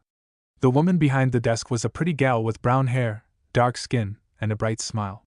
As Naruto stepped up to her, she greeted him with a friendly and cheerful demeanor. "Hello, good sir? How may I help you today? Is it possible to speak with Kato at all? Do you have an appointment?" "I'm afraid not." The woman's smile became slightly fixed. "I apologize, but Kato is an incredibly busy man, so unless you have an appointment, I'm not sure if he'll have the time to see you. In fact, I believe he's currently doing an inspection of our docking facilities, which often takes hours, so even he was inclined to meet, he wouldn't be able to do so right now." Naruto could tell this woman wasn't lying. More than likely, this woman worked for the legitimate side of this company, and knew nothing about what was going on behind the scenes. Well, that was if Naruto turned out to be correct about what Kato was really up to. "That's so? Is it possible for you to get in touch with him?" "Well, we do have a method of getting in touch with him, yes." "Then could you please tell him that Naruto Uzumaki would like to speak with him sometime soon?" The woman was definitely not a native of Nami. Naruto would have known if she was, but her eyes widened all the same upon hearing his name. No doubt she knew the story of what happened in this country. It was apparently quite famous. Many of the people who'd lived in this country when he was a genin told stories about how Naruto and his team had saved this country from the corrupt Gato. "Ah, of course. I shall do so right away. Please wait for one moment." "Sure thing." Naruto stood around as the woman scurried toward a small comm unit. It wasn't like one of the earpiece comm units worn by Team 7 when they were doing missions in the village. It was bigger, bulkier, but it apparently allowed short-distance communication like the earpieces they used to wear. He could have listened in, but there was no need. The woman came back to him seconds later. "He said he'll be right down." "Sounds good. Thank you." "Oh, of course." The woman blushed as she fiddled with the hem of her skirt. And can I just say that it's an honor to meet you, sir? Sir? Naruto almost grimaced, but he contained it with a smile as he scratched his cheek. Ah. Thanks. The woman was apparently a big fan of his. Her uncle had lived in Nami when Naruto was guarding Tazuna. According to her, he was one of the bridge workers that Naruto had saved, and he'd been able to witness a good portion of the fight. Her uncle told her the story of how Naruto and his companions had defeated the evil Gato so many times that she'd become enamored with his story. It was actually kind of embarrassing. About 15 minutes later, a tall, handsome man with articulate and almost delicate features walked into the lobby. His immaculate face spoke of someone with good breeding. Naruto would have mistaken him for a noble at first glance, but this man wore a business suit, something that a noble wouldn't be caught dead in. He had dark hair and dark eyes, and the polite smile he wore was deceptively sincere. The two shared a smile, though it went away as the brevity of the situation came crashing down, not that it could be helped. Naruto's reason for being here was pretty serious. Tazuna must have wanted to talk about what was going on. It was easy to sense the man's skepticism in his body language, the defensive posture and the frown he wore. They were both dead giveaways. Are you sure Kato is the one responsible for kidnapping those kunoichi? Tazuna leaned forward and pinned Naruto with a serious stare. I mean, are you absolutely positive? I don't mean to place doubt on you, but that man has done a lot for this nation. I just can't see someone like him being involved in the slave trade. Naruto rubbed his chin as he thought of how best to answer. Meanwhile, Inari was looking back and forth between the two as Tsunami sat next to her father. Both of them seemed to understand the seriousness of this conversation, so they didn't say anything. In fact, Tsunami's expression was almost frightening in its intensity. There's always a chance that I could be wrong, Naruto admitted. However, as someone who controls the waterways, Kato is the most likely suspect. He has trade access to places that no one else does, and I know there are a few countries he's trading with where slavery is actually legal. He is also the only lead I have. If he's not the one responsible, then it means I'm back at square one. Well, I suppose that does make sense, Tazuna muttered as he took another drink of sake. He finished the saucer in one gulp. Tsunami faithfully refilled the saucer. I still don't like it, Naruto shrugged. There's not much I can do about that. Evening soon became night, and Tsunami asked Inari to help prepare Naruto's room. After getting a promise out of Naruto that they would play later, Inari went to help his mom, and then Naruto was shown to a small room about 6 tatami mats in size, which equaled about 9 meters. It didn't have any decorations, but there was a small dresser pressed against the wall, and the far end had a window facing the eastern side. This room would be one of the first that the sun reached when it rose tomorrow. Naruto spent the night in relative comfort. The futon was a far cry from his typical bed, which was soft enough to feel like he was sleeping on a cloud, but it was softer than his sleeping bag. He drifted into a comfortable slumber within minutes. When the sun rose the next morning, Naruto was well rested. Because of his lifestyle when traveling with Jiraiya, Naruto was used to getting up at the crack of dawn. What's more, it was impossible for him to fall asleep once he woke up. This likely had to do with how Jiraiya used to attack him with water in the mornings. The man had said it was training to help Naruto sense impending attacks, but he was sure it was just the old man's way of playing a prank. With little to do except start his day, Naruto wandered outside and did some morning exercises. He couldn't do much. Since he didn't want to break anything, he didn't train his jutsu or use any of his more destructive taijutsu. He focused on calisthenics and light shadow sparring instead. It wasn't to improve his skills anything. Naruto couldn't improve most of his basic abilities any more than he already had. Everyone reached a plateau eventually, and his had been reached a while ago. Even so, while it was impossible to improve his basic abilities, Naruto could still keep his body limber and warmed up in the event that something came along which required his talents. Tsunami had woken up sometime while he was shadow sparring. He could see her in the kitchen window. The woman had noticed him and waved before getting started on breakfast. Inari had woken up not long after his mom. Unlike her, he had found Naruto sparring and opted to sit on the porch and watch. Naruto ignored the boy for now as he threw several straight jabs, which flowed into a series of high and low kicks. He kept his feet light. Rather than keeping them planted firmly on the ground, he bounced on the balls of his feet as he wove around the attacks of an invisible enemy. A light sweat broke out on his forehead, but his breathing was even. You're so strong, Anai-chan. I'm really amazed. I wish I was that strong. The words had come after Naruto finished his warm-up exercises. He and Inari were sitting on the porch. Naruto had a towel around his neck to get rid of the slight sweat coating his skin, but it wasn't like he'd done anything that would work up a serious sweat. What would you do if you were that strong? Asked Naruto. I'd protect my family. What else? Heh.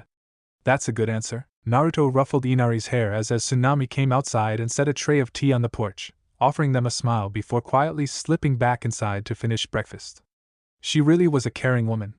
He'd never met someone who could so easily cater to the needs of her family, and she always did it with a smile. Looking at the rising sun as it climbed above the trees, Naruto thought about the strength he had acquired through years of training and hardship, and a series of unfortunate accidents that led to him becoming something other than human. You know, while being strong means you can protect your family, I think it's sometimes better not to be strong like this. Inari looked befuddled. Why is that? Because. Naruto squinted his eyes as he searched for the right words. Because the strong only know how to destroy. It's easy for those with strength to destroy and subjugate those who are weaker than them. You don't do that, Inari pointed out. Naruto smiled. Maybe I don't destroy the livelihoods of others, but I'm plenty destructive. He thought about all the missions he'd been on, all the property damage he'd caused during those times. Most of his techniques were destructive. The Rasengan, the Rasen Shuriken, and his other Rasengan variants, his multitude of wind jutsu. There were so many techniques he had that indiscriminately destroyed whatever was in their path. Of course, it wasn't like he destroyed things on purpose. That was just the way life went.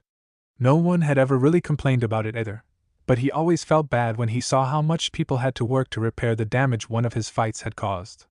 That was one of the reasons Naruto tried to fight opponents far away from civilization. No one cared if a few trees were destroyed. But you're still a hero, Inari said. I really look up to you, and Aishan. You saved my mom and grandpa.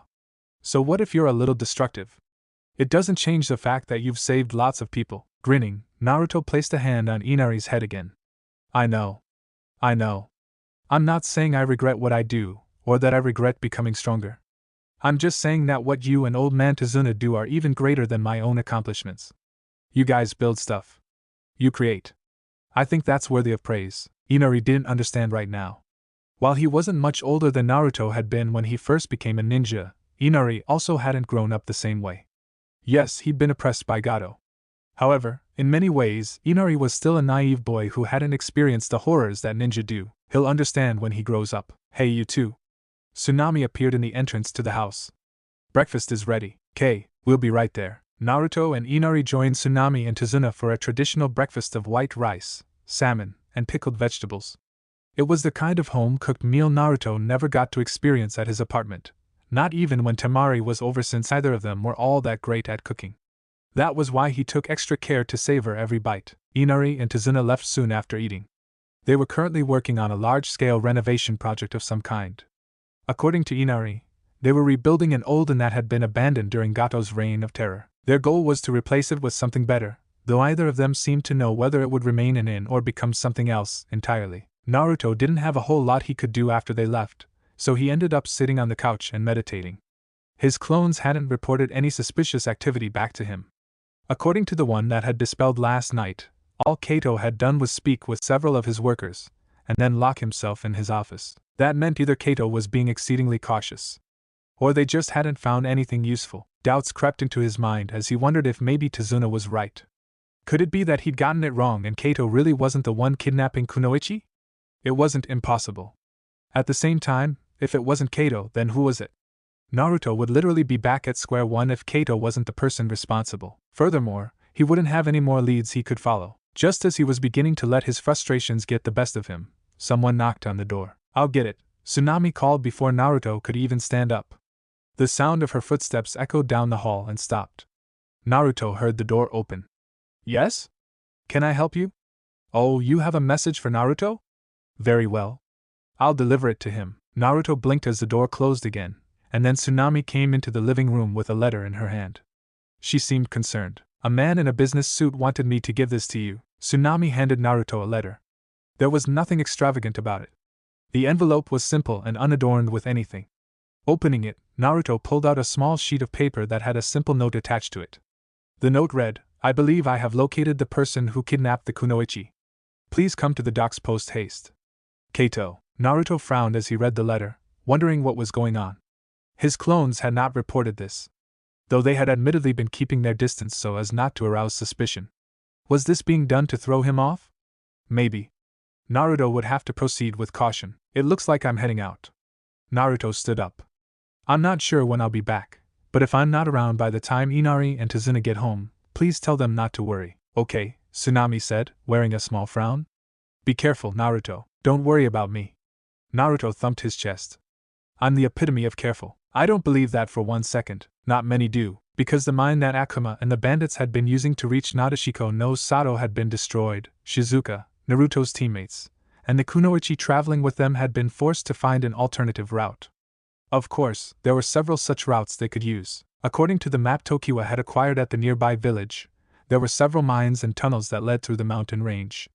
Each one was a bit further from Nami no Kuni than the first, but it wouldn't take more than a few extra hours to reach the island nation. The mine they were traveling through was a sloping tunnel that twisted and turned. The tunnels were small, the rock walls spiky and sharp. There was barely enough room for 2 people to walk shoulder to shoulder. Tokiwa was in the lead. With the map in her hand, she determined which routes they would take. Shizuka and Tenten were immediately behind her, while Ino was in the center of their formation with the Nadeshiko kunoichi. Chuji was taking up the rear. As the largest of the group, he had the hardest time fitting in this tight space. Shizuka glanced at Tenten out of the corner of her eye. They hadn't spoken since that time on the wall. Should she talk to her? She didn't know. If she was being honest, Shizuka wasn't even sure she knew what she wanted from this girl. Naruto is unhappy because he can't make up with her. That was what it all came down to. Naruto, the person who had helped her renew her purpose and become stronger, was hurting. He wanted to make up with Tenten, but she wasn't letting him. Shizuka did not care about traditional conventions of love and marriage.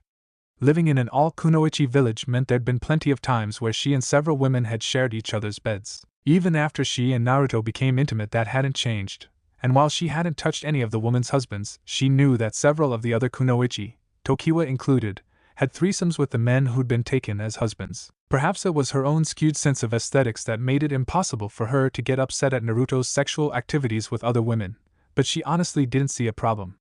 So long as he loved and supported her, she didn't care who he slept with. If she was being honest with herself, Shizuka was actually interested in adding Temari and Koyuki to hers and Naruto's nighttime activities. Maybe if the 3 of them tackled Naruto together, they could outlast him. That would be nice. I'd like to see what he looks like after he's been exhausted. Several hours passed in relative silence. The group soon emerged from the small tunnel, which widened into a room that seemed to be around the same size as a bedroom in Nadeshiko no Sato. It was round. Barren walls were bumpy and misshapen. When she looked up, all she found was a ceiling about 10 meters above their heads. It was dark enough that she could just barely make it out. We'll stop here and continue on after taking a break, Tokiwa determined. We've got another day before we'll reach the end of this tunnel. They had already taken several breaks to eat and sleep.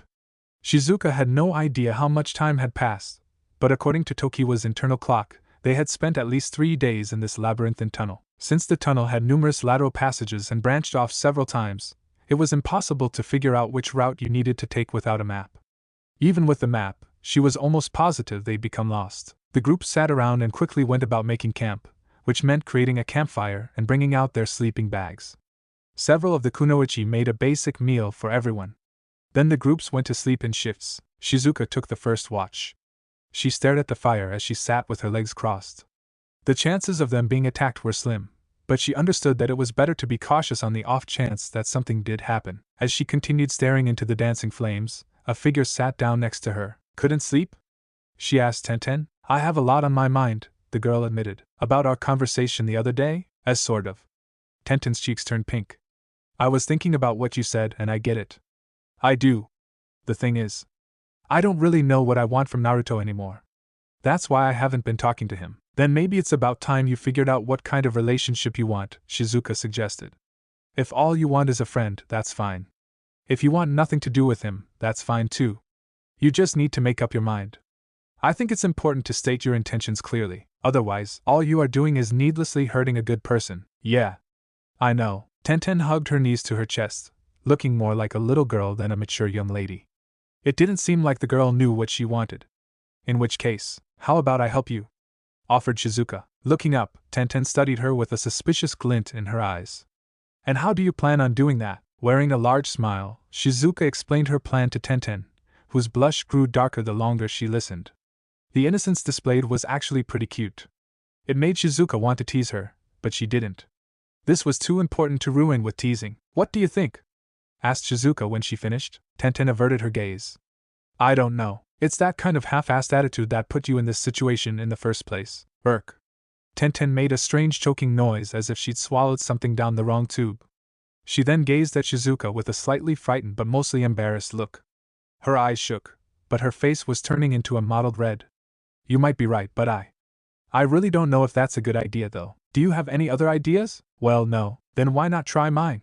You have nothing to lose, except my virginity. Yes, but you were planning on giving that up at some point anyway, right? Has anyone ever told you that you're a very blunt person? Tokiwa has mentioned that I've become a lot more open in the last few years. Shizuka said nothing more as she waited for Tenten to make a choice.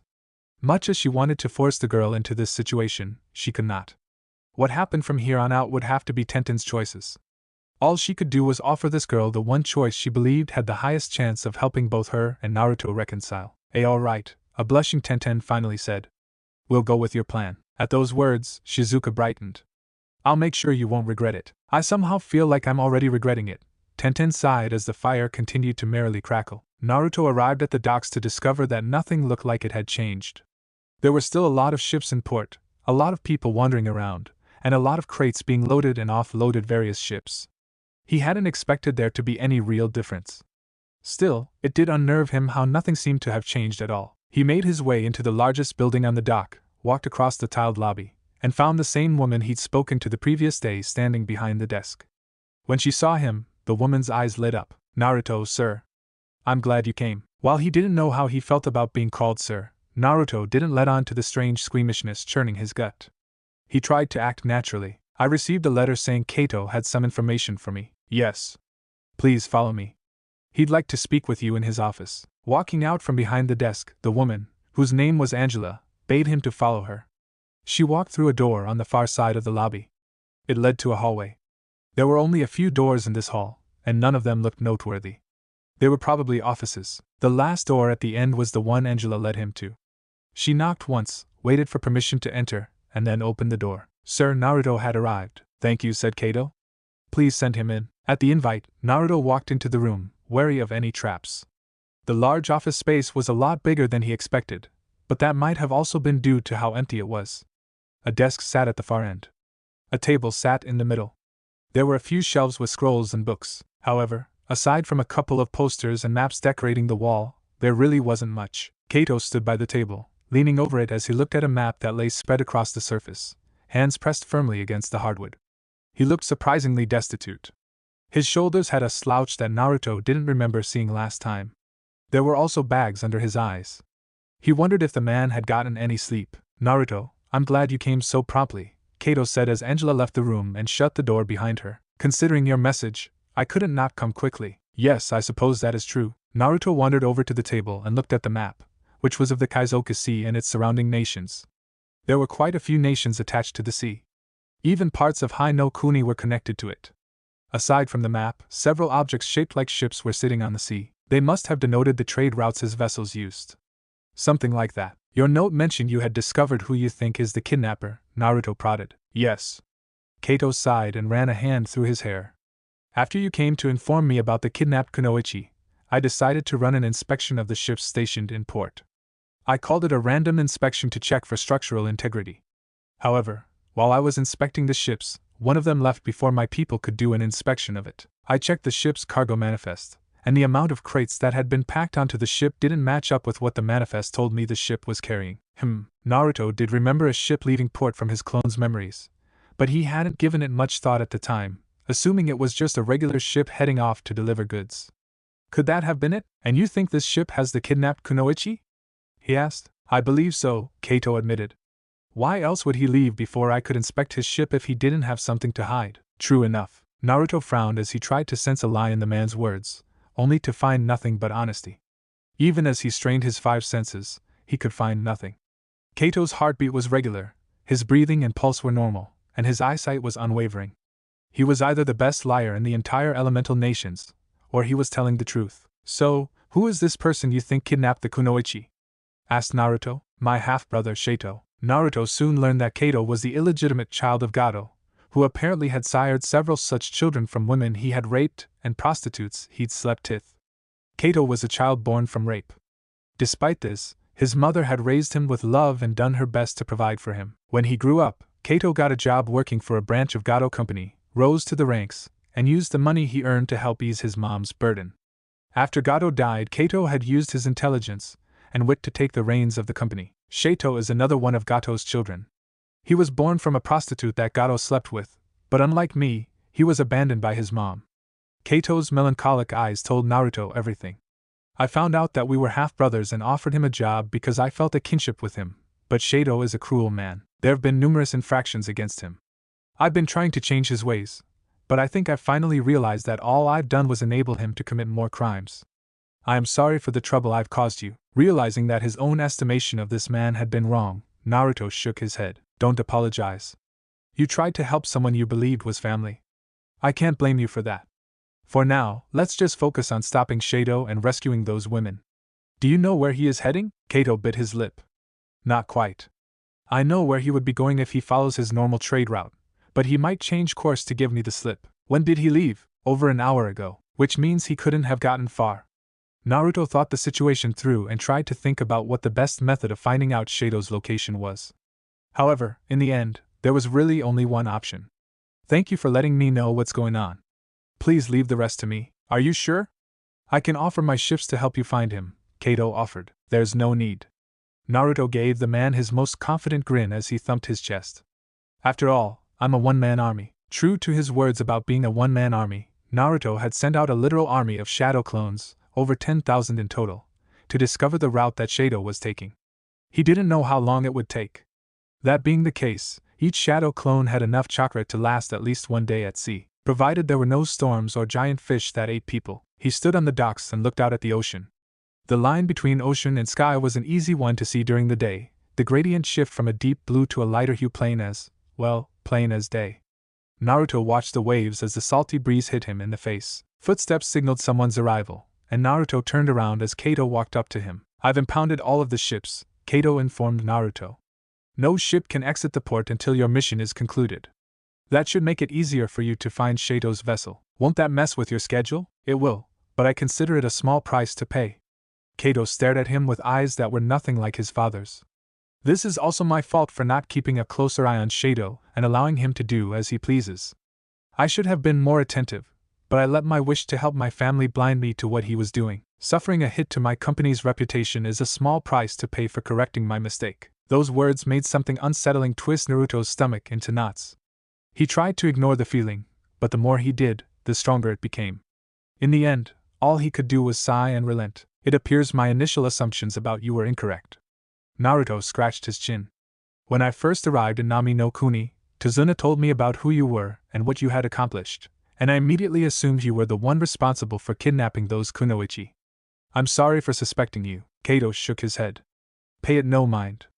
Were our situation reversed, I probably would have assumed the same thing. As they were talking, Angela came up and said several shipping captains were requesting an explanation from him as to why they weren't being allowed to leave. Kato sighed and told her that he'd be right along. He offered Naruto one last goodbye, and then departed to placate his captains. Not long after Kato left, one of Naruto's clones dispelled. He closed his eyes as several images came to him. He saw an alcove hidden on a small island. Retracing the route his clone took using the memories he gained, Naruto furrowed his brow when realized that it was the largest island outside of the Heron Bay. That meant he needed to travel north. Naruto created a clone and ordered it to inform Kato that he'd located Shato and was leaving to rescue the kidnapped kunoichi. Then he took off. Rushing along the water's surface, he used wind chakra to boost his speed by creating a funnel behind him. His actions caused the water to quake as a large wake spread like a trail at his back. It took a long time to reach island.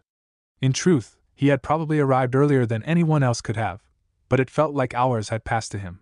When he reached the alcove, Naruto found another one of his clones crouching on the water surface, staring into the inlet where the alcove was located. Has there been any change? Asked Naruto. None, boss. The clone shook his head. They haven't moved. Nodding, Naruto said, dispel yourself to alert the others that they should also dispel. Asa, with a cloud of smoke appearing around him, the clone dispelled. Seconds later, Naruto felt the memories of 10,000 clones hit him as the rest dispelled as well. He grimaced as a headache slammed into his forehead.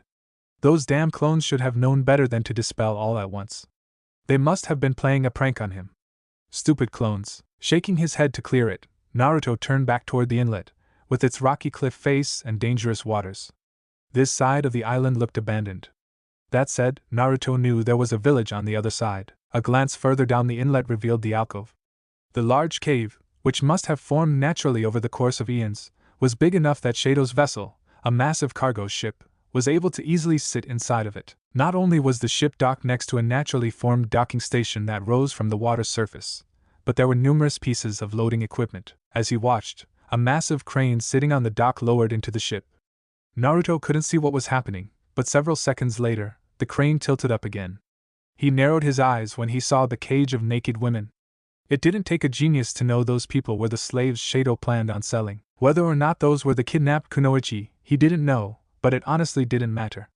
He planned on rescuing everyone. Using his godfather's transparency technique, Totan Jutsu, Naruto crept into the alcove, made his way to the ship, and then deactivated the jutsu. It was hard to use this and wall walk.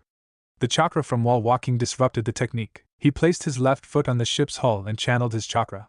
Then placed his other foot on the hull. Now standing vertically, Naruto walked up the hull until he reached the edge, and then peered over the wall. Several dock workers were rushing to and fro, some carrying boxes while others simply barked out orders. Among the numerous people running every which way were two who seemed to merely be enjoying the atmosphere. The man was short, had a head of frizzy hair, and wore sunglasses despite being inside a cave. Like his father, he had the same evil-looking face. It was gaunt, making him appear older than he was. Naruto thought he looked exactly like his father, unlike Kaito. His companion was a woman dressed in a white lab coat. She had a mousy appearance. Her messy brown hair was in disarray. Large wireframe glasses sat on her nose, though they kept slipping off, forcing her to readjust them. He couldn't see much of her face because she was turned at a 3/4 profile away from him, but it looked like she had a large nose and really small lips. "What do you think, Chizai?" asked Shato. "That damn Kato caught on to us faster than I thought he would, but I think we managed to get away with a large enough haul. I would have liked to have acquired a few more kunoichi personally, but I suppose it can't be helped." The woman adjusted her glasses some more as the crane emerged from a cargo hold down below. Attached to the crane was another cage filled with women. "The ones we do have should be enough to further my research, and they will provide a hefty sum once they've been properly broken," Shato added. "Yes." Naruto bit his lip as he wondered whether he should take them on now or wait. It was a pretty sure thing that Shato wouldn't have anyone strong enough to take him on, that much was guaranteed. Hiring a ninja of Akuma's caliber would have been costly. Naruto had doubts that someone like this could hire another S-ranked ninja. At the same time, he didn't know what this man might have up his sleeve, and he might use the women he planned to sell as hostages. But if I can attack him fast enough, he shook his head. Even if Naruto managed to take down Shato right now, he would still have to deal with the hired thugs. There were many on this ship, and there were even more on the docks. He didn't know how many more there were inside of the ship or further in the cave. For all he knew, there could have been thousands. My best option is to locate all of the women who've been kidnapped and rescue them first. Or I could use my shadow clones to kill everyone first, but I don't know how many people are here. Deciding that rescuing the women was the best choice, Naruto made sure no one was looking at him, and then slipped on board. The first thing he would do was locate the kunoichi who had been kidnapped and request their aid, provided they were in condition to help him. Slipping through a door, Naruto traveled down a flight of stairs as he reactivated his sensei's transparency technique. None of the thugs wandering the halls noticed him as he traveled deeper into the ship. Most of them were in groups of at least two. He searched a bit more, traveling along numerous passages, until he spotted a thug entering a room. Naruto followed the man. The room he had entered was a bathroom. It was the communal kind that had several urinals and stalls. The thug Naruto had followed went up to a urinal, unzipped his pants, and began taking a leak. After making sure this person was the only one present, Naruto went up to the man, grabbed his hair, yanked his head back, and pressed a kunai to his throat. The man was still pissing, but Naruto didn't pay attention to that. What is? I'm sure you know how this works, Naruto said to the startled man. I am going to ask you several questions. You are going to give me several answers. If you don't tell me what I want, I'll slit your throat right here and now and find someone else. Do we have an understanding? Whoa, man, the thug said. There ain't no need for violence here. I gotcha. I'll tell you whatever you need to know. Good. Naruto hid his smile and began his questioning. Several kunoichi were kidnapped recently. Where are they being held? In the lower levels of this ship. I heard they were being kept in a dungeon located near the bottom. And the other girls? They're all on the second level. I see. Thank you, Naruto said, and before the thug could react, Naruto snapped his neck. Stashing the man's body in one of the stalls and locking it, Naruto reactivated the transparency technique and made his way down to the lower levels. The hallways were small. Naruto ended up having to crawl on the ceiling to avoid running into people. Until he had rescued the women, Naruto couldn't afford to let anyone know he was there. Fortunately for him, this ship did not have any security beyond the thugs that wandered the halls. Sneaking into the lower levels was easy. He traveled down several flights of stairs before eventually finding the room that housed the kunoichi. It was a large room that looked similar to a medical facility.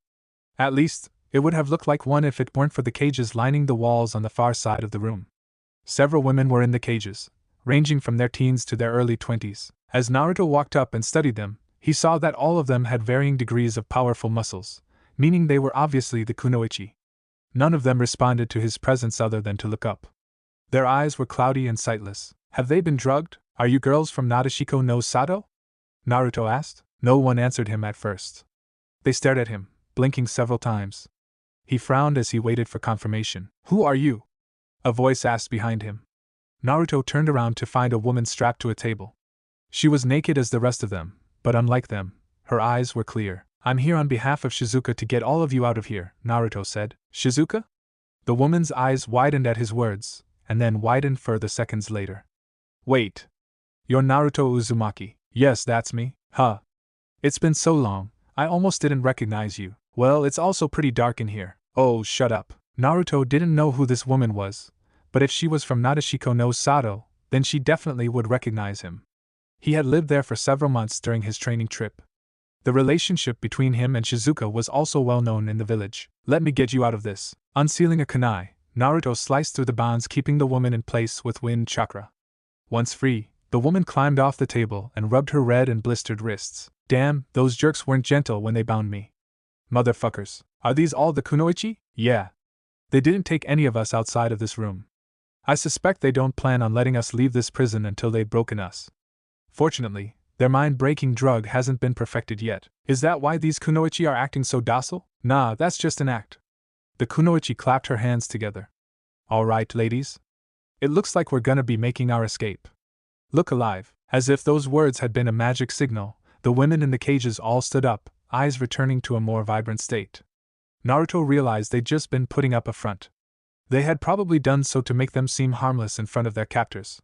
Being a ninja meant deceiving your enemies. After pulling a scroll from his ninja pouch, Naruto set it on the ground and unfurled it. Black symbols and lines ran along the surface.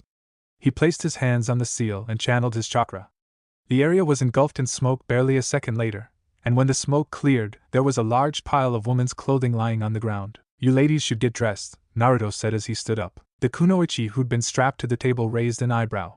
Do you always carry around women's clothing with you? Yes, Naruto answered without inflection. Ever since I began busting slave trading operations, I've taken to carrying women's clothing. It's much easier to maintain a disguise than it is a transformation, especially since getting yourself captured involves letting them knock you out. Jutsu like the transformation technique always dispelled when someone was knocked unconscious. That was why, whenever Naruto infiltrated a slave operation, he used a combination of makeup, women's clothing, fake breasts made from molding, and a special type of underwear that hid his junk to fool people into believing he was a woman. You are a man without shame, the kunoichi said as she grabbed hip-hugging pants and a dark shirt. She slid into the pants, foregoing underwear, and then put the shirt on. Naruto shrugged as the other kunoichi began getting dressed. Shame has no place in the life of a shinobi. Heh. True, Naruto learned that the kunoichi's name was Mai Shiranui. She was a busted blonde woman who specialized in tai ninjutsu, a type of close-range combat that focused on body-enhancing ninjutsu to increase her taijutsu capabilities. Her body also had a unique constitution that allowed her to resist and flush out various drugs and poisons, which explained why she let those people drug her. She'd probably pissed them off so they would try to break her first. With the kunoichi all freed, Naruto created a simple plan that would allow them to hasten the completion of this mission. The kunoichi would rescue all the women aboard this ship, kill anyone who stood in their way, and assume command of the vessel. Meanwhile, Naruto would confront Shado and Chizai, rescue the rest of the women who'd been captured, and dispose of any thugs wandering outside of the ship. Their plans made, the group quickly left the prison behind them and got moving. Naruto split off from the kunoichi and made his way up. Since he no longer had to worry about being caught, he didn't hesitate to kill anyone standing in his path. He created numerous shadow clones, made them split up, and had them kill every thug they came across before the alarm could be sounded. The kunoichi would be doing the same. Once Naruto reached the deck, he created several more clones and had them all use the transparency technique to sneak up behind the people up top. As one, they killed the workers, crushing their throats, and then sealing the bodies inside of a scroll. After that, all of the Naruto clones dropped their jutsu and used the transformation technique to transform into whoever they had killed. While this was going on, the real Naruto, still under a transparency jutsu, snuck off the ship and onto the deck. He ignored the guards walking across the natural stone platform emerging from the water surface and used his abilities at stealth to sneak past them.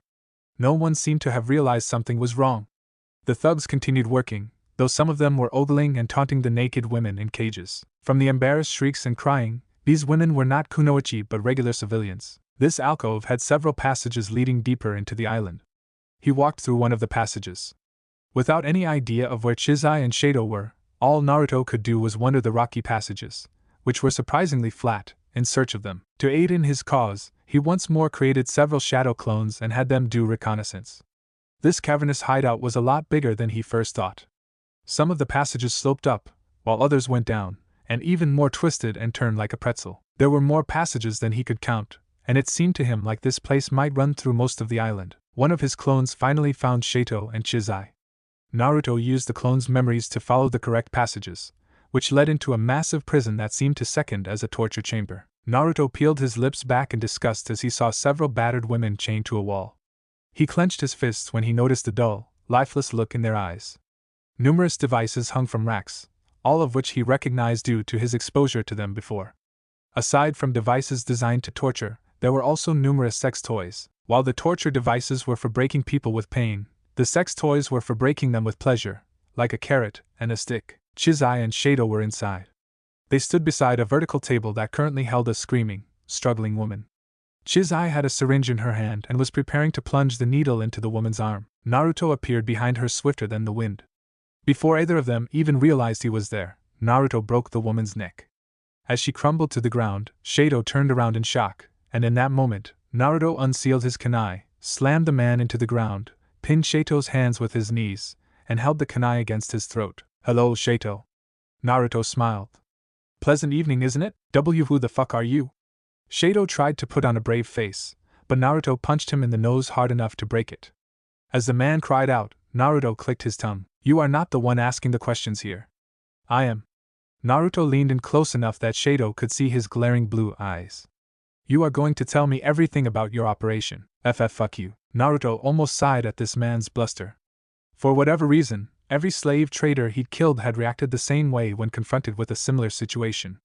They denied talking at first, either out of some misguided belief in their own safety or because they were just dumb, but once Naruto brought on the pain, they would sing like a bird, and that was what he decided to do. Naruto didn't have the patience to waste time with pleasantries. "Why do you evil slaver types always make things so difficult for me?" It was a rhetorical question. Naruto wasn't going to give this man time to answer. Prying the man's mouth open, Naruto placed several Saban needles inside and used chakra to keep them in place. If the man closed his mouth, those Saban would stab him, which he made sure to inform Shado of. The man's eyes widened as a cold sweat broke out on his forehead. However, he had no time to say anything, not that he could with his mouth open so wide, since Naruto had already reached in, grabbed one of his teeth, and yanked. "Aha!" Chucking away the tooth, Naruto watched as Shado tried to squirm around underneath him. Naruto was still pinning the man to the floor, so he couldn't move, but he did wiggle a lot. Of course, after yelling, Shado instinctively closed his mouth, which caused the Saban to pierce his fleshy pink insides. That in turn caused him to scream again. Naruto waited out the man's screaming and thrash. Once Shado settled down, he pried the man's mouth open once more and pulled the Saban out. Shado wouldn't be able to talk if he had those inside of him. Tossing the Saban away, he looked at the pathetically crying man again. "I'm only going to say this one more time. If you do not tell me everything about your operation here, then I'll just torture you until your mind breaks and you plead with me to kill you. Alright? Alright?" Tears drizzling down Shato's eyes, the man gave in a lot more quickly than most others. He probably wasn't used to pain. "I'll tell you everything I know. Just please stop." Thus began the interrogation. Naruto learned that this was not Shato's only slaving operation. He had several more located throughout the elemental nations. This one was actually relatively new. He'd set up shop in Nami no Kuni, a daring move considering Nami's shipping was headquartered there, and began his operation to capture and sell kunoichi as slaves. There was apparently a high demand for kunoichi among the nobles of nations that had no ninja village. Naruto kept that in mind for the future. Once Naruto had acquired all of the information he could, he knocked Shado out. This was done mostly out of consideration for the woman who was even now staring at him in horror. She couldn't have been older than 20 or so. She might be even younger than that. And she had already seen one death plus this torture session. He didn't want to scar her any more than he already had. I should have knocked these two out and let this girl go before torturing them both. That was his bad. He'd let his emotions get the best of him. Standing up, Naruto stepped in front of the girl, who tried to squirm away from him. He sighed but didn't let her actions hurt him. She was just scared. "My name is Naruto Uzumaki," he began. "I'm here to rescue you and the other women who were kidnapped." The woman stopped.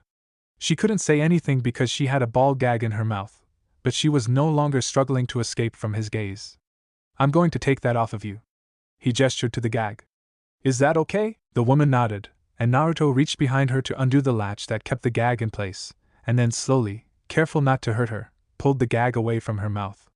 With the gag no longer in place, the woman's jaw was finally able to relax, though it seemed to have been so long since it was removed that her jaw refused to close. Naruto unsealed a towel and used it to wipe the drool that had trailed down her chin, neck, and chest. The woman blushed but didn't stop him. Once that was done, he began undoing the straps on her legs. "Mind if I ask your name?" "Elana." The girl spoke with a slight lisp. He assumed her ability to speak was hampered by how her jaw muscles had suffered thanks to the ball gag. "Lana. That's a nice name." Thank you." It was always awkward talking to kidnapped women because you never knew what to say, but Naruto tried his best to ease her mind with conversation as, upon finishing the straps around her legs, he undid her hands. Turned out Lana was from a village on the opposite end of the elemental nations. She'd been kidnapped about 2 months ago. They had left her and several other girls in this cave to rot, and had only just begun to try and break her. She was incredibly lucky, because she'd been stuck in that position for several hours. Her legs wouldn't respond as she wanted them to. Once Naruto released her, she pitched forward into his chest, but he caught her and quickly unsealed a blanket to cover her modesty. He then created several shadow clones and had them begin releasing the woman chained to the walls. The girl began. "What is it?" "Thank you for saving me." "You're welcome." Picking up the girl in a princess carry, Naruto began walking back toward the dock. His clones and the Nadeshiko Kunoichi should have finished taking care of the bandits by now. It took about 1 hour to completely subdue all of the thugs and rescue the women. Speaking of, there were 265 women in total, all of them ranging from their early adult years to their late teens. The group that had been on board the vessel, 61 in total, had only been a small portion of the women who'd been kidnapped. Naruto and Mai found the rest trapped inside of an underground prison. The girl who Naruto had personally rescued had fallen asleep several minutes after he picked her up, so Naruto had placed her inside of one of the rooms on the ship. Then he, Mai, and the other Nadeshiko Kunoichi had the rest of the women board as well. While some of them were skeptical and reluctant at first, Naruto promised that they were all going back home. Shato's ship was a steamship, a powerful cargo freighter that ran on steam power instead of merely relying on the ocean breeze and sails. It shaved off the distance between them and Nami no Kuni in a matter of hours. The hour was still late when they arrived at the dock. The evening sun was slowly disappearing behind the ocean. Even so, several dock workers greeted Naruto when he emerged from the ship. "Please inform Kato that I have rescued the girls Shado kidnapped," Naruto said to one of the workers, a burly man with thick arms that were covered in hair and a beard that made him think of a lumberjack. He looked almost like a bear. "We'll do that." Kato said to let him know when you returned anyway. "I see. He also asked me to pass on a message for when you got back." "What's the message?" "He said to tell you that Shizuka and your team are at Tazuna's house, and that you should head over there as soon as you can." "Thanks. I guess I'll do that." Naruto paused as he looked back at the ship. Several sets of eyes were peeking out over the side. They were the civilian women he'd rescued. Naruto turned back at the man who looked like he would be more at home in the mountains. "What about the women I rescued? We'll have them stay on the ship for now." The man scratched his beard. "We don't have any accommodations ready that can house so many people. I'm sure Kato will figure something out once he's made aware of the problem." "I understand. Thank you." The bear-like man left with a nod, and Naruto spoke with Mai Shirane about what they should do. Of course, Mai had said she was going with him to meet with Shizuka, but they couldn't leave these women alone. Only Mai would come with him. It was decided that the rest would stay with the girls and protect them, just in case. While he didn't think Kato would follow in his half-brother's footsteps, there was nothing wrong with being safe. Naruto returned to Tazuna's house to find Tsunami entertaining Shizuka, Ino, Tenten, Chuji, Tokiwa, and a group of Nadeshiko Kunoichi. There were 8 people in total. The living room was fairly cramped, with the seats being filled by the members of his team and the Kunoichi. Poor Tazuna was grumbling as he stood off to the side with his arms crossed. My! Shizuka leapt to her feet and raced for the woman, who returned her leader's enthusiastic greeting with a smile. It's good to see you, Shizuka. I'm sorry for allowing myself to be kidnapped. I have no excuse. What are you saying? It was my fault you got kidnapped in the first place. I should have never sent you and your team out on that mission once it was made clear that someone was after us. Please forgive me. No. It was an important mission. Our job was to figure out who was after us, but instead myself and my squad failed. While the conversation between Mai and Shizuka went on, though it seemed like the two were mutually apologizing to each other instead of having an actual conversation, Naruto went over to the couch where his team sat. Ino, Tenten, and Chuchi looked up at his approach. A sly grin appeared on his fellow blonde's face. It looks like you really did end up completing the mission without us. Naruto shrugged. I had planned on waiting for you to arrive, but then the person who kidnapped all those Kunoichi caught wind of what I was doing and left. I didn't have much choice but to follow them and take care of the situation myself. A likely excuse. Maybe you should tell us what happened, Chuji suggested as he munched on some rice crackers, obviously provided by Tsunami, who'd gone back into the kitchen. Naruto agreed with Chuji and informed them of everything that had transpired after he arrived in Nami no Kuni, from his meeting with Kato to his rescue of the Kunoichi. He paid careful attention to Ino and Tenten. Both of them looked ready to puke at certain parts. They were more than a little green, especially when he got to the part about the girl he'd rescued from Shado and Chizai. He didn't blame them for being sickened.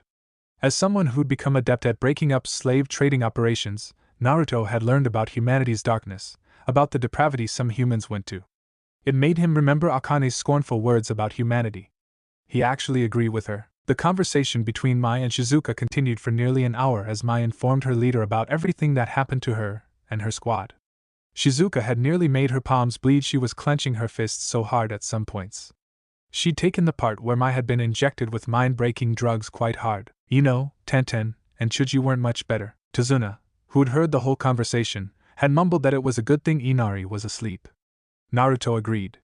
This wasn't something a kid like him needed to hear. As the conversation wound to a close, Tsunami, who had emerged from the kitchen with some tea during their story, clapped her hands to get their attention. Do you ladies have a place to stay? If not, I would love it if you stayed here.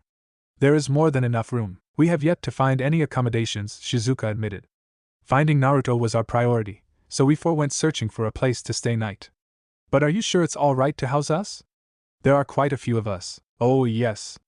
We have 6 guest bedrooms, so there is more than enough room for everyone. In that case, we will gladly accept your offer. Dividing up the rooms took longer than Naruto thought it should have. At first, he and Chuji were going to share a room since they were both guys, while the Nadeshiko Kunoichi would share another room, and the Konoha Kunoichi would also share a room. However, Shizuka had protested. She stated that she wished to share a room with Naruto. Her words had surprised Tsunami, but the calm woman had accepted them with a smile, though she'd also given Naruto a speculative gleam that he didn't quite appreciate. In either event, Chuji would get his own room, while Naruto and Shizuka would share a room. He thought it odd that she was so adamant. When he asked her why she was doing this, however, she merely smiled and said she wanted to sleep with him. He would have let it go at that, but she'd glanced at someone else after she finished. I sensed trouble on the horizon. A freshly showered Naruto entered his room about 1 hour after the decision on sleeping arrangements had been made. There was only one shower. He'd let the girls take one first. As he shut the door behind him, Naruto turned back to the interior of the room and paused. Tenten? What are you doing here? Tenten and Shizuka were sitting on a large futon, dressed only in a thin white robe. The robe seemed a bit big for them. Part of it slipped down their shoulders, revealing unblemished skin. Their skin, a healthy pink from the hot bath they had taken, glistened under the light as they sat there, feet tucked underneath their bums, hands resting on their laps. Tenten fidgeted as Naruto stared at her. She seemed embarrassed. Shizuka spoke for them both. Forgive me for meddling in your affairs, but I decided to speak with Tenten on your behalf. She and I have reached an understanding. That is why she is here. An understanding, huh? Naruto forced his nerves to remain calm as he walked into the room and sat on the futon.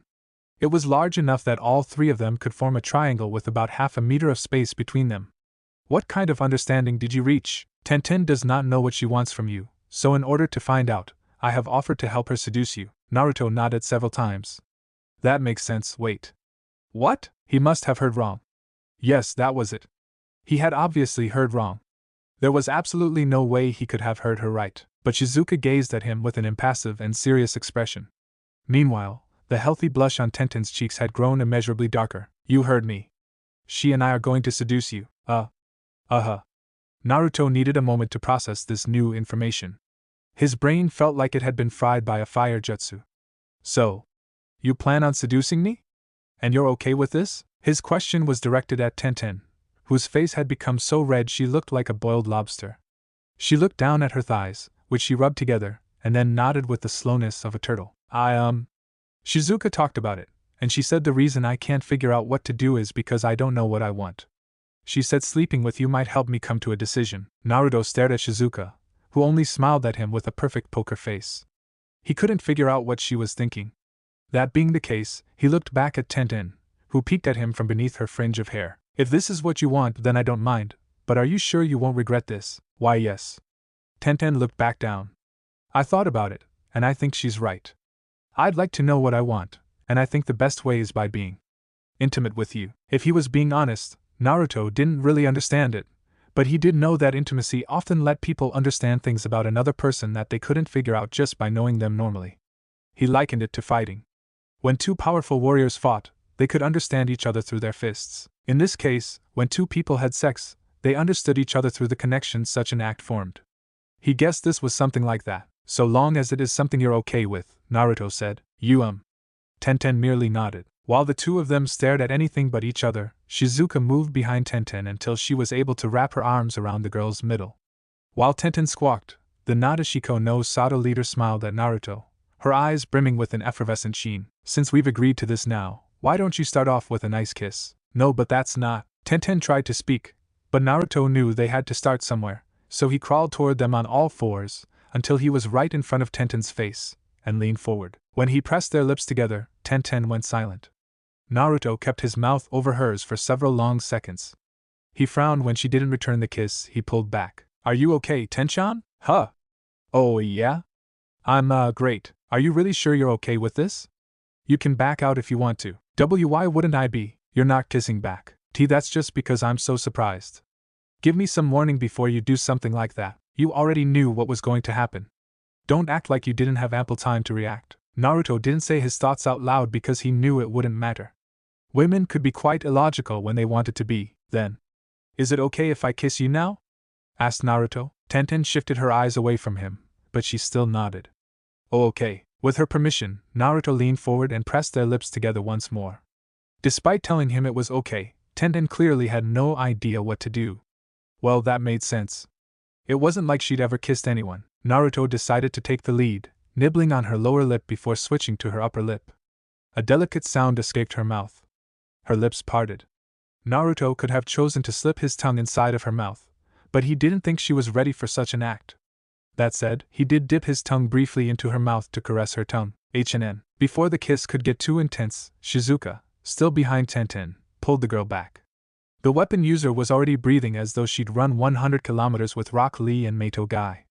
Her shoulders heaved, and the robe she wore had slipped off to reveal more of her lightly tanned skin. I think we should switch tactics here, Shizuka said with a smile. We can't have you neglecting one of us in favor of the other. Naruto would have questioned her about letting Tenten sleep with him then, but he also realized that she did have a point. He couldn't just please one of them. Still, this problem could be solved with a simple shadow clone jutsu. And no, you cannot create shadow clones. Damn it. Before Naruto could fully relinquish his thoughts of using the shadow clone jutsu for sex, Shizuka slipped past Tenten and engaged Naruto in a fierce dueling of tongues. He barely had time to squawk before she pushed his back onto the futon and plundered his mouth. She quickly worked the knots of his robe, undoing them and pushing it apart. Seconds after the chilly night air hit his bare skin, Naruto felt a delicate hand rub his crotch over the boxers he was wearing. He recognized Shizuka's touch. His flaccid cock soon rose at the feeling of her delicate and skilled fingers. There's a good boy. I love how you can get your soldier to stand at attention so quickly. I don't do anything. He has a mind of his own. That's so? I guess I should be glad he's so reactive then. Shizuka peeled Naruto's boxers off, tossed them aside, and then placed her hands on the thick, meaty shaft. Naruto sucked in a breath. Her hands weren't cold, but compared to the heat radiating from his dick, they were like ice. It was a strangely pleasant contrast that sent shivers up and down his spine. "Hello there," Shizuka cooed as she rubbed her cheek against Naruto's dick. "Did you miss me?" Naruto wanted to make a snappy comeback, but then Shizuka kissed him, and all words he could have possibly said fled his mind like water evaporating from a fire jutsu. His mind was further hampered from thinking when Shizuka opened her mouth and slowly took him inside of her. The warmth and wetness of her mouth made him grit his teeth. Matters weren't helped when she pressed her tongue against the underside of his shaft and dragged it along his skin. He grabbed the bedsheets and tried to resist bucking his hips. The last time he did that, Shizuka had nearly choked because she couldn't fit all of him inside of her. While Shizuka was orally pleasing him, Tenten had remained rooted to the spot. It seemed she didn't know what to do. All she could do was stare at the spectacle taking place before her with wide eyes. Yet even though her mind seemed frozen, her hands seemed to move with a mind of their own.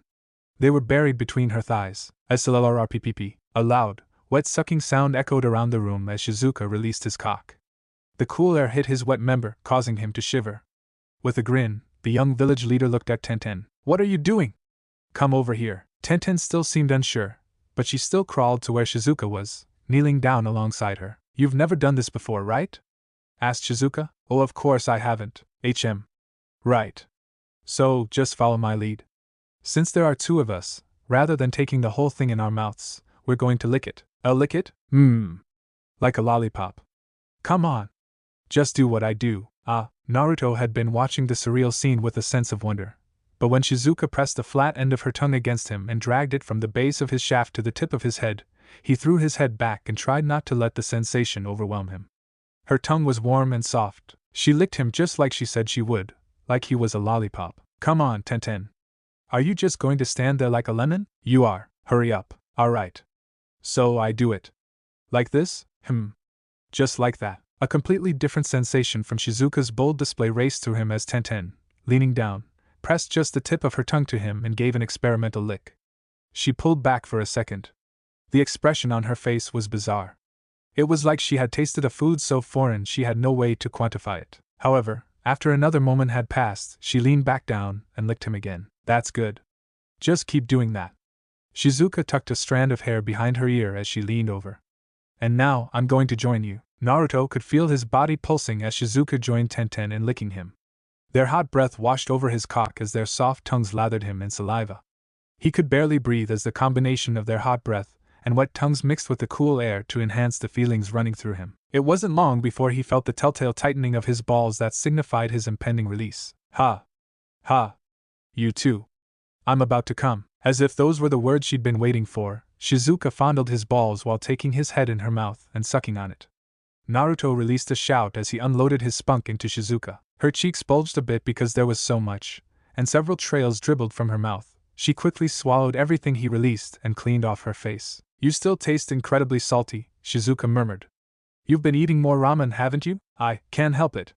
Our ramen is the best. I think I'm gonna put you on a diet of fruit for a while." "Anything but that, please." While Shizuka teased Naruto, Tenten stared at the girl with something akin to astonishment. "You just drank his sperm." "Of course I did." Shizuka smiled. "It's high in protein, and even if it's a little salty, it still tastes good." Does it really?" Shizuka fixed half-lidded eyes on Tenten. "Would you like to find out for yourself?" "And no thanks." Tenten turned her head. "Fair enough. Now then, it looks like Naruto is still harder than in Earth Jutsu. What should we— Oh, I know. Tenten, let's do this." "Do what? Hey. What are you doing?" Naruto was still lying on his back when Shizuka grabbed Tenten and pulled her over to him. He blinked as her panty-covered crotch suddenly sprang into view directly above him. Tenten's panties were white. They were also damp. He could see the outline of her lips as the wet and semi-translucent fabric clung to her. The sight made his dick twitch. "You know what to do, Naruto," Shizuka said as she went back to his crotch. "What to do? What do you on? Naruto? What are you doing?" "Returning the favor," was all Naruto said before he pressed his mouth against Tenten's panties and kissed her lips through them. Tenten's entire body seemed to shudder. Naruto's nose, which was buried in Tenten's but as she pushed against him, wiggled as she shook her hips. Wait. I'm not ready, on. HYK. Yan. A pair of soft hands landed on his stomach. They were calloused and strong from years of weapons training. His abs twitched at the feeling, but there were two more prominent sensations running through him. The first was the taste of Tenten on his tongue and the feeling of her quivering lips through her panties, and the second was the feeling of his soaked in saliva dick being encased between two soft, round marshmallows. He didn't have to look to know that Shizuka had wrapped his cock in her tits. The feeling of his dick gliding through her breasts was unmistakable, as was the intense pleasure her actions gave him. Tenten's cries grew louder as Naruto moaned around her cunt, unable to keep quiet thanks to Shizuka. Deciding that he needed to up his game, he pulled Tenten's panties to the side and attacked her directly. She was already soaking wet, with light, glistening trails running down her inner thighs. Her juices flowed into his mouth as lapped at her lips with his tongue. Of course, simply licking her wasn't going to do anything, so Naruto peeled her lips apart and inserted a finger, and then he extended his tongue and began stimulating her clit. Hanyaya. And Naruto. Don't touch the ayat. It's very sensitive, Hyan. As Tenten's juices exploded against his mouth and tongue, Shizuka had taken his head into her mouth and was sucking on it as she rubbed the rest of him with her breasts. Naruto was finding it hard to concentrate with her doing that. He gave himself over to instincts and continued stimulating Tenten with his mouth. And no. This sensation is my mind going blank. Can't on. Tenten's end came seconds later when her entire body suddenly tightened. Her thighs, which rested on either side of Naruto's head, suddenly clamped together as she pushed her ass and pussy against his face. Naruto struggled to breathe as the love nectar's flow suddenly became a deluge. At the same time, his own impending release came quickly as he lost control over his body. Pua. Huff. Huff. Naruto was able to finally pry his head free from Tenten's ridiculously strong glutes after the girl had slumped over.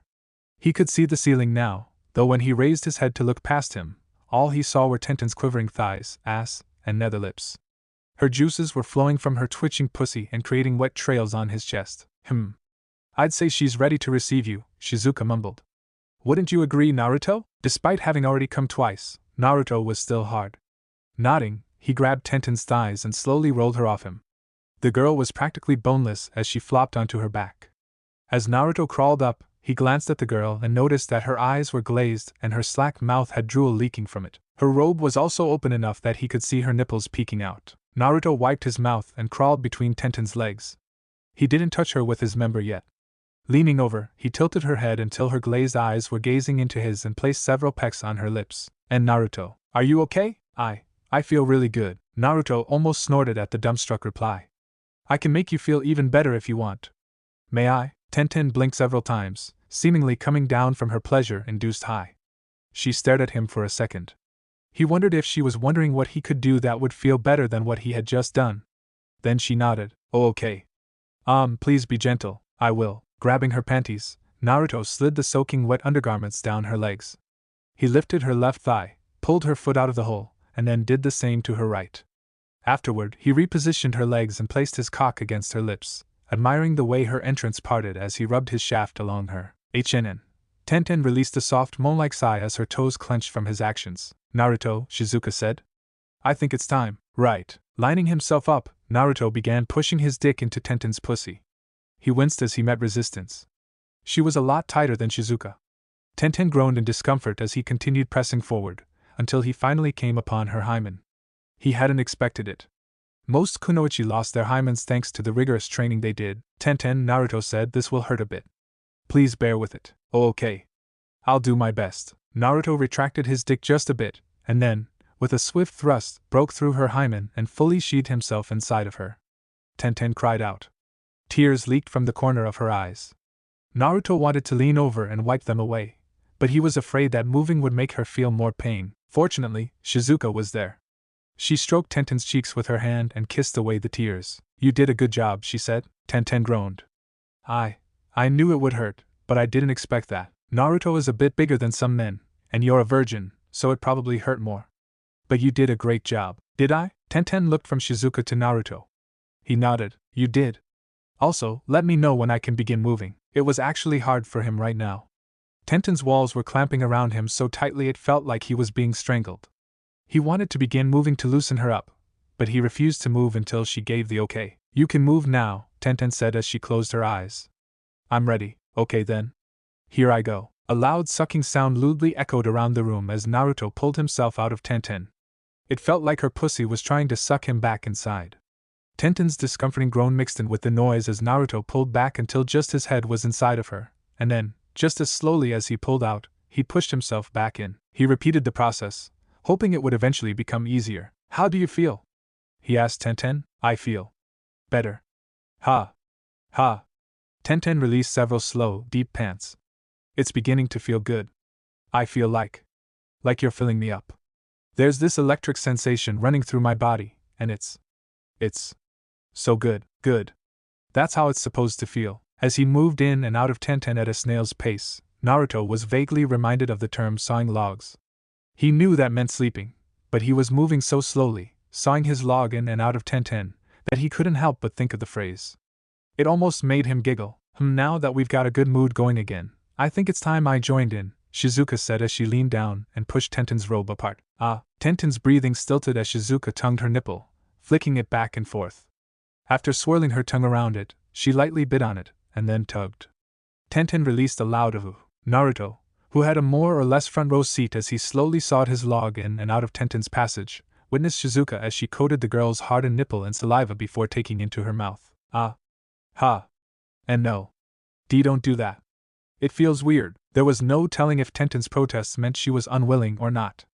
Her hand was already pressed against Shizuka's head, pushing the other girl down as though asking her to keep doing what she was doing. While Shizuka played with Tenten's tits using her mouth, she pleasured herself.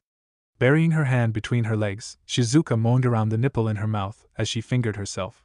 Naruto couldn't see it all, but he could practically hear the lewd sucking sounds as she shoved her fingers into her sopping center. By this point, Tenten had loosened enough that he could move faster.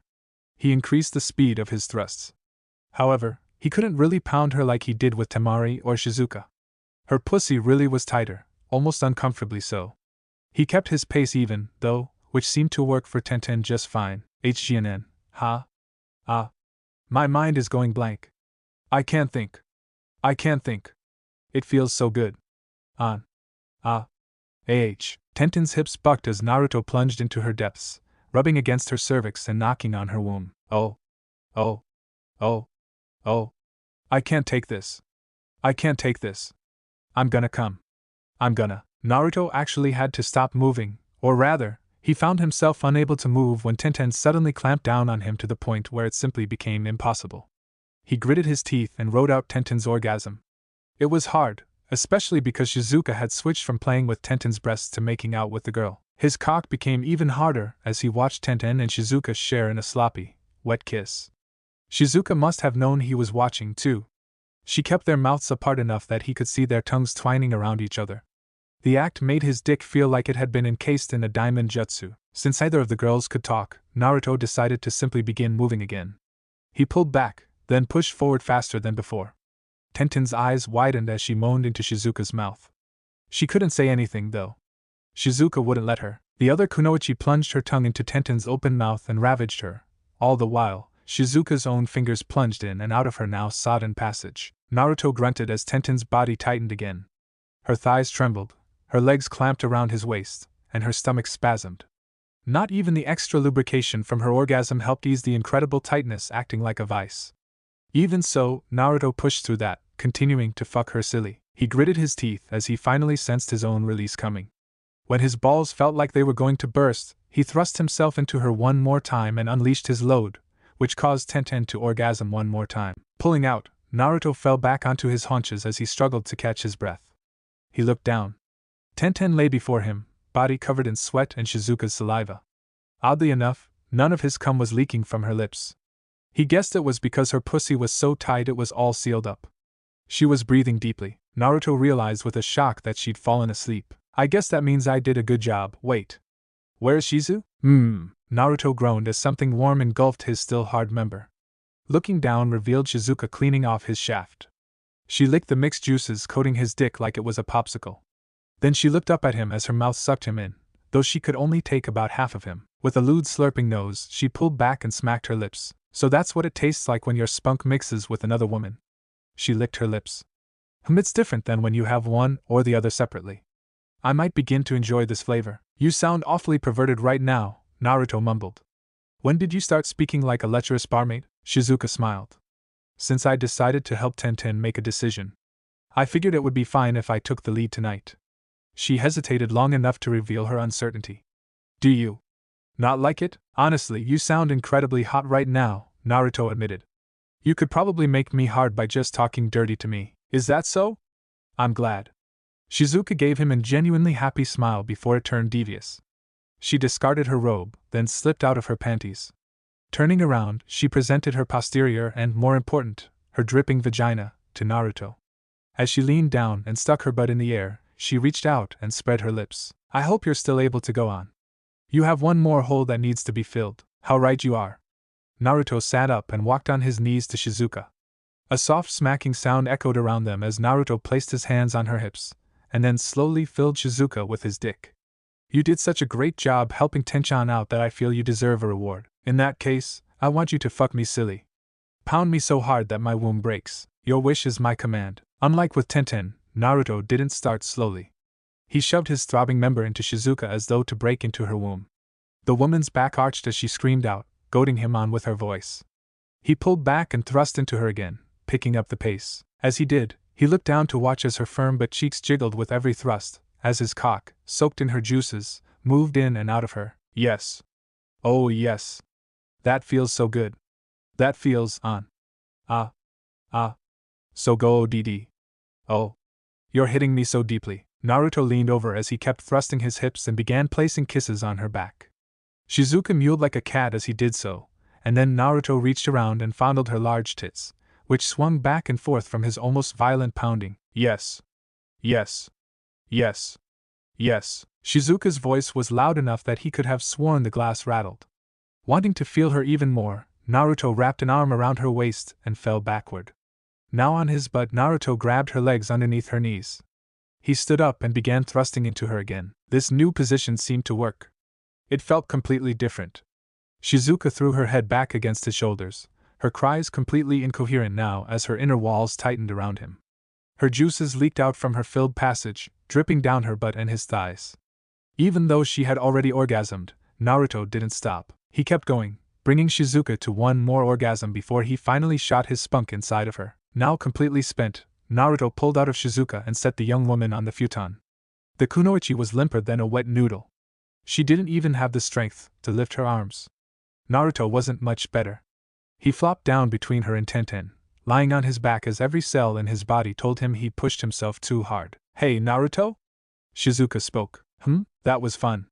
I want to do it again, maybe. You'll have to ask Tenten. I could also ask Temari or Koiki. You could. Threesomes are fun. So. Fun. Naruto didn't deny it. This had been a lot of fun, tiring but fun.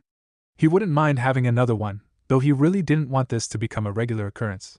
While he was quite proud in his stamina, Naruto didn't think he would be able to keep up if they had a threesome all the time like this. Strength returned to his body after a while. Shizuka must have regained some stamina too since she quickly cuddled into him. Tenten was still out like a light, so Naruto decided to just let her sleep. He closed his eyes and wondered what tomorrow might bring. After their first night in Nami no Kuni, Tazuna had told them, implicitly, and with a face that could have boiled a lobster, that if they were going to have sex, he wouldn't let them stay with him and his family. Naruto agreed to the man's terms. They wouldn't have any sex until after they left Nami no Kuni. For their part, both Tsunami and Inari had been blushing a lot the next morning. Inari couldn't even look Naruto in the eye, but Tsunami was even worse. She kept sending discreet glances when she thought he wasn't looking. On a side note, Ino had been teasing Naruto almost nonstop since that night, while Chuji had discreetly asked him what having sex was like. Talk about embarrassing. There were still numerous matters that needed to be settled. First, Naruto had Ino conduct a medical exam on all of the kidnapped kunoichi and civilian women to make sure they were healthy. He didn't want to send them on their way if they were suffering from medical problems. There were a few women who had medical issues, including the kunoichi, Mai Shiranui, who was suffering from the mind-breaking drug flowing through her bloodstream. Ma was strong enough to ignore it. However, the civilians were not. Several women were actually in a nearly comatose state because of those drugs. Ino worked around the clock to flush the drug from their system, and even after she finally succeeded, she informed Naruto that there would be lingering side effects. While Ino dealt with the healing side of things, Naruto spoke at length with Kaito. The first thing he did was give Kaito the now captive Shato. He hadn't killed the man, though he was sure Shato wished he was dead. Since the two of them were related, Naruto believed it was Kaito's duty as his brother to come up with a suitable punishment. Since he seemed so set on selling slaves, I believe I will let him know what being a slave is like, had been Kaito's words during their conversation. Kaito had also promised to help get all of the women safely home. He said it was the least he could do to fix his mistake of not stopping his brother from doing this in the first place. They stayed in Nami no Kuni for about 1 week, long enough for Ino to do everything she could for the kidnapped women, and then the group, now including over a dozen new kunoichi, journeyed back to Nadeshiko no Sato. Their procession to Nadeshiko no Sato was incredibly slow thanks to how many of them there were. It took about 1.5 weeks. Once they arrived, however, the group was welcomed back by the other kunoichi of the village. During the time where they had been in Nami, the Nadeshiko kunoichi had repaired the village until it was almost as pristine as it had been before. Since their mission was officially complete, Naruto and the others didn't stay for long. After spending a few more days to help the kunoichi settle back in, Naruto and the others left Nadeshiko no Sato. It sounds like you guys had a lot of trouble with this mission. I can see why it took so long, Tsunade said. Naruto, Ino, Chuji, and Tenten were in the Hokage's office, giving a report on what happened during their mission to Nadeshiko no Sato. The woman sat with her fingers laced on the desk, brown eyes piercing them as they finished. It looks like this mission was a lot more complicated than we first realized. If I had known. Well, you four seemed to handle it well, so good job. The group was promptly dismissed by Tsunade after the report had been made. While Ino and Chuji said their goodbyes before going off to do whatever they did on their free time, Naruto and Tenten walked along the road together. While they weren't holding hands or anything so intimate, the distance between them had closed. Tenten no longer ignored him. She talked to him again just like they used to before the mission to Suna. Hey, Naruto? Tenten said suddenly. Yes? Wanna get some ramen? Naruto's eyes lit up. Tenten. I think I love you. You think? Tenten blushed at his confession, but she tried to sound stern. What kind of confession is that? But Naruto just laughed. Of course I love you a lot. You're my Tenchan. I idiot, Tenten muttered with a smile. The bright sun overhead heralded another beautiful day as the two ninja of Konoha went off to visit Ichiraku's together. Chapter 56, Where the Rain Never Stops. A blue sky marked the day as Naruto walked to the Hokage Tower. He'd woken up early that morning to discover a member of the ANBU waiting for him. His presence had been requested by the Hokage, apparently, and he'd been asked to meet with her as soon as he could. Thus Naruto had shelved his original plan to train that morning in favor of meeting with the old lady to see what she wanted. Tenten had still been asleep when he left. She'd only woken up briefly, long enough for him to tell her that he was leaving and give her a kiss goodbye. 2 weeks had passed since Naruto, Tenten, Ino, and Chuji had returned from Nadeshiko no Sato. His relationship with Tenten had improved. These days it was not unusual for her to come over and spend the night at his place. It was also not unusual for them to have a lot of sex. Actually, their sexcapades had reached the point where he was worried she might have become addicted. Then again, maybe that was just him. After wandering into the Hokage Tower, Naruto traveled up to the Hokage's office. He didn't bother knocking. Busting the door wide open, he strode in with a confident gait and a grin that caused the whiskers on his cheeks to stretch. What do you want, you old hag? The moment that question left his lips, a paperweight flew at him, prompting Naruto to duck. There was a loud crash behind him. Turning to look at the paperweight, now embedded into the wall, Naruto could only silently click his tongue as he turned back to the annoyed woman sitting behind the desk. That might have actually hurt me if it hit me. Good. Tsunade twitched with barely repressed agitation as a vein appeared on her forehead, throbbing an angry red. It was supposed to hurt. I wish it had hit you. Now that's not very nice, Naruto muttered. Wandering further into the room, he found that Shizen was not present like normal. She must have been at the hospital. Since Tsunade was the Hokage, she couldn't run the hospital herself, so she left her first apprentice in charge of it. In Shizen's place was someone else, a man with white hair that looked like a lion's mane, a red vest over a green gi, and Geta sandals. Erosenin. Naruto frowned as he squinted at the man. What are you doing here? It must be pretty important to pull you away from your porn. That's a pretty rude thing to say to your sensei. Jiraiya shouted, though it lacked heat. The man didn't even seem to care. But you're right that what I'm here for is pretty important. Given that you've been involved with basically every incident involving Akatsuki up to this point, I'm sure you know that we've put a pretty nice dent in their forces. Tsunade began ticking members off her fingers. Haiden, Deidara, and Sasori have been disposed of. Akatsuki consisted of 7 S-ranked ninja from what we've gathered. Provided they haven't gained any new members, that means they are now down to only 4. Itachi and Kakazu are 2 of them, but we don't know anything about the others. Naruto nodded along with what they were saying, though he also rolled his eyes. I already know all of this, Though I guess if you're reiterating this information, it means you've either discovered who the other members are, or you've found out where they are hiding. Give the brats some ramen. Jiraiya grinned as he clapped his hands. That's right. I believe I know where Akatsuki's leader is hiding. To be honest, I think I've known about it for a long time, but I dismissed the idea originally since I didn't think it was possible. Naruto looked at Jiraiya, at the look on the man's face, a mixture of cocky and serious. Jiraiya had crossed his arms and was giving off a stern yet somehow nervous vibe. And? Where is this hideout? We believe the leader of Akatsuki has holed himself up in Amigekyo no Sato, Tsunade said. How much do you know about the Hidden Rain Village? Barely anything. Naruto shrugged as he shifted his feet against the floor. I know that because of its location between 3 of the 5 great shinobi nations, it has frequently served as a battleground during the various ninja wars. I also know that most of its population are war refugees because of those same ninja wars. That's about what most people know. Jiraiya stepped forward, toward the Hokage's desk, which he placed one of his hands against and began tapping on. Because Amigekyo had suffered so much during all the ninja wars, Hanzo the Salamander adopted a heavy isolationist policy, leading to the village's defenses becoming almost impenetrable. Just being admitted into the village is a pain in the ass. Naruto didn't say anything at first as he pondered what Jiraiya and Tsunade were telling him. He bit the inside of his cheek, lightly, and came to the only conclusion he could think of. You believe that Akatsuki's leader is there? We do, Tsunade said. Naruto looked at Jiraiya, and then at Tsunade. And I'm guessing the reason Jiraiya is here, and the reason you summoned me, is because he and I are going to infiltrate Amigekyo no Sato to locate this mysterious leader. Got it in one. Jiraiya's broad grin spoke of pride.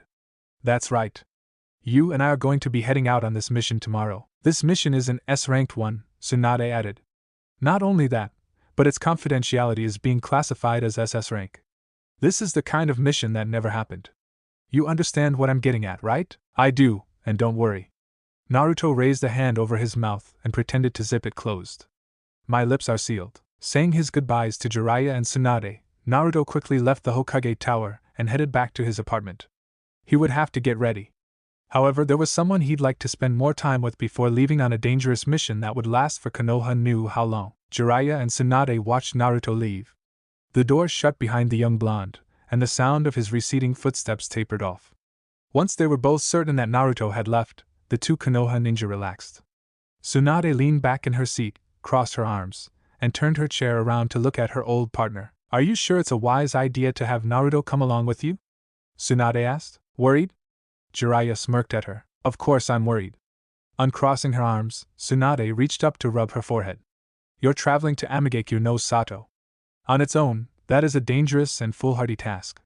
However, if Akatsuki really does have a base there, then the danger and foolishness is multiplied over 100-fold.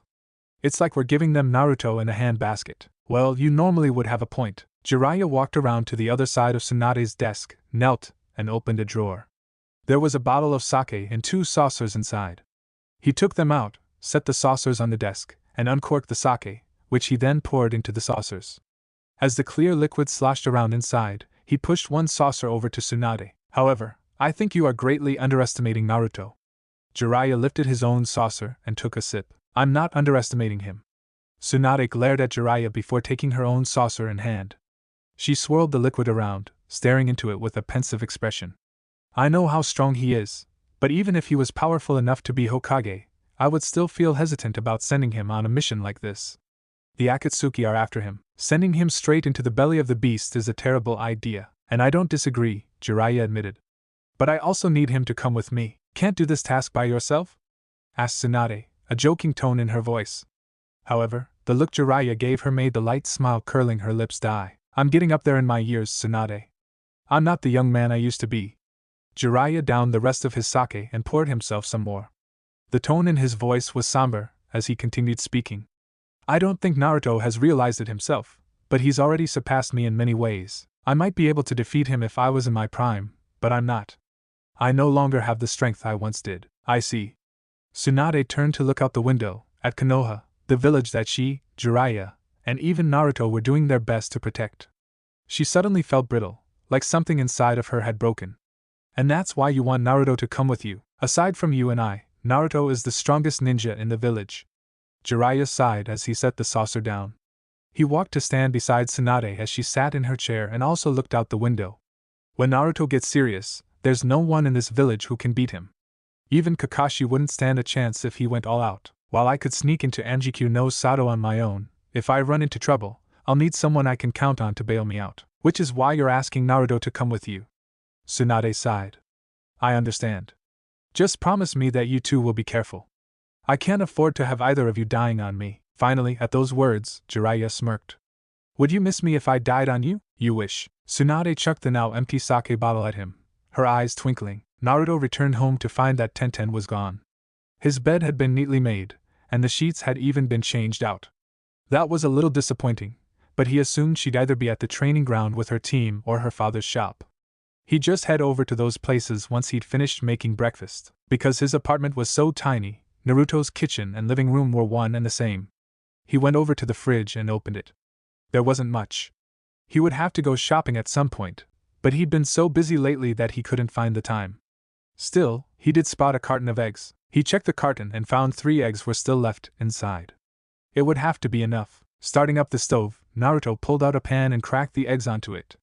He quickly stirred the yolk in. While he was making scrambled eggs, a soft click alerted him to someone unlocking his apartment door. Only a few people had a key to his apartment. Of those people, only one of them was currently in Konoha. He kept his eyes on his food as the door opened, and then closed. You're already making breakfast? Tenten sounded disappointed. I was hoping to make some for you before you got back home. Naruto finally turned his head. Tenten stood in the doorway. She was frowning at him. In her left hand was a grocery bag, which he could only guess was filled with the ingredients she'd planned on using to make breakfast. Sorry, Naruto apologized. I honestly thought you'd gone back to your parents after waking up. Tenten sighed as she walked over to the counter and set the bag on top. It's fine, but here. If you're going to make breakfast, then at least make enough for the both of us. Inside the bag, Naruto found flour, cheese, milk, and another carton of eggs. He wondered what she'd been planning to make with all that. Will do, he said, grabbing 4 more eggs and cracking them over the pan. Since he had some cheddar as well, he added that into the mix and stirred it even more, whipping the scrambled eggs until the cheese had melted and the whole thing was light and fluffy. So? Asked Tenten as she sat down at the table. What did the Hokage want? I'm going on another mission. Naruto turned off the stove and grabbed 2 plates and forks. It's one that Jiraiya and I are going on. Sadly, it's S-ranked and confidential, so I can't tell you anything about it. Tenten nodded as Naruto, after putting eggs onto both plates, wandered over to the table and set the plate next to her. She grabbed the fork embedded into the eggs and began eating as Naruto sat down and did the same. You'll tell me about it afterward, right? So long as the old bat permits it. I really don't think you should be calling our Hokage an old bat. Even if it is kind of true. Naruto and Tenten kept their conversation mostly light, though he did let her know that he'd be leaving on the mission tomorrow. He asked if she'd like to spend the day with him, but sadly, Tenten informed him that she actually was scheduled to head out on a mission with her team.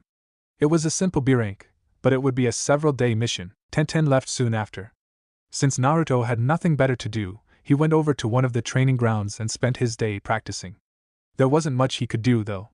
Unless he wanted to practice his more destructive jutsu, which he'd been forbidden from doing within Konoha, there was nothing he could improve on. His physical abilities were about as good as they were going to get, his chakra control was as perfect as he'd ever be able to make it, and he had no trouble entering his yokai form at will. Naruto stared at his clawed hands, clenched them, then unclenched them. He could his chakra flowing through his tenketsu like a raging torrent. His eyes, which he knew had become purple, could see the chakra, though not as well as perhaps the Byakugan or the Sharingan. This wasn't a Dijutsu. Without having to battle, Naruto could maintain this form for several hours, though his limit remained around 10 to 20 minutes during combat. He wondered if he could extend the time. Akane had told him it was possible, but she dropped out of contact before she told him how. Akane. She still hadn't spoken to him since his mission to Yuki no Kuni. He had tried contacting her several more times within the last few days, but no good had come of it.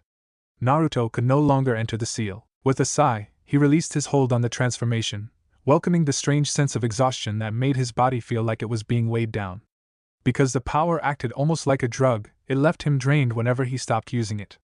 He likened it to the Akamichi soldier pills. It boosted your stamina, but then once it ran its course, you were left more tired than you were before. I know you're there, Kakashi, Naruto said suddenly as a presence tickled his senses, like an itch in the back of his mind.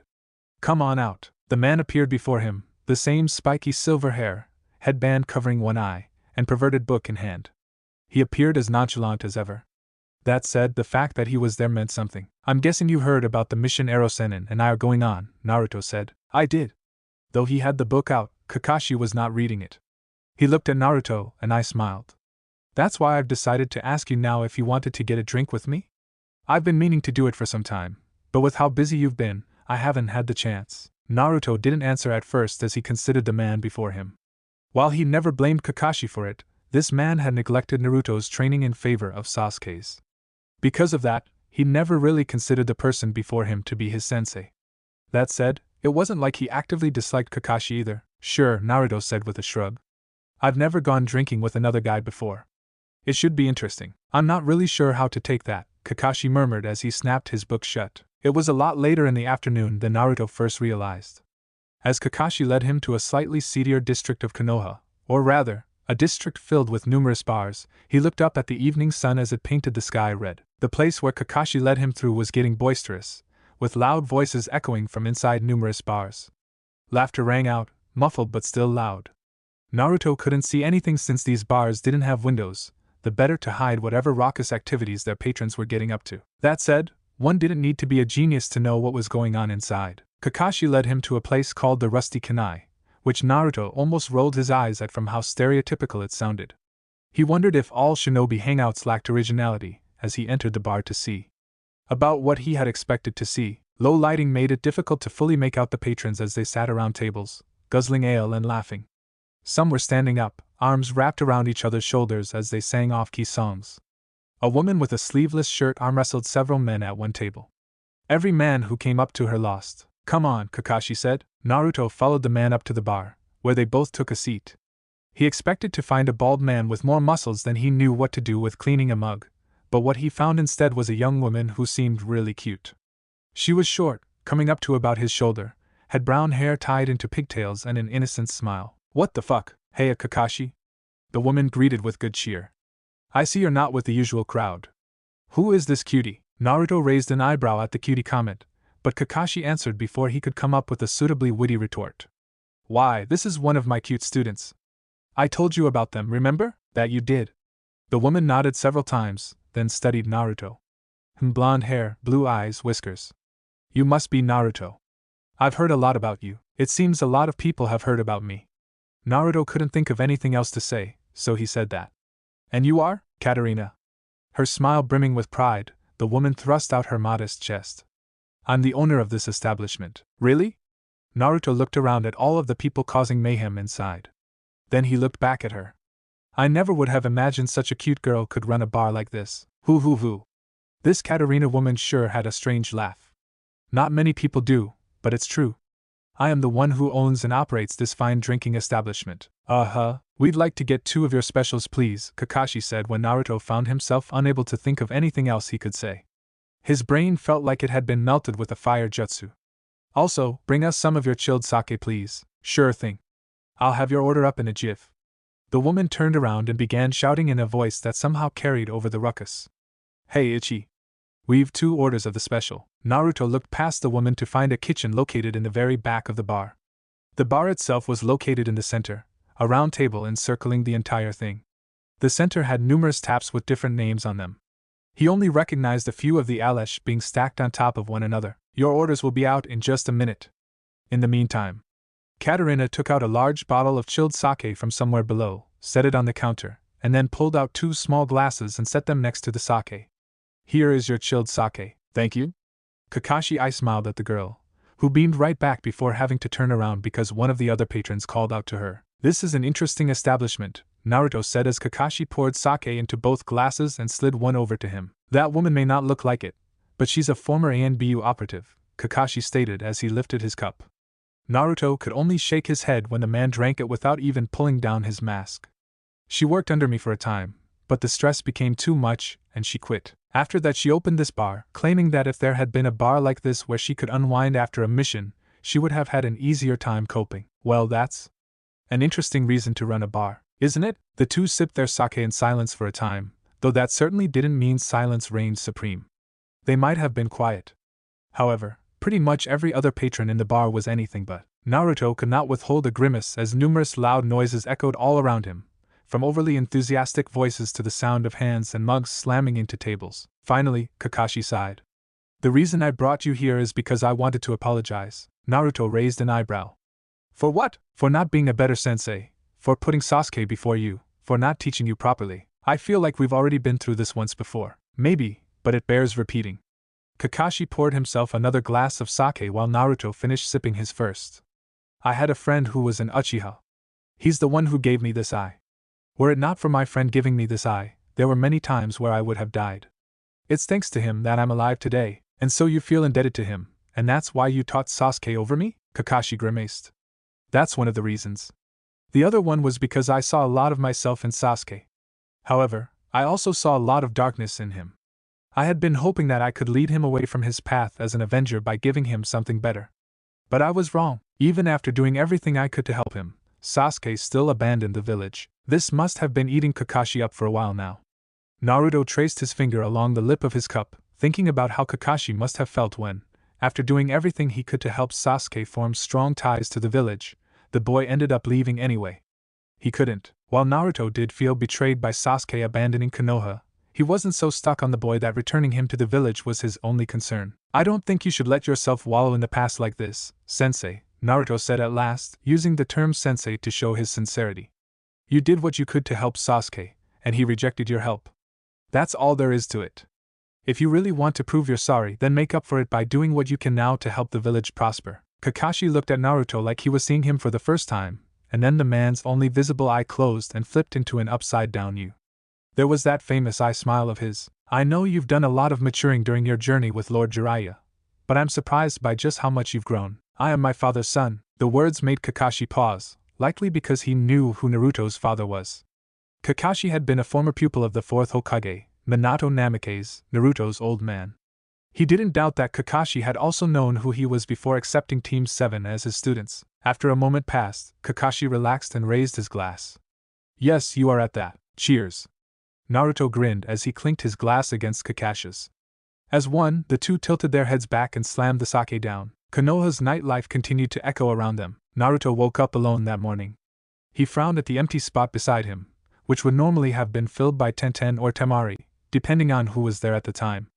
With a sigh, he climbed out of bed, made breakfast, brushed his teeth, and got dressed. The sun had just risen when Naruto left his apartment to meet Jiraiya at the gates. His sensei was already there. He was wearing the same clothes as always. However, strapped around behind his back was a massive scroll, the summoning contract for the toads of Mount Maiboku, which Jiraiya only carried when he planned to go on long journeys. Jiraiya gave him a grin. You all ready to go, brat? Who do you take me for, you old pervert? Asked Naruto as he patted his ninja pouch. I've got everything I need right here. Good. Then let's head out. No sense in wasting daylight. After checking out at the gate, Naruto and Jiraiya headed for the Amigekyo no Sato. Amigekyo no Sato was known as the village hidden in the rain specifically because it almost constantly rained there. Surrounding the village was a massive lake. The waters of this lake were constantly being disturbed as tiny droplets of rain sprinkled it, creating small ripples on the surface. Swimming through this lake was a seemingly innocuous frog, whose shadow could only vaguely be seen before its head popped out of the water's surface. Then the front opened its mouth. Without warning and defying every logical convention known to man, a hand emerged from the frog's mouth. The hand was followed by an arm, then a shoulder, then a head, and a body. Slowly but surely, a man emerged from inside of the frog. Dressed in a red jacket with a green GI battle mesh armor, and a scroll on his back, Jiraiya of the Sannin knelt on the water as another figure emerged from the frog's mouth. That was certainly not the most glamorous way to travel, Naruto commented as he stood up and brushed himself off. A ninja's life isn't always glamorous. Jiraiya also stood up. You should know that. That doesn't make me feel any better. The village of Amigekyo no Sato stood before them, a series of industrial structures that loomed above their heads like towers. It looked nothing at all like Konoha, which blended in with the surrounding nature. This was a place of steel and cement. All the buildings towered in the sky, with pipes jutting from them in a convoluted network. There didn't seem to be any rhyme or reason for them, though Naruto was sure they had one. That said, he didn't think they were sewage pipes, so he was at a loss to figure out what they were. Well, let's not waste any daylight. Jiraiya adjusted the scroll on his back and began moving toward the village. Naruto sighed, but he dutifully followed his sensei. They both put on a raincoat and pulled the hoods over their heads as they entered the village. Naruto was not wearing his headband, but his vibrant blonde hair would definitely stand out. Perhaps because the village was surrounded by a lake, there were numerous large rivers running through it. As Naruto and Jiraiya walked past other people wearing raincoats, he wandered over to the railing and looked down at the boats, ferrying people across the river. Beyond the river were numerous other walkways. Some sloped. Others were flat. Naruto spotted a large number of staircases in the distance. Everything looked very dull. Naruto didn't know if it was the rain, but this place just looked dreary. The buildings were all a very drab color, a faded gray that blended in with the steel pipes running throughout the village. Likewise, none of the people looked truly happy. Their expressions were lifeless and shallow. He wondered if that meant they were being oppressed, or if the people who lived here were just that boring. As they continued to wander, Jiraiya went over to a small shop that was selling steamed pork buns. An old lady sat on a stool next to the wooden steamers. Rain dripped off. Naruto walked over to him just as Jiraiya paid for 2 pork buns and tossed one to him. "I haven't seen your faces before," the woman said. "Are you not from around here?" "That's correct. I'm actually a writer," Jiraiya said easily enough. "I travel the world and write about regional cuisine and products for a magazine. This young lad here is my apprentice. I'm teaching him how to spin a good tale to make his articles pack more punch." As soon as he finished, Jiraiya took a bite of the pork bun. Naruto decided to do the same. He actually paused, though, when the steamy insides hit his tongue. There was no intense burst of flavor, but the softness of the bun complemented the savory warmth of the steamed pork. I see. And how do you like my pork buns?" asked the old lady. "They're delicious," Jiraiya said, and it wasn't a lie. They weren't the best, but they were pretty damn good. Naruto quickly finished his. "I heard about them from a friend, but even I wasn't expecting them to be this amazing." A twinkle entered the woman's eyes as she smiled. "I know. Aren't they?" Jiraiya held the pork bun aloft, waving his hand back and forth as if to emphasize it. "I'd like to introduce them in our magazine." "Is that okay? In a magazine?" The woman seemed startled. "Yes. Although." Jiraiya leaned down and cupped a hand to his mouth as though getting ready to share a secret. The old woman leaned in. "Once I write about them, you'll have such a big crowd you won't be able to rest." The woman's eyes widened as Jiraiya stood back up. She laughed as she said, "I see. That would be a problem." Naruto pretended to be a diligent apprentice by pulling out a notepad, a pen, and jotting down notes. Meanwhile, Jiraiya looked left, then right, a smile growing on his face. "It sure is peaceful around here." "Ah." The woman nodded as her face brightened even more. "This village is no longer plagued by war thanks to Lord Pain."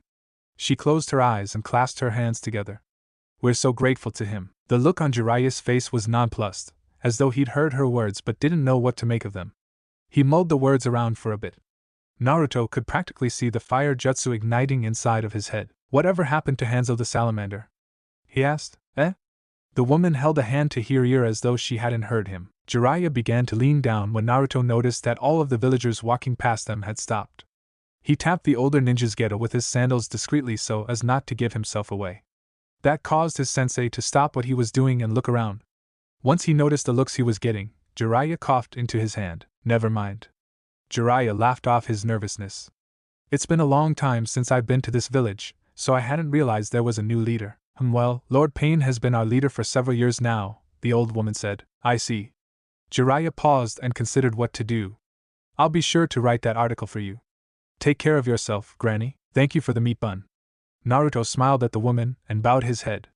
It was delicious. As the two wandered off, leaving the quiet crowd of civilians who'd been staring at them behind, Naruto looked at his sensei. The befuddled and serious expression on the man's face was not one that his perverted teacher normally wore. It let him know that something was wrong. However, just as Naruto began to feel unsettled, Jiraiya stopped walking. He was confused at first, but then he saw what had made his sensei stop. There was a bright neon sign with yellow lights outlining it. Near the top were 2 glowing pink hearts being pierced by an arrow.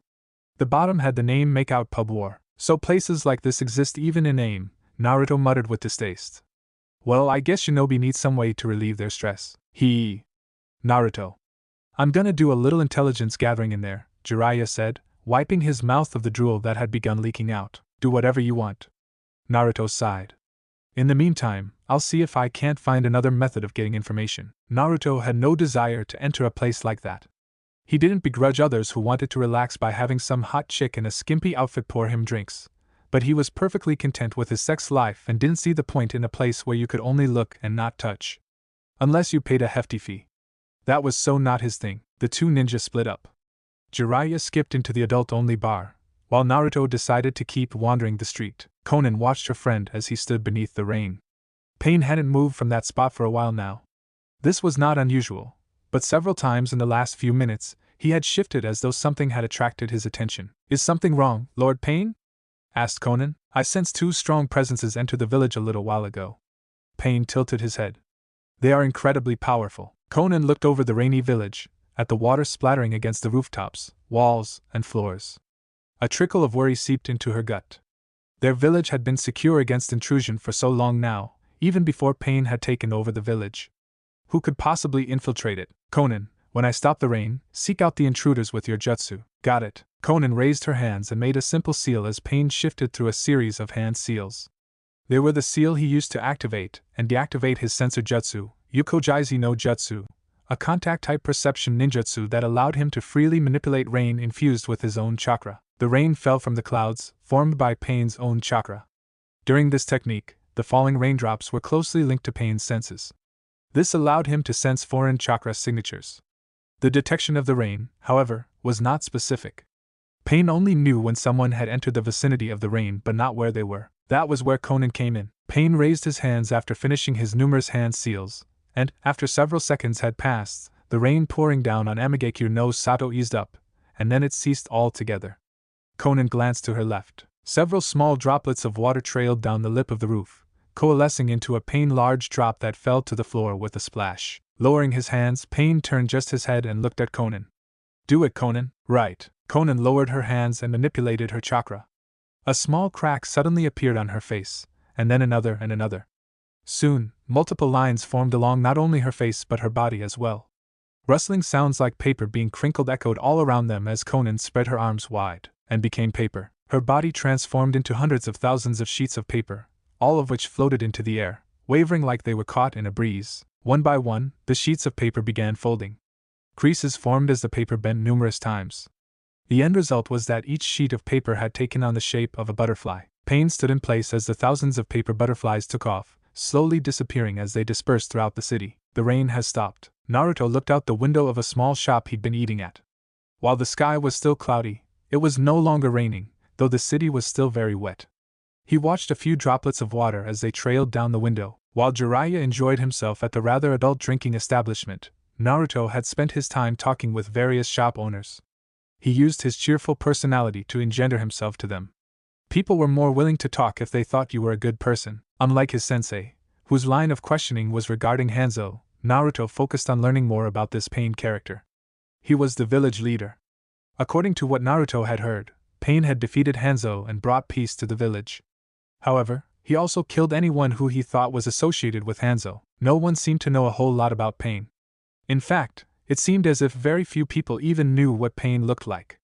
That said, everyone there had an almost unhealthy reverence for this man. The look in their eyes as they spoke of Pain, how he had saved them, how he had brought peace, had disturbed Naruto a great deal. It was almost like they thought this man was a god. Something else Naruto learned was that Pain didn't work alone. He had a woman who worked with him, and unlike Pain, who almost never showed himself in public, this woman had been seen around the village. They called her Lady Angel. He didn't know if she had another name. If she did, no one seemed to know it. Still, the idea of this woman being an angel only reinforced the idea that these people thought their village leader was a god. "Oh, you're right," a young woman who'd been catering to Naruto said as she looked out the window. She had a tray with a plate of hot tea and some dango resting on it. He would have preferred ramen, but he'd picked up a taste for the stuff thanks to Anko. That's quite odd. Lord Pain normally doesn't stop the rain so suddenly like this. I wonder if he's planning to send Lady Angel out on an errand? Does Lady Angel appear often then? Asked Naruto as the woman set his tea and dango on the table. Oh yes. The woman smiled. She appears quite a lot, actually. She normally travels around the village and helps people who are having problems. I've also seen her playing with the children sometimes. She sounds like a nice person, Naruto said. She is very nice. Naruto didn't stay in the shop for very long. After finishing his meal, he left and headed into the streets. Given what Naruto had learned so far, the rain that had been falling on Amigekyo appeared to be related to some kind of sensor ninjutsu. If the rain stopped, he could only assume that it was because the ninjutsu was not accurate enough to locate him and Jiraiya. That meant Pain would be sending this Lady Angel to locate them. To avoid a confrontation, Naruto stuck to the main streets where traffic was heaviest. Instead of disguising himself with a transformation jutsu, he used makeup and a wig to make himself look like a member of the village. If this lady angel was a censor, she'd probably still find him, but it would be harder. Naruto also created several shadow clones and had them transform into various animals, mostly rats and birds, which then traveled either through the air or the numerous pipes located throughout the city. He didn't know where Jiraiya was. However, if he knew his sensei even half as well as he thought he did, then he suspected the man was likely interrogating a ninja of the village by this point. Should I meet up at the assigned meeting point? Once they had all of the information they could gather, he and Jiraiya had agreed to meet at the edge of the village. As he pondered whether or not he should head to the meeting point, a large surge of chakra erupted from several dozen meters away, causing Naruto's head to snap around like it had whiplash.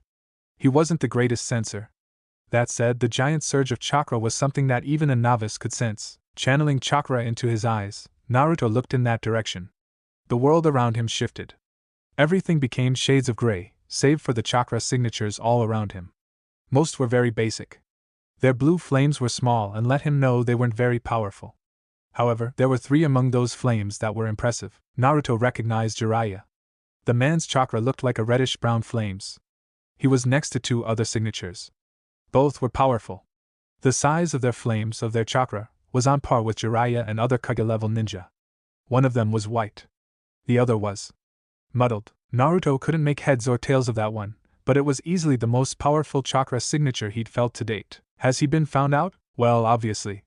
If 2 such powerful signatures were confronting Jiraiya, then they had definitely discovered the man. Cursing to himself, Naruto discarded his disguise and took to the roofs. Several shouts echoed behind him. He ignored them and created several shadow clones to keep any ninja that chased him busy. Traveling along the walls, over pipes, and across roofs, Naruto soon came upon a very obvious battle site. Jiraiya was fighting against a man with orange hair and many piercings. Both were standing atop a summons. Jiraiya was on a toad, who Naruto recognized as Gamaken, while the man was on a giant chameleon-like lizard. The lizard summon looked odd. There were so many piercings stuck in the creature's body that Naruto wondered how it was still alive. Also, its eyes were unusual. There were no whites in its eyes. Concentric rings spread out from the pupil like ripples on the surface of a pond. Naruto noticed that those eyes matched the eyes of the man standing on top of it. Naruto would have wondered what that was about, but before he could even begin to get closer, several shuriken flew from out of nowhere. He twisted his body like a corkscrew, dodging the attacks. A sharp pain struck his cheek as one sliced into him, or so it seemed, until Naruto disappeared in a burst of smoke. A shadow clone, is it? A woman floating high above Naruto asked as she turned to face the real Naruto, who stood several meters from where the clone was dispelled. You were quite skilled to replace yourself with a shadow clone so quickly. I barely even noticed it. Thank you for the compliment. Naruto gave the woman a cheerful smile. You must be this lady angel that everyone keeps talking about. The woman before him really did seem angelic, and not just because of her paper wings. Her light blue hair framed a delicate face. Brown eyes were narrowed in a natural sensuality. She had a lip piercing. While her body was covered by the traditional Akatsuki cloak, even Naruto could tell from the way certain places swelled that she had a body worth dying for. And if I am not mistaken, you are the Kyuubi's Jinchuriki, Naruto Uzumaki. The lady gazed at him as her wings flapped to keep her aloft. It was foolish of you to come here. You think so? Naruto began circulating chakra through his body. I don't know about that. It seems to me like I'm doing something you Akatsuki people never expected. Sometimes doing what your enemy least expects is the best thing to do. Humph. You sound just like Jiraiya-sensei. Jiraiya-sensei? Naruto was nonplussed by those words, but he wasn't given any time to question them. The woman before him suddenly split apart into many sheets of paper, which then folded themselves into shurikens and flew at him. Left with little choice, Naruto replaced himself with yet another shadow clone. As he reappeared on a roof several meters away, Naruto took off running. It would be better to battle this woman away from Jiraiya. There was no sense in mixing their battles together. Neither of them needed that kind of chaos right now. The woman quickly chased after him. He could hear the flapping of her wings behind him. Given that they were also made of paper and that she had transformed into paper, Naruto could only assume that all of her jutsu were paper-based techniques. He'd never seen jutsu like that before. They must have been unique to her. Several more paper shuriken flew at him from all directions, but Naruto twisted his body and blew them all away. Senpuken. Large gusts of wind burst from his fist and tore the shuriken apart like they were made of paper. Naruto landed on a roof and fired off several more of the same jutsu. Each one blasted apart numerous paper shuriken. He then back-flipped to avoid an attack that came from above. 6 shuriken became embedded into the roof. The woman raised her hands above her head as she floated in the sky. Naruto narrowed his eyes when a large quantity of paper sheets converged above her head, turning into a chakram-like shape. With little ceremony, the woman threw the chakram at him. Narrowing his eyes further, Naruto waited until the last moment before dodging to the side. Nice try, he taunted, but that won't. Alarm bells flared inside of his mind. Naruto leapt away from where he'd been standing. The chakram the woman had thrown flew through the spot not even a second later. It then curved around, coming toward him again. What's more, the woman had made 2 more chakrams, which she threw at him as well. Well, this is annoying. It looked like she could control the chakram's trajectory and speed with her chakra. He guessed since the paper sheets came from her, she was able to freely manipulate them however she wanted. Since it was clear that dodging them would get Naruto nowhere, he grounded himself on the roof, bending his knees and bringing his elbows into his torso. He breathed in. The chakrams came closer. Then he breathed out and launched 3 senpukens simultaneously using his fists and left foot. His attacks hit the 3 chakram, which exploded violently, sending paper flying out in all directions. You are a most troubling opponent, the woman said. Ha! I could say the same thing to you. Those paper attacks of yours are really annoying. The woman didn't respond to his taunt with words. She launched a multitude of sharp paper planes at him in rapid succession. That's not gonna work. Senpyu Tatsumaki. Naruto thrust out his fists and released a massive stream of chakra, which quickly spiraled outward in the shape of a giant tornado. His attack slammed into the paper. Naruto expected his attack to shred the paper to bits, but that wasn't what happened. What the hell? Instead of his technique shredding apart the paper, it was the paper that shredded apart his technique. Naruto was forced to leap backward as the sharp paper slammed into where he'd been standing. He gawked as the paper projectiles punctured numerous holes into the steel roof. What the flying fuck? How could paper be that strong? I see, he murmured as he looked at the woman. Not only can you freely control paper by infusing it with your chakra, you can change the paper's density, making it harder than diamonds. You are very astute, the woman said. Heh. Of course I am. You're looking at the best damn ninja on the face of the planet. Naruto grinned at the lady, whose eyes widened ever so slightly. That was an interesting reaction. Humph. Anyway, if we're going to continue this battle, do you mind if I at least had your name? Calling you Lady Angel in my head is annoying. The woman didn't say anything for a long time, leading Naruto to believe she wouldn't say anything. But then, my name is Conan, the voice came from behind him. What herc? Naruto turned his head to find Conan standing behind him, and then something sharp pierced his back, slicing through his body and emerging out of his chest. He looked down. Poking from his chest with a slick coating of blood was a paper sword. He looked up. The Conan floating above him suddenly unraveled into several sheets of paper. So that's what happened. You replaced yourself with a paper clone and snuck up behind me. Very clever. Naruto turned his head to grin at the woman. But you know, clones are my specialty. Conan twitched when the Naruto she had impaled disappeared. Rasengan. She leapt away when the real Naruto plummeted from the sky, a swirling ball of chakra in his hand. His attack slammed into the roof. Metal shrieked as it was ripped apart like someone had stuck it in a grinder. The jutsu exploded outward seconds later, causing the hole in the roof to become even larger. Naruto stood up and glared at Conan as she floated away again. This game of cat and mouse was beginning to get annoying. As they fought, several loud explosions rang out from far away. Neither of them looked away from each other. However, both of them knew that the explosions were being caused by the battle between Jiraiya and Pain. It looks like Erosenin and your master are still going at it. So it seems. Then perhaps we should end this. I agree. Conan launched more of those paper projectiles, which Naruto decided to call paper kunai, from her wings. He moved back to avoid them. However, this time, when they struck the roof, each one exploded in a massive geyser of fire. The heat singed his face while the force of the explosions threw him back. She must have wanted to knock him off balance. Conan appeared above him and threw numerous paper shuriken at Naruto while he was stumbling, but he avoided them by launching a powerful tornado to his left, using the resulting force to push him away from her attacks. Since Conan was flying in the sky, Naruto decided to follow her lead. He expelled wind chakra from his body, particularly his feet, and launched himself at her. A frontal assault like that won't work. Conan once more sent numerous paper kunai at Naruto, but he expelled more wind chakra from specific tenketsu to push himself into a series of complex aerial maneuvers. Deftly avoiding each attack, Naruto closed the distance as he created a Rasengan in both hands. Rasengan. He thrust out his right Rasengan first. Conan dodged by rotating her body to the left, but doing so left her wing exposed, and his Rasengan tore through it with ease. Using the force created from dispelling his Rasengan, Naruto spun around and shoved the Rasengan in his other hand straight into the woman's chest. Conan exploded. A massive gout of fire tossed Naruto away, burning his skin and clothing.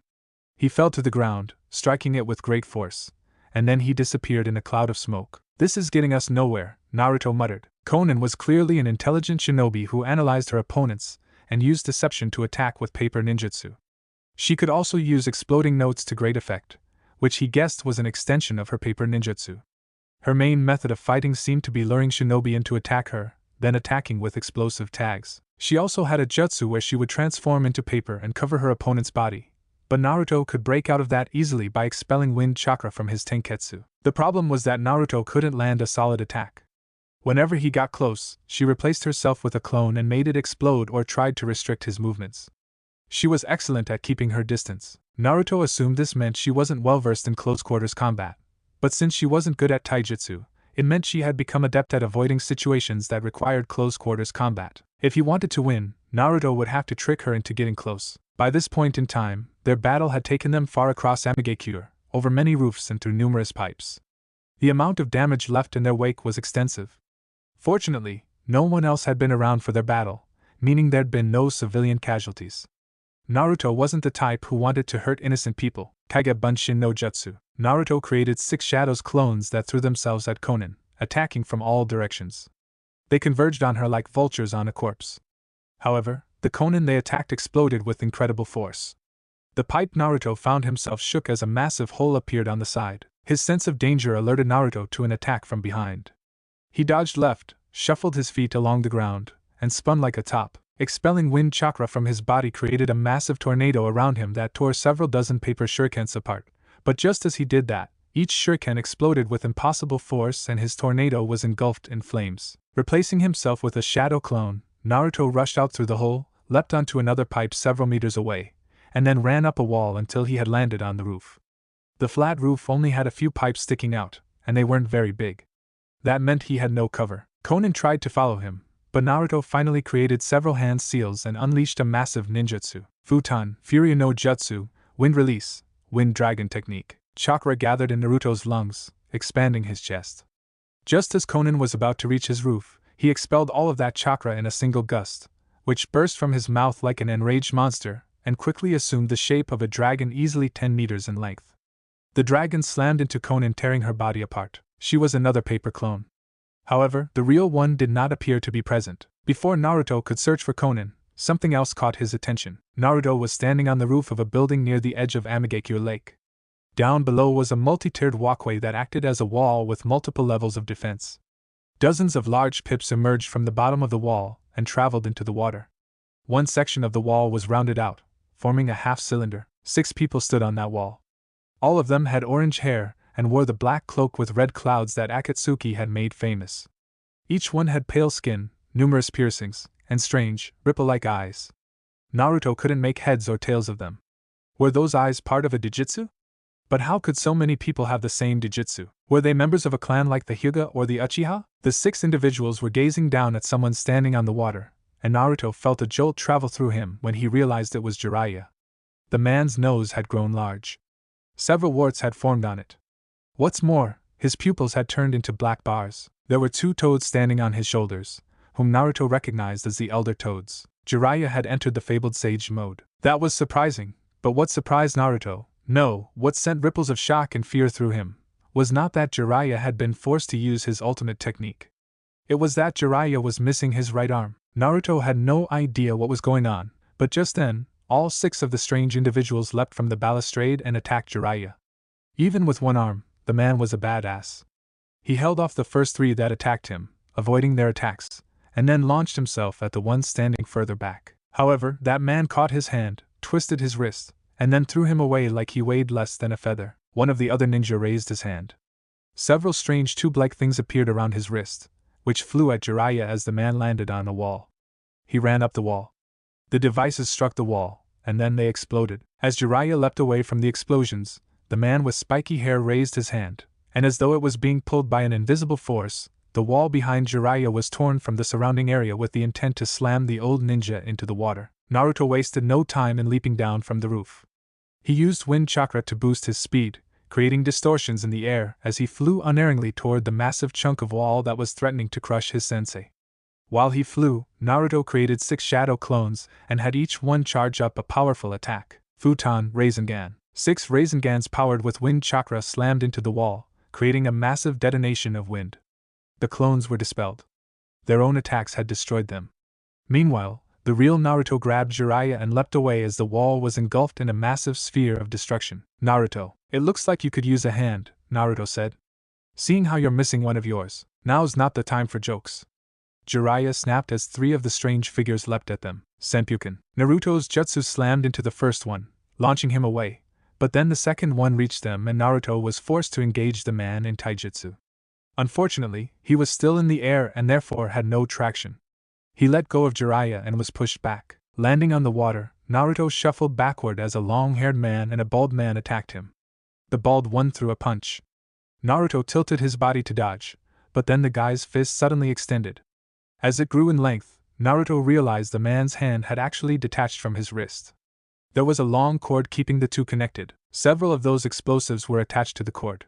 With plumes of smoke, they were launched at Naruto, who had no choice but to replace himself with a shadow clone. When he appeared several meters away, he made several dozen more shadow clones and had them split up and hide themselves. The long-haired one tried to attack him next, but Naruto flowed around his less than coordinated attacks and launched a powerful, wind-infused kick that sent the man crashing into a wall. He would have celebrated, but then several more explosives were launched his way. Rather than avoid them by dodging, Naruto held out his hands and created a powerful barrier of wind chakra. He winced as the explosion slammed into his barrier. Leaping back, he kept the barrier up while charging his next attack. That was the plan. Before he could, the man he'd launched away came at him again.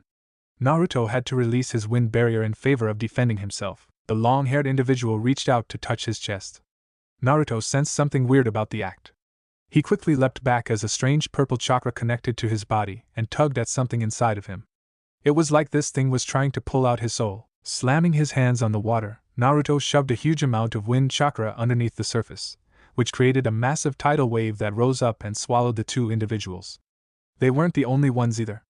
The 4 people who Jiraiya had been fighting were forced to leap away from his sensei as the wave crashed into them. Jiraiya also leapt into the air. Landing near Naruto, he and his apprentice stood back to back as the 6 figures surrounded them on all sides. Who the hell are these people? Asked Naruto. I don't know. Jiraiya narrowed his frog-like eyes. They call themselves the 6 Paths of Pain, but I have no idea what that even means. So pain is 6 people? I don't know. You're no help at all. Don't be like that. I found out a lot of useful information. Sure. Why don't you tell it to me later? I'll determine how useful it is. You are. The Kyuubi's Jinchuriki, the pain with short, spiky hair said. I had known there were 2 of you, but I didn't realize one of you was the Kyuubi's Jinchuriki. You have given us a lot of trouble. I'll be sure to defeat you here and take the Kyuubi away from you. Ha! Naruto barked. That's rich. I don't know who you think you are, but there's no way I'd ever let you take Akane from me. I don't even think that's possible anymore. The pain that Naruto was talking to narrowed his eyes. We shall see, was all he said before he and the 5 other pains attacked in earnest. Thanks a ton for watching, Shinobi Squad. I hope you had as much fun as I did putting this epic what if together. Make sure to smash that like button, subscribe, and hit the bell icon so you never miss a single twist in the story. Drop your thoughts, theories, or even wild ideas in the comments. I read every single one. And hey, if you're craving more awesome Naruto content, go check out the other videos on the channel. I've got plenty of heat waiting for you. Until next time, stay sharp, stay awesome, and remember, even a shadow clone needs love. Peace out, Shinobi.